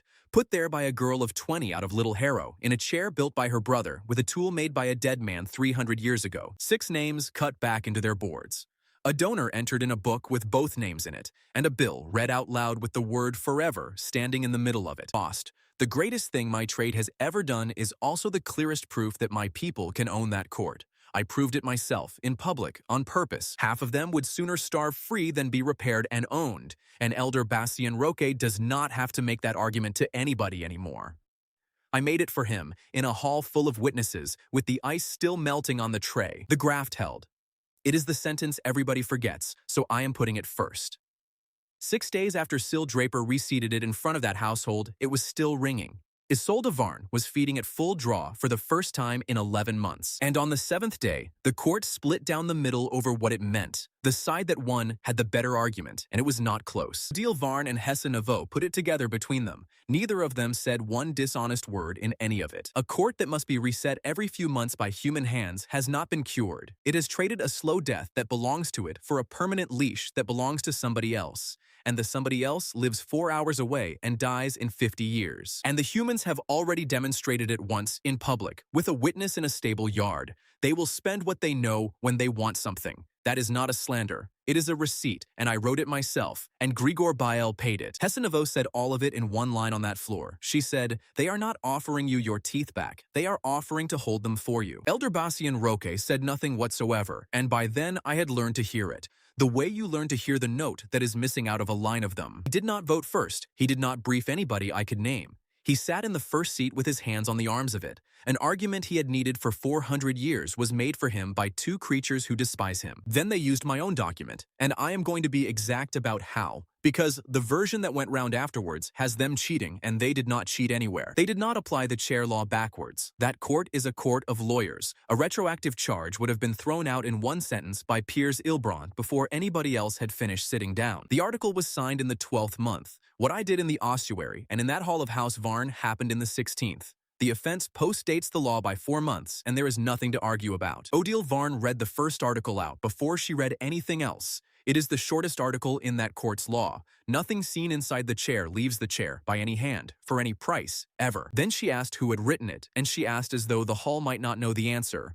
I said I had. She asked where.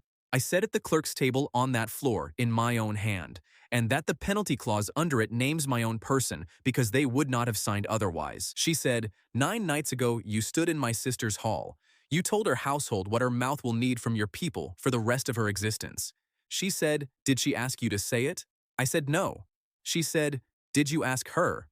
I said no. I gave them the true reason anyway, because it was the only object I had to put on the table. I said I did it so that no creature in that room could ever claim afterwards that the price had been hidden, that I would do it again in the same order. Piers Ilbrand answered that before Odile could, and he answered it out of my own drafting. He said the article does not mention intent anywhere in it. A man who writes a rule with no excuse in it does not get to be the first creature to use one. Then Odile asked the question the whole hearing turned on. She asked it flatly, without any pleasure in her face at all. She said, if a house had done to your sister what you did to mine, would you want this article enforced?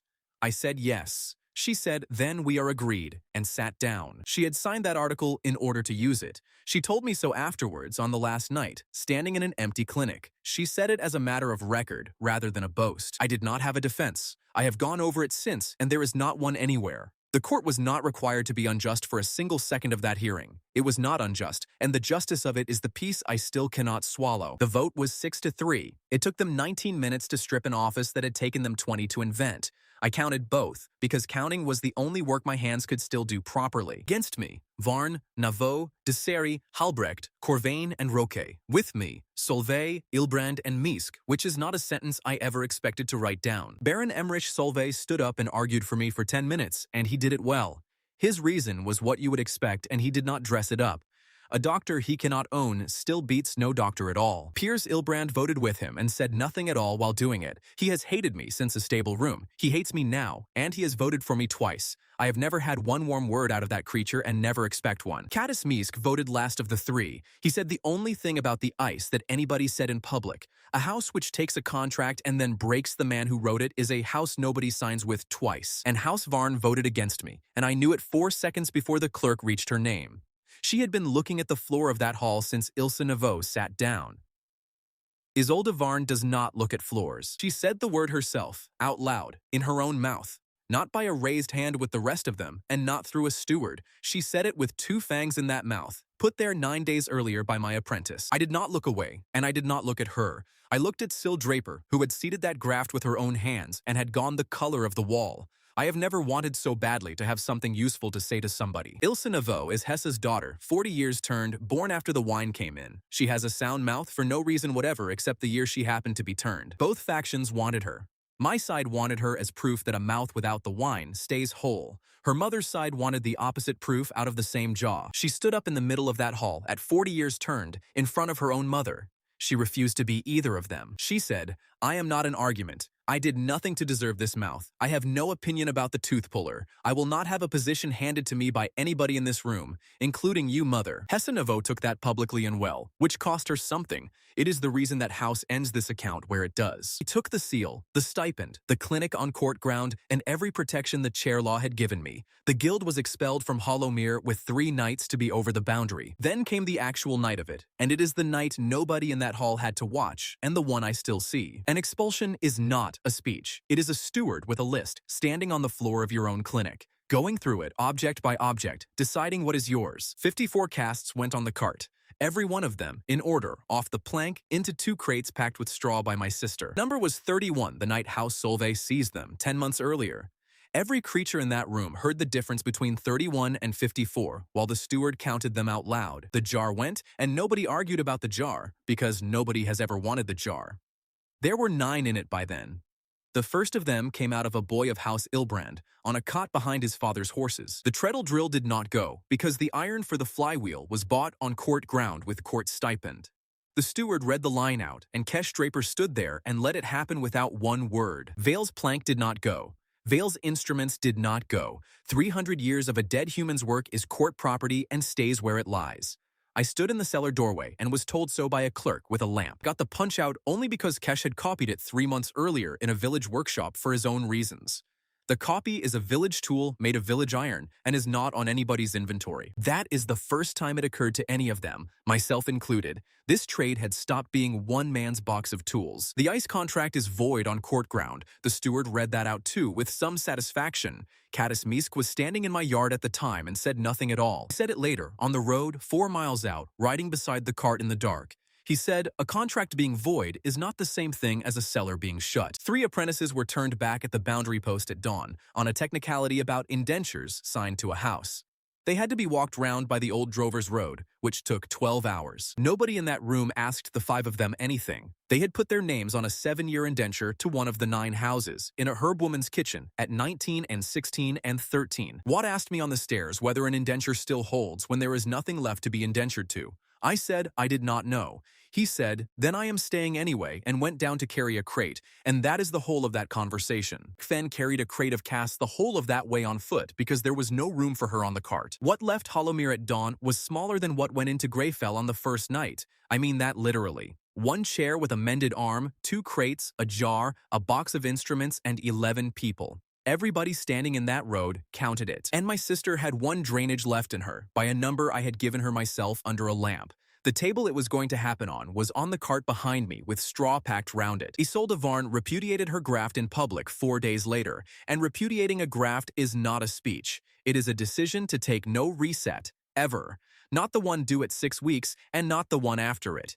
She would let a dead creature's fang work itself loose in her own head over the coming months and come out. She did it in the open, before the court, so that House Varn could never be called an owned house, and so that Odil's argument could never be turned on her own household again. That is the cost of it, and it is not decorative. A graft that is not reset does not simply fall out. It works loose across a season. It takes the wall of the socket with it on the way, and a torn socket will never hold another one. She told me privately, and she told me first, before the court.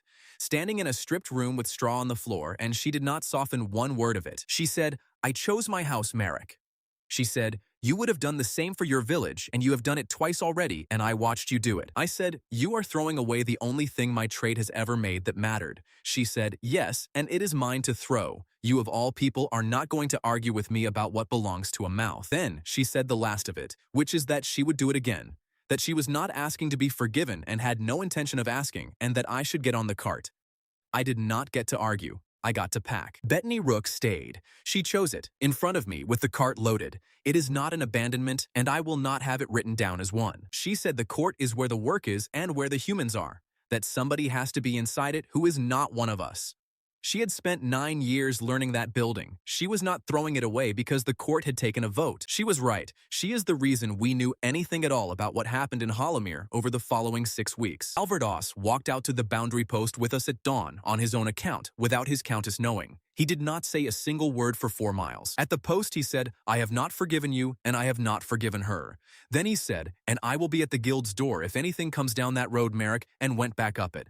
16 months, and that was the first time he had ever used my name. We came through Bramber at noon in daylight, with everything we still had on one cart. Corbett Hask was standing outside his own door with his arms folded. He had come out to watch it go past. He had every right to. He had been informing on that cart for a year. There it was, going the other way, a girl of 15 sitting on a crate of casks with her feet hanging off the back. Neither of us said anything. We looked at each other for about as long as it takes to pass a house at walking pace, and then he was behind us. That is the nearest he ever came to winning. Perrin Wake was standing at the crossroads outside Bramber when we came past at noon. He is 17, and he is from Bramber. His father was one of the counterfeits, one of the men bought out of a crate, and he died of it in the 3rd month. He knew all of that and said it out loud before he asked, which took more than I had at his age. Then he asked to be taken on. I had no clinic, no seal, no stipend, no court, no premises. 11 people already on a cart with nothing to eat at the end of the road. I took him on and put him up beside Nell. We ate at the roadside 4 miles past Bramber in daylight off the back of the cart. There was nowhere else, and not one of us had thought about food. Marta Quill had come down to meet us with a basket. Nobody had told her anything. She had worked it out from the fact that 11 people were coming, and there was no clinic left to come to. She fed all of us out of one village. She did the arithmetic out loud while she was handing it round, and did not once ask what we had done wrong. Receipt. 3 houses of 9 still standing, which is Solvay, Ilbrand, and Misk. 1 village, 1 bishop, 1 steward at a boundary post at dawn. An account of who stood where, read out by a clerk. I listened to it from the floor of that hall rather than from a seat because I no longer had one. Cost. Everything the last 17 months built, in 1 vote, taken lawfully, under an article I wrote with my own hand. We were out. The guild was out, and the court was alone with its mouths, with no doctor, no ban in the 2 houses that had refused it. Nobody left in that hall with the standing to tell the first house of 9 no about anything at all. The first one we heard about by name was Isela Mar. She kept a boarding house on the Bramber Road with 12 lodgers in it.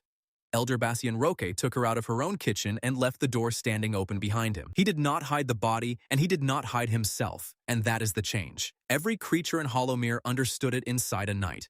Not one of them did anything about it for 9 days. 6 weeks after a clerk walked us to the boundary post, the first house of the night court stopped governing and started eating. It turned out governing had been the only thing holding him. By the 9th night, the count off Reuben Vance's cart was 19 dead in 4 towns. Vance was counting because he drives that road.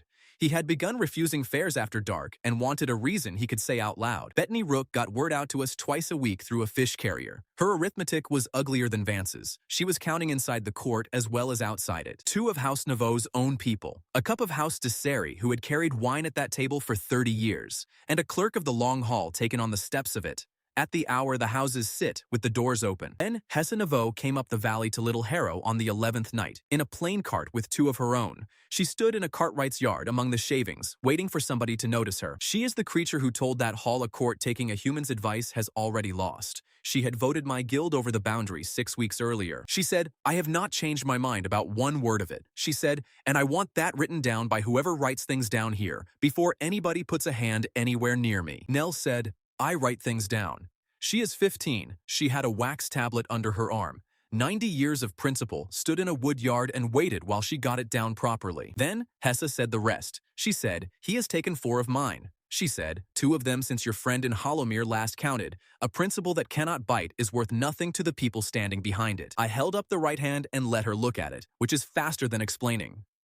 2 fingers of it have never come back. The wrist will not hold a punch against a living jaw for the length of a seating. She said, then who? I said, Syl Draper. I said she is better at a cap than I ever was on my best night. There's no better pair of hands anywhere on this side of the boundary or the other one. She said, a human girl. I said, a master of this guild. If you want it said the other way round, there is a road behind you, and it is downhill the whole distance. She stood there among the shavings and did the arithmetic. Everybody who ever stood in front of me eventually has to do it. What a position costs once the thing it was protecting is already being eaten. She said, master then, and it came out of her the way a tooth comes out. Kesh Draper stopped planing behind me because he wanted to hear where it landed. Then she said her own condition. It was the sharpest thing anybody did to me that month. She said, the girl works. She said, and you are not to speak while she does it. Syl said, he does not speak anyway now, which was not true and was kind. Hessa Naveau looked at her properly for the first time and said, then this will be easy for both of you. So, I sat on a bench in Kesh Draper's workshop with my hands in my lap. I watched somebody else take the 9th mouth of that court. I did not say one word for 2 hours and 40 minutes. It was 2 caps, 90 years turned, and every one of those years on the wine, because she came after it came in. There was never a season of her existence without it on the table. Her left thudded flat. Her right had a hairline running under the shoulder of it, the kind that gives you a winter or gives you 5 years, and does not tell you which.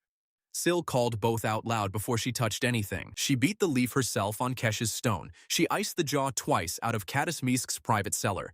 That is a sentence with a whole contract folded up inside it. She seated the left, then the right, and tapped them both. They rang. In a wood yard, off a village bench, with a girl of 20 holding the pick. A tooth puller sat against the wall with nothing to do but listen, and both of them rang like coin. 9 of 9.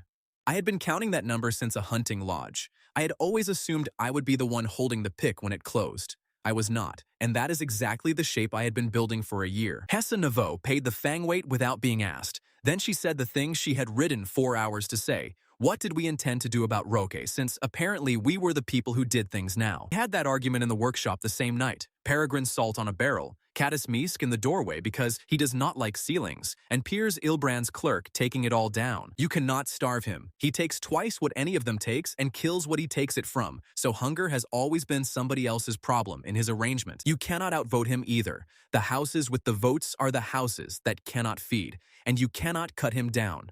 Salt said that flatly, having spent 200 years wrong about mouths and right about bodies, skin knits, bone knits. Meesk said, then there is nothing. I said there is one thing. I have known it since the first night I ever looked into one of you, and so has everybody in this room. None of us have wanted to say it out loud. Fang cracked to the root tears when it goes to full draw. Roque has spent 400 years making sure his never has to. I can prove how. I read it off a dead man's throat. 2 punctures in Anselm Corvain, 1 clean and 1 ragged. He routed all of it through the good one. The ruined one goes in with every bite, because a mouth is a mouth. It has not done an hour of work since before any of us existed. Salt got there before I finished. He said, so you do not need to make him bite. You need to make him drink more than that channel can carry. And you need him to be unable to stop. He went white, saying the second half, because a draw taken on your own kind runs to the end. It does not stop when the one drinking wants it to. Every creature at that table has known that since they were made, and not one of them says it at table. Ilbrand's clerk stopped writing. Hessa Naveau said, you are proposing that somebody of ours walks into that hall and offers themselves to him. She said it as a fact rather than a question. Meesk said, and carrying what? So I gave them the arithmetic. It is the one thing I was ever able to put in front of that court that it could not argue with. A person holds about 8 pints. Roque has been emptying a person on one fang for 400 years, so a person's worth is exactly what that channel does without straining. A body of yours holds recently taken blood before it spends it, so we needed one of them walking in loaded past anything that channel had ever moved, and still standing long enough to be taken. Salt said the number. He said 30 pints at least, and he set it into a workshop with a stove in it. Nell put down her tablet and went out into the yard for a minute, and nobody said anything about that either. Then Hesse Navo said she would do it, and Peregrine Salt said no. His reason nearly killed the plan. A sound mouth cannot carry it. Two capped fangs hold, she sits there holding them, and Roque takes the throat and never goes deep. Needed a countess with one working fang and a graft loose in the socket. That draw only goes long enough to reach the ruined tooth if the mouth doing it has to fight for every swallow. Isolde Varn came up the valley 3 nights later, on the night the first reset was due. She had refused that reset in front of her whole court and had not come to take it back. She stood in the door of a village workshop with straw on the floor and said, "I am told you have an arithmetic problem." Syl Draper said, "We have a volume problem." Isolde said, "Yes, that is what I said." I told her no before she had her cloak off. I said it in front of Nell and Syl and Kesh, and I said it badly. It is the only time I ever refused a patient anything. She said, "That is not a medical opinion." I said, "It is the only kind I have." She said, "Then keep it, Marek, and let me tell you what this is. You have got it wrong, and you have had it wrong since the vote." She said, "I am not offering to die for your village." She said, "I am buying back a vote." She said it with her hands still on her cloak, and she did not raise her voice once in the whole of it. 8 houses watch the first seat break the oldest thing they have, in the room, in front of them, with the doors open. After that, they do not need courage, they need paperwork. That was her case, and it is a better one than mine, I said. And the graft. She said, "The graft is coming out of my head this season whatever anybody does. I would rather it came out doing something than came out on a Tuesday." I said, "It will tear the socket." She said, "You told me that in a hall full of witnesses 8 weeks ago, and I signed nothing since. You do not get to be surprised at me for having listened." Then she finished it off. She was not asking me to forgive her for the vote and had no intention of asking.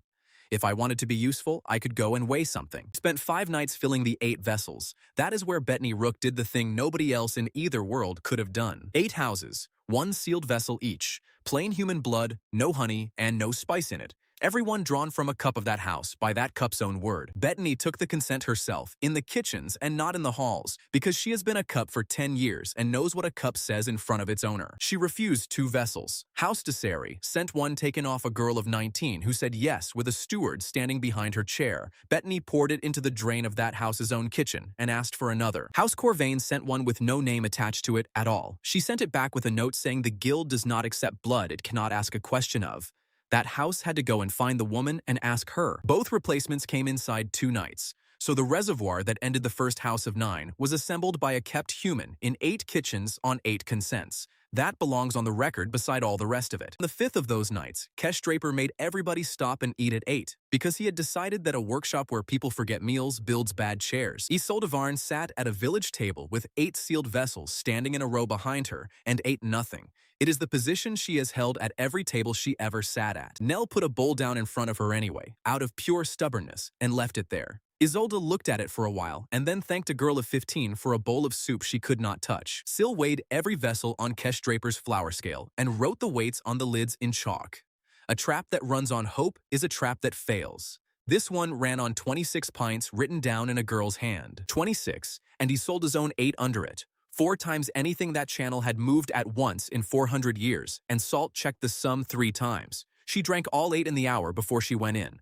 A body carries it and then spends it. Calix Rune came to Little Harrow on the 4th of those nights, alone, on foot. He stood outside the workshop door until somebody let him in, which took a while. He is the warden who burned my clinic and took Bettany over the boundary. He put my right hand on a milestone with an iron bar, for money he did not understand at the time. He understood it now.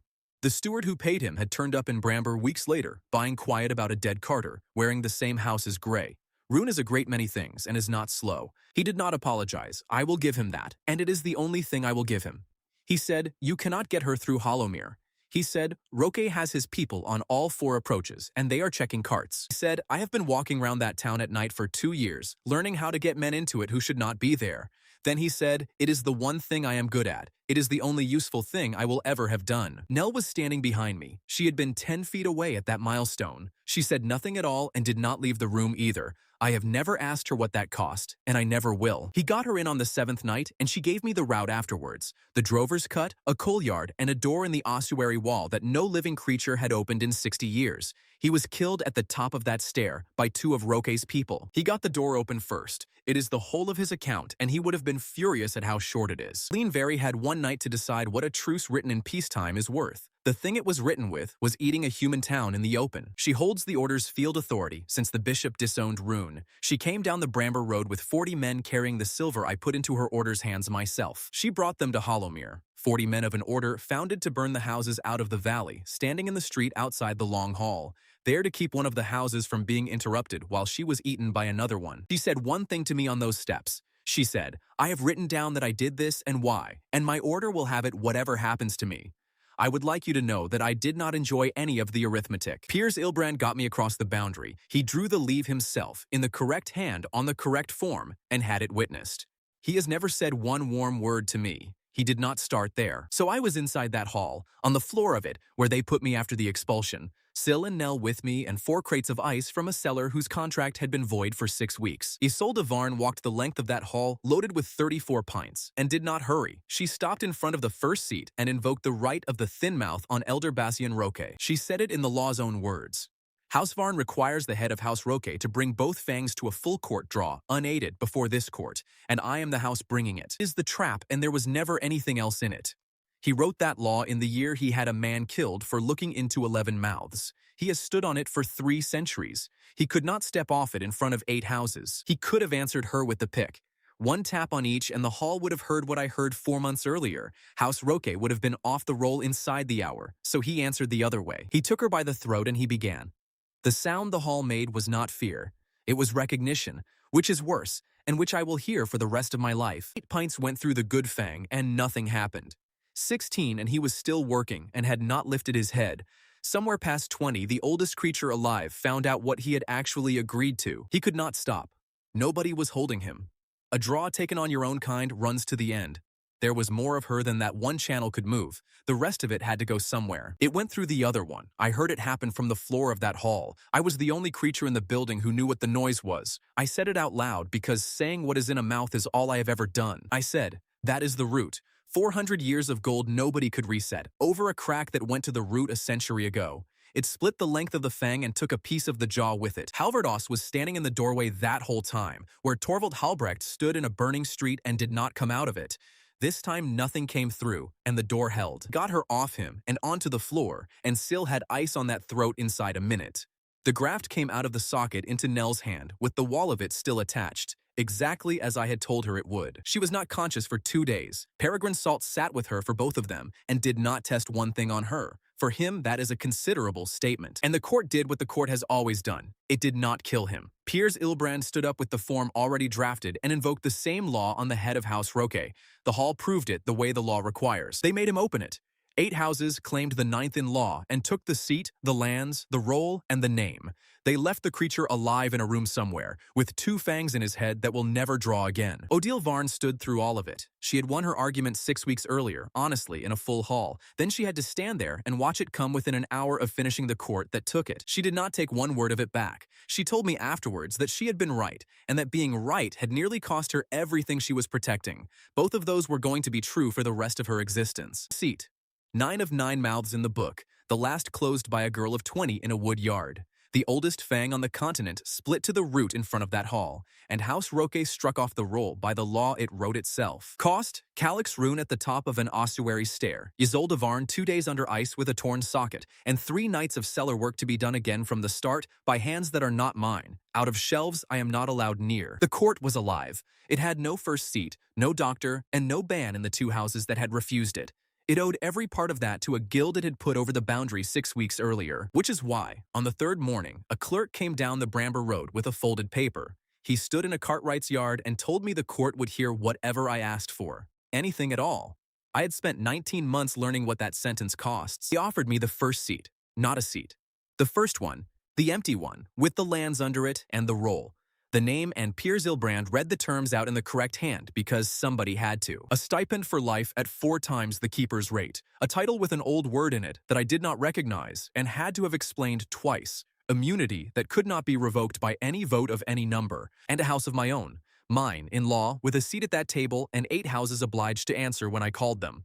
No human has been offered that in 300 years, and no human was ever offered it before that either. Baron Emmerich Solvay made the case for it, and he made it well. He did not pretend for 1 second that he was doing it out of affection. He said, "You have spent 19 months telling this court that a human cannot be owned." He said, "So stop being a human they can argue about and become a house they cannot, and let us all get some sleep." It was the best offer anybody made me in the whole of this, and it was the last trap in it.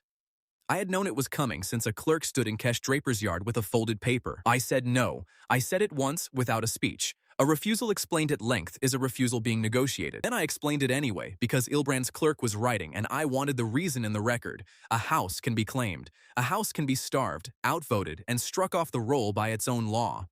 I had watched all 3 of those happen inside a season. A creature who accepts everything is owned by everybody who voted for it. I had spent 19 months finding out precisely what owned looks like from underneath. I was not going to walk up the stairs and put it on. Solvay tried once more, and this is the last thing that Baron ever tried to buy off me. He said, "Name the price." He said, "There is not a thing in that hall that is not available. I have never once known you to refuse to price something." I said, "The price is that there is no price." He said, "That is not a sentence." I said, "It is the only one I have got. It is the first thing my trade ever made that was not for sale, and you may have it for nothing." He took that badly for about 4 seconds, and then he laughed, which I did not expect. He has never made me another offer since, and we have got on considerably better ever since he stopped. What I asked for instead took 9 sittings across a fortnight. Every one of the 8 wanted one line of it bent, and not one of them wanted the same line. A charter. Not for me. For the trade, as a thing, with its own name on the roll. And no creature of the court holding any part of it. House de Seri wanted the fee schedule fixed by the court, which is another way of saying fixed by the people paying it. Marta Quill killed that one in a sentence, from a bench at the back where nobody had expected her to speak at all. She said, "Then set the price of your own wine while you are at it, and see who plants the grapes." Baron de Seri has the worst mouth in that court and sat in my chair to prove a point in front of a rival. She did not have an answer to a herb woman from a hill village. House Solvay wanted a clause allowing a house to retain a master exclusively for a term. House Misk wanted the ice supply written in as a guild obligation rather than a purchase. House Ilbrand wanted a right of appeal to the court over any refusal. That last one nearly took it all down. A right to appeal a refusal is a right to compel a treatment, and a trade that can be compelled is a trade with a collar on. Isolde de Varn broke it, and she broke it by being the only creature in the hall who had been on both ends. She said, "I have been the patient who could not be refused, and I have been the house that wanted a human compelled." She said, "One of those made me feel safe for about a night. The other cost me a fang, and a vote, and a friend." Then she said the useful thing, which is that a doctor who cannot say no is a doctor whose yes is worth nothing. The court had already learned that once, at the cost of a boy of House Ilbrand. It ought not to pay for it twice. Piers Ilbrand withdrew the clause himself. He did it in one line without looking at anybody. It is the second time that creature has done the right thing, and made it entirely clear he found the company distasteful. What went in was this. A fee schedule set by the guild and published, so that nobody is charged in the dark. A 7-year term of training before a master's chair, written by Marta Quill, because she is the only person in that hall who has ever trained anybody at anything. She fought them to 7 from 4 across 2 sittings. Caddis Misk wanted 4 and said so with numbers. She said, "Then in 4 years, you will be buried by somebody who was good at it in the 3rd year." Misk sat down. Masters in both worlds, human and vampire, sitting to the same examination. Nobody in that hall believed it would ever be used. It is the clause I am proudest of. The rule of the chair as the first article, word for word out of the law I wrote against my own neck a year ago, carried over whole, penalty and all, still naming a person. And the right to refuse a patient, for cause, stated aloud, recorded. That one cost me a great deal, and I gave up a great deal to get it. I would do the same again with less argument. And the clause that carries all of it. Every creature in that hall understood what it was doing while they were signing. No house may hold a master of the guild. Every house must defend one. 8 houses had spent 3 centuries unable to trust each other with a mouth. They signed the same line, agreeing to spend blood on humans belonging to none of them. They did it for the plainest possible reason, which is that each of them needs it enforced against the other 7. Odile Varn signed it fourth. She fought the graft, she won her argument, she nearly ended her own court doing it. She put her name under the clause that binds House Varn to defend my apprentices in the street. I asked her why, because I have never been able to leave that creature alone. She said, for the same reason I fought you, Merrick. She said, a leash held by one hand is a leash, and a leash held by 9 is a rope, and a rope holds a bridge up. Then, I gave away the only weapon my trade had. I did it in front of them so that it could not be quietly taken back later by anybody including me. Every graft in existence, and every graft that ever gets made, is reset by the guild on the schedule that graft needs. A standing duty, chargeable at the published rate, refusable only for cause under the article they had just signed. Not as leverage. Not held over anybody. Isolde Varn had already had her second one seated by Syl Draper by then, out of the same cellar with the same tool. Everybody in that room had watched what it cost to get her the first. Peregrine Salt worked out what I had done before I finished saying it. He is the one who said the sentence out loud, standing up, in a hall where he had been laughed out of the back row a year earlier. He said, he has just made himself obliged to you. He said, every one of you now has a claim on him that he cannot refuse, and he has made sure not one of you has a claim he can be bought with. I would like the court to notice which way that runs. It runs both ways. That is the whole of it. They must come to us forever, and we must go to them forever. Neither of those can be sold to anybody, and neither side gets to walk away from it. Then, Little Harrow went into court law by name, a village of 411 people, written onto the roll between 2 houses, protected by all 8, enterable by none of them armed. Alvardos carried it up the valley himself and stood in the square and read it out, because somebody had to explain to a village what it had just become. He is the only creature I ever met who says a thing exactly as it was written. He read it standing a few feet from where a physician of Bramber broke a signboard across his knee. I do not think one person in that square except me and my sister noticed where he was standing. He was the man who put me in the carriage. He is also the man who walked to a boundary post at dawn. He said he had not forgiven either of us and would be at the door anyway. Both of those are the same creature, and I have stopped trying to sort it out. 4 nights after that, we opened my sister's jaw. It was on the guild's own table in Little Harrow, in the chair Kesh Draper built with the clamp on it. It took 5 hours and 40 minutes. Still Draper's hands. Peregrine Salt naming the bone as she went. Out of 300 years of a court's dead and 1 ossuary keeper's catalog. 11 volumes he wrote before he had ever been allowed to look at anything. Beck Fenn on the ice. Perrin Wake counting the linen out and back. Marta Quill holding my sister's shoulders because Nell asked for her specifically and did not ask for me. And me sitting where the lamp holder sits, up at the top of it, holding a lamp steady with my left hand for 5 hours. 40 minutes, which is the only job in that room I could still do properly. Infection had been in the bone for 2 years. It stopped being a tooth months before Hask ever put my board across his knee. There was never one night in 19 when a tooth puller could have touched it. What took it out was a punch designed by a dead man 3 centuries ago and copied in a village workshop, in a clamping chair built by a cartwright, guided by anatomy read off a shelf under the long hall, driven by a girl who could not have named a fang the week before I was stolen. Every single object in that room came out of the thing that took me. I said so out loud while it was happening, mostly to hear whether it still sounded like an excuse. It did not, and it has not since. She was up on the 4th day. She ate on the right side of her mouth for the first time in 2 years on the 9th. She cried about it, and then she was furious about crying and made everybody leave the room. She is 15. She has a 7-year term to serve like everybody else. Marta Quill wrote it and will not bend it for a cob. She will sit her master's examination at 22 in front of humans and vampires both. She has better hands than I had at her age. She has always had better hands than I had at her age. Now there is nothing under her jaw stopping her from using them. It is the entire account of what I was actually doing for 19 months. And then an ordinary afternoon in a village square, in daylight, with the stalls up and nothing happening at all. Corbett Hask came up the valley on foot. He is 48. He had the left side of his face swollen shut. He had been 3 days getting to the point where he was willing to walk 2 hours uphill to a man he had ruined. The square went quiet the way a square goes quiet.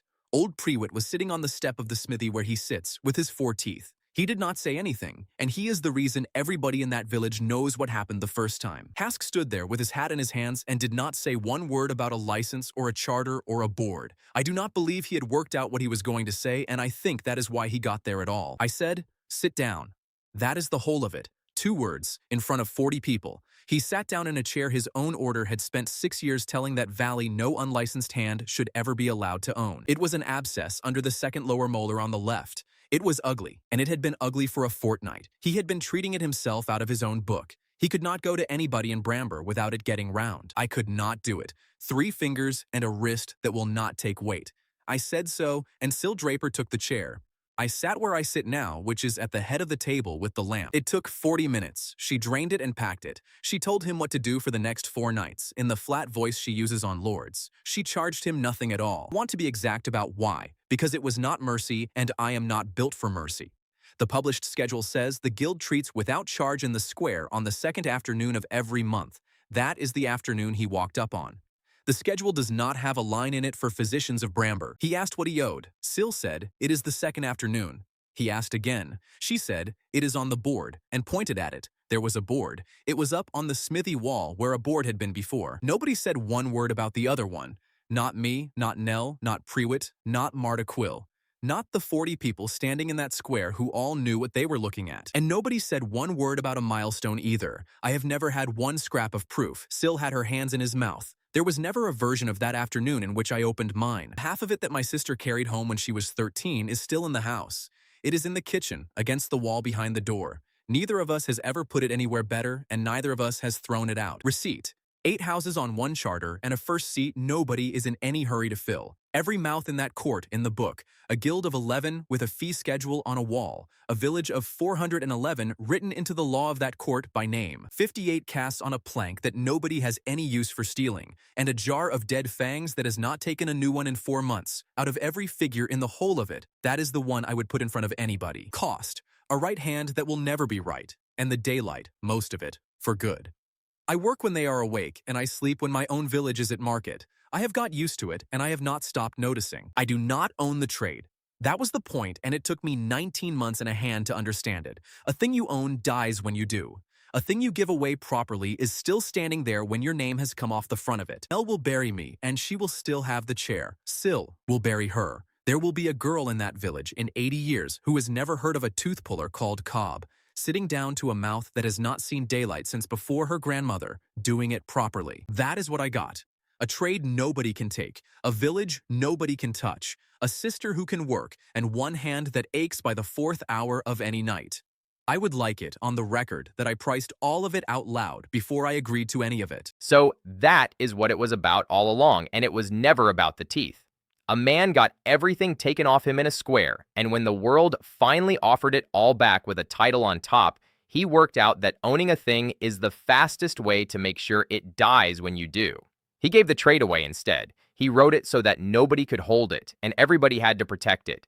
He put his own name in the penalty clause so it would bite him too. That is the whole lesson, and it is a plain one. If you are good at something, the question is not how much you can get for it. The question is whether it can still be done by somebody else once you are gone.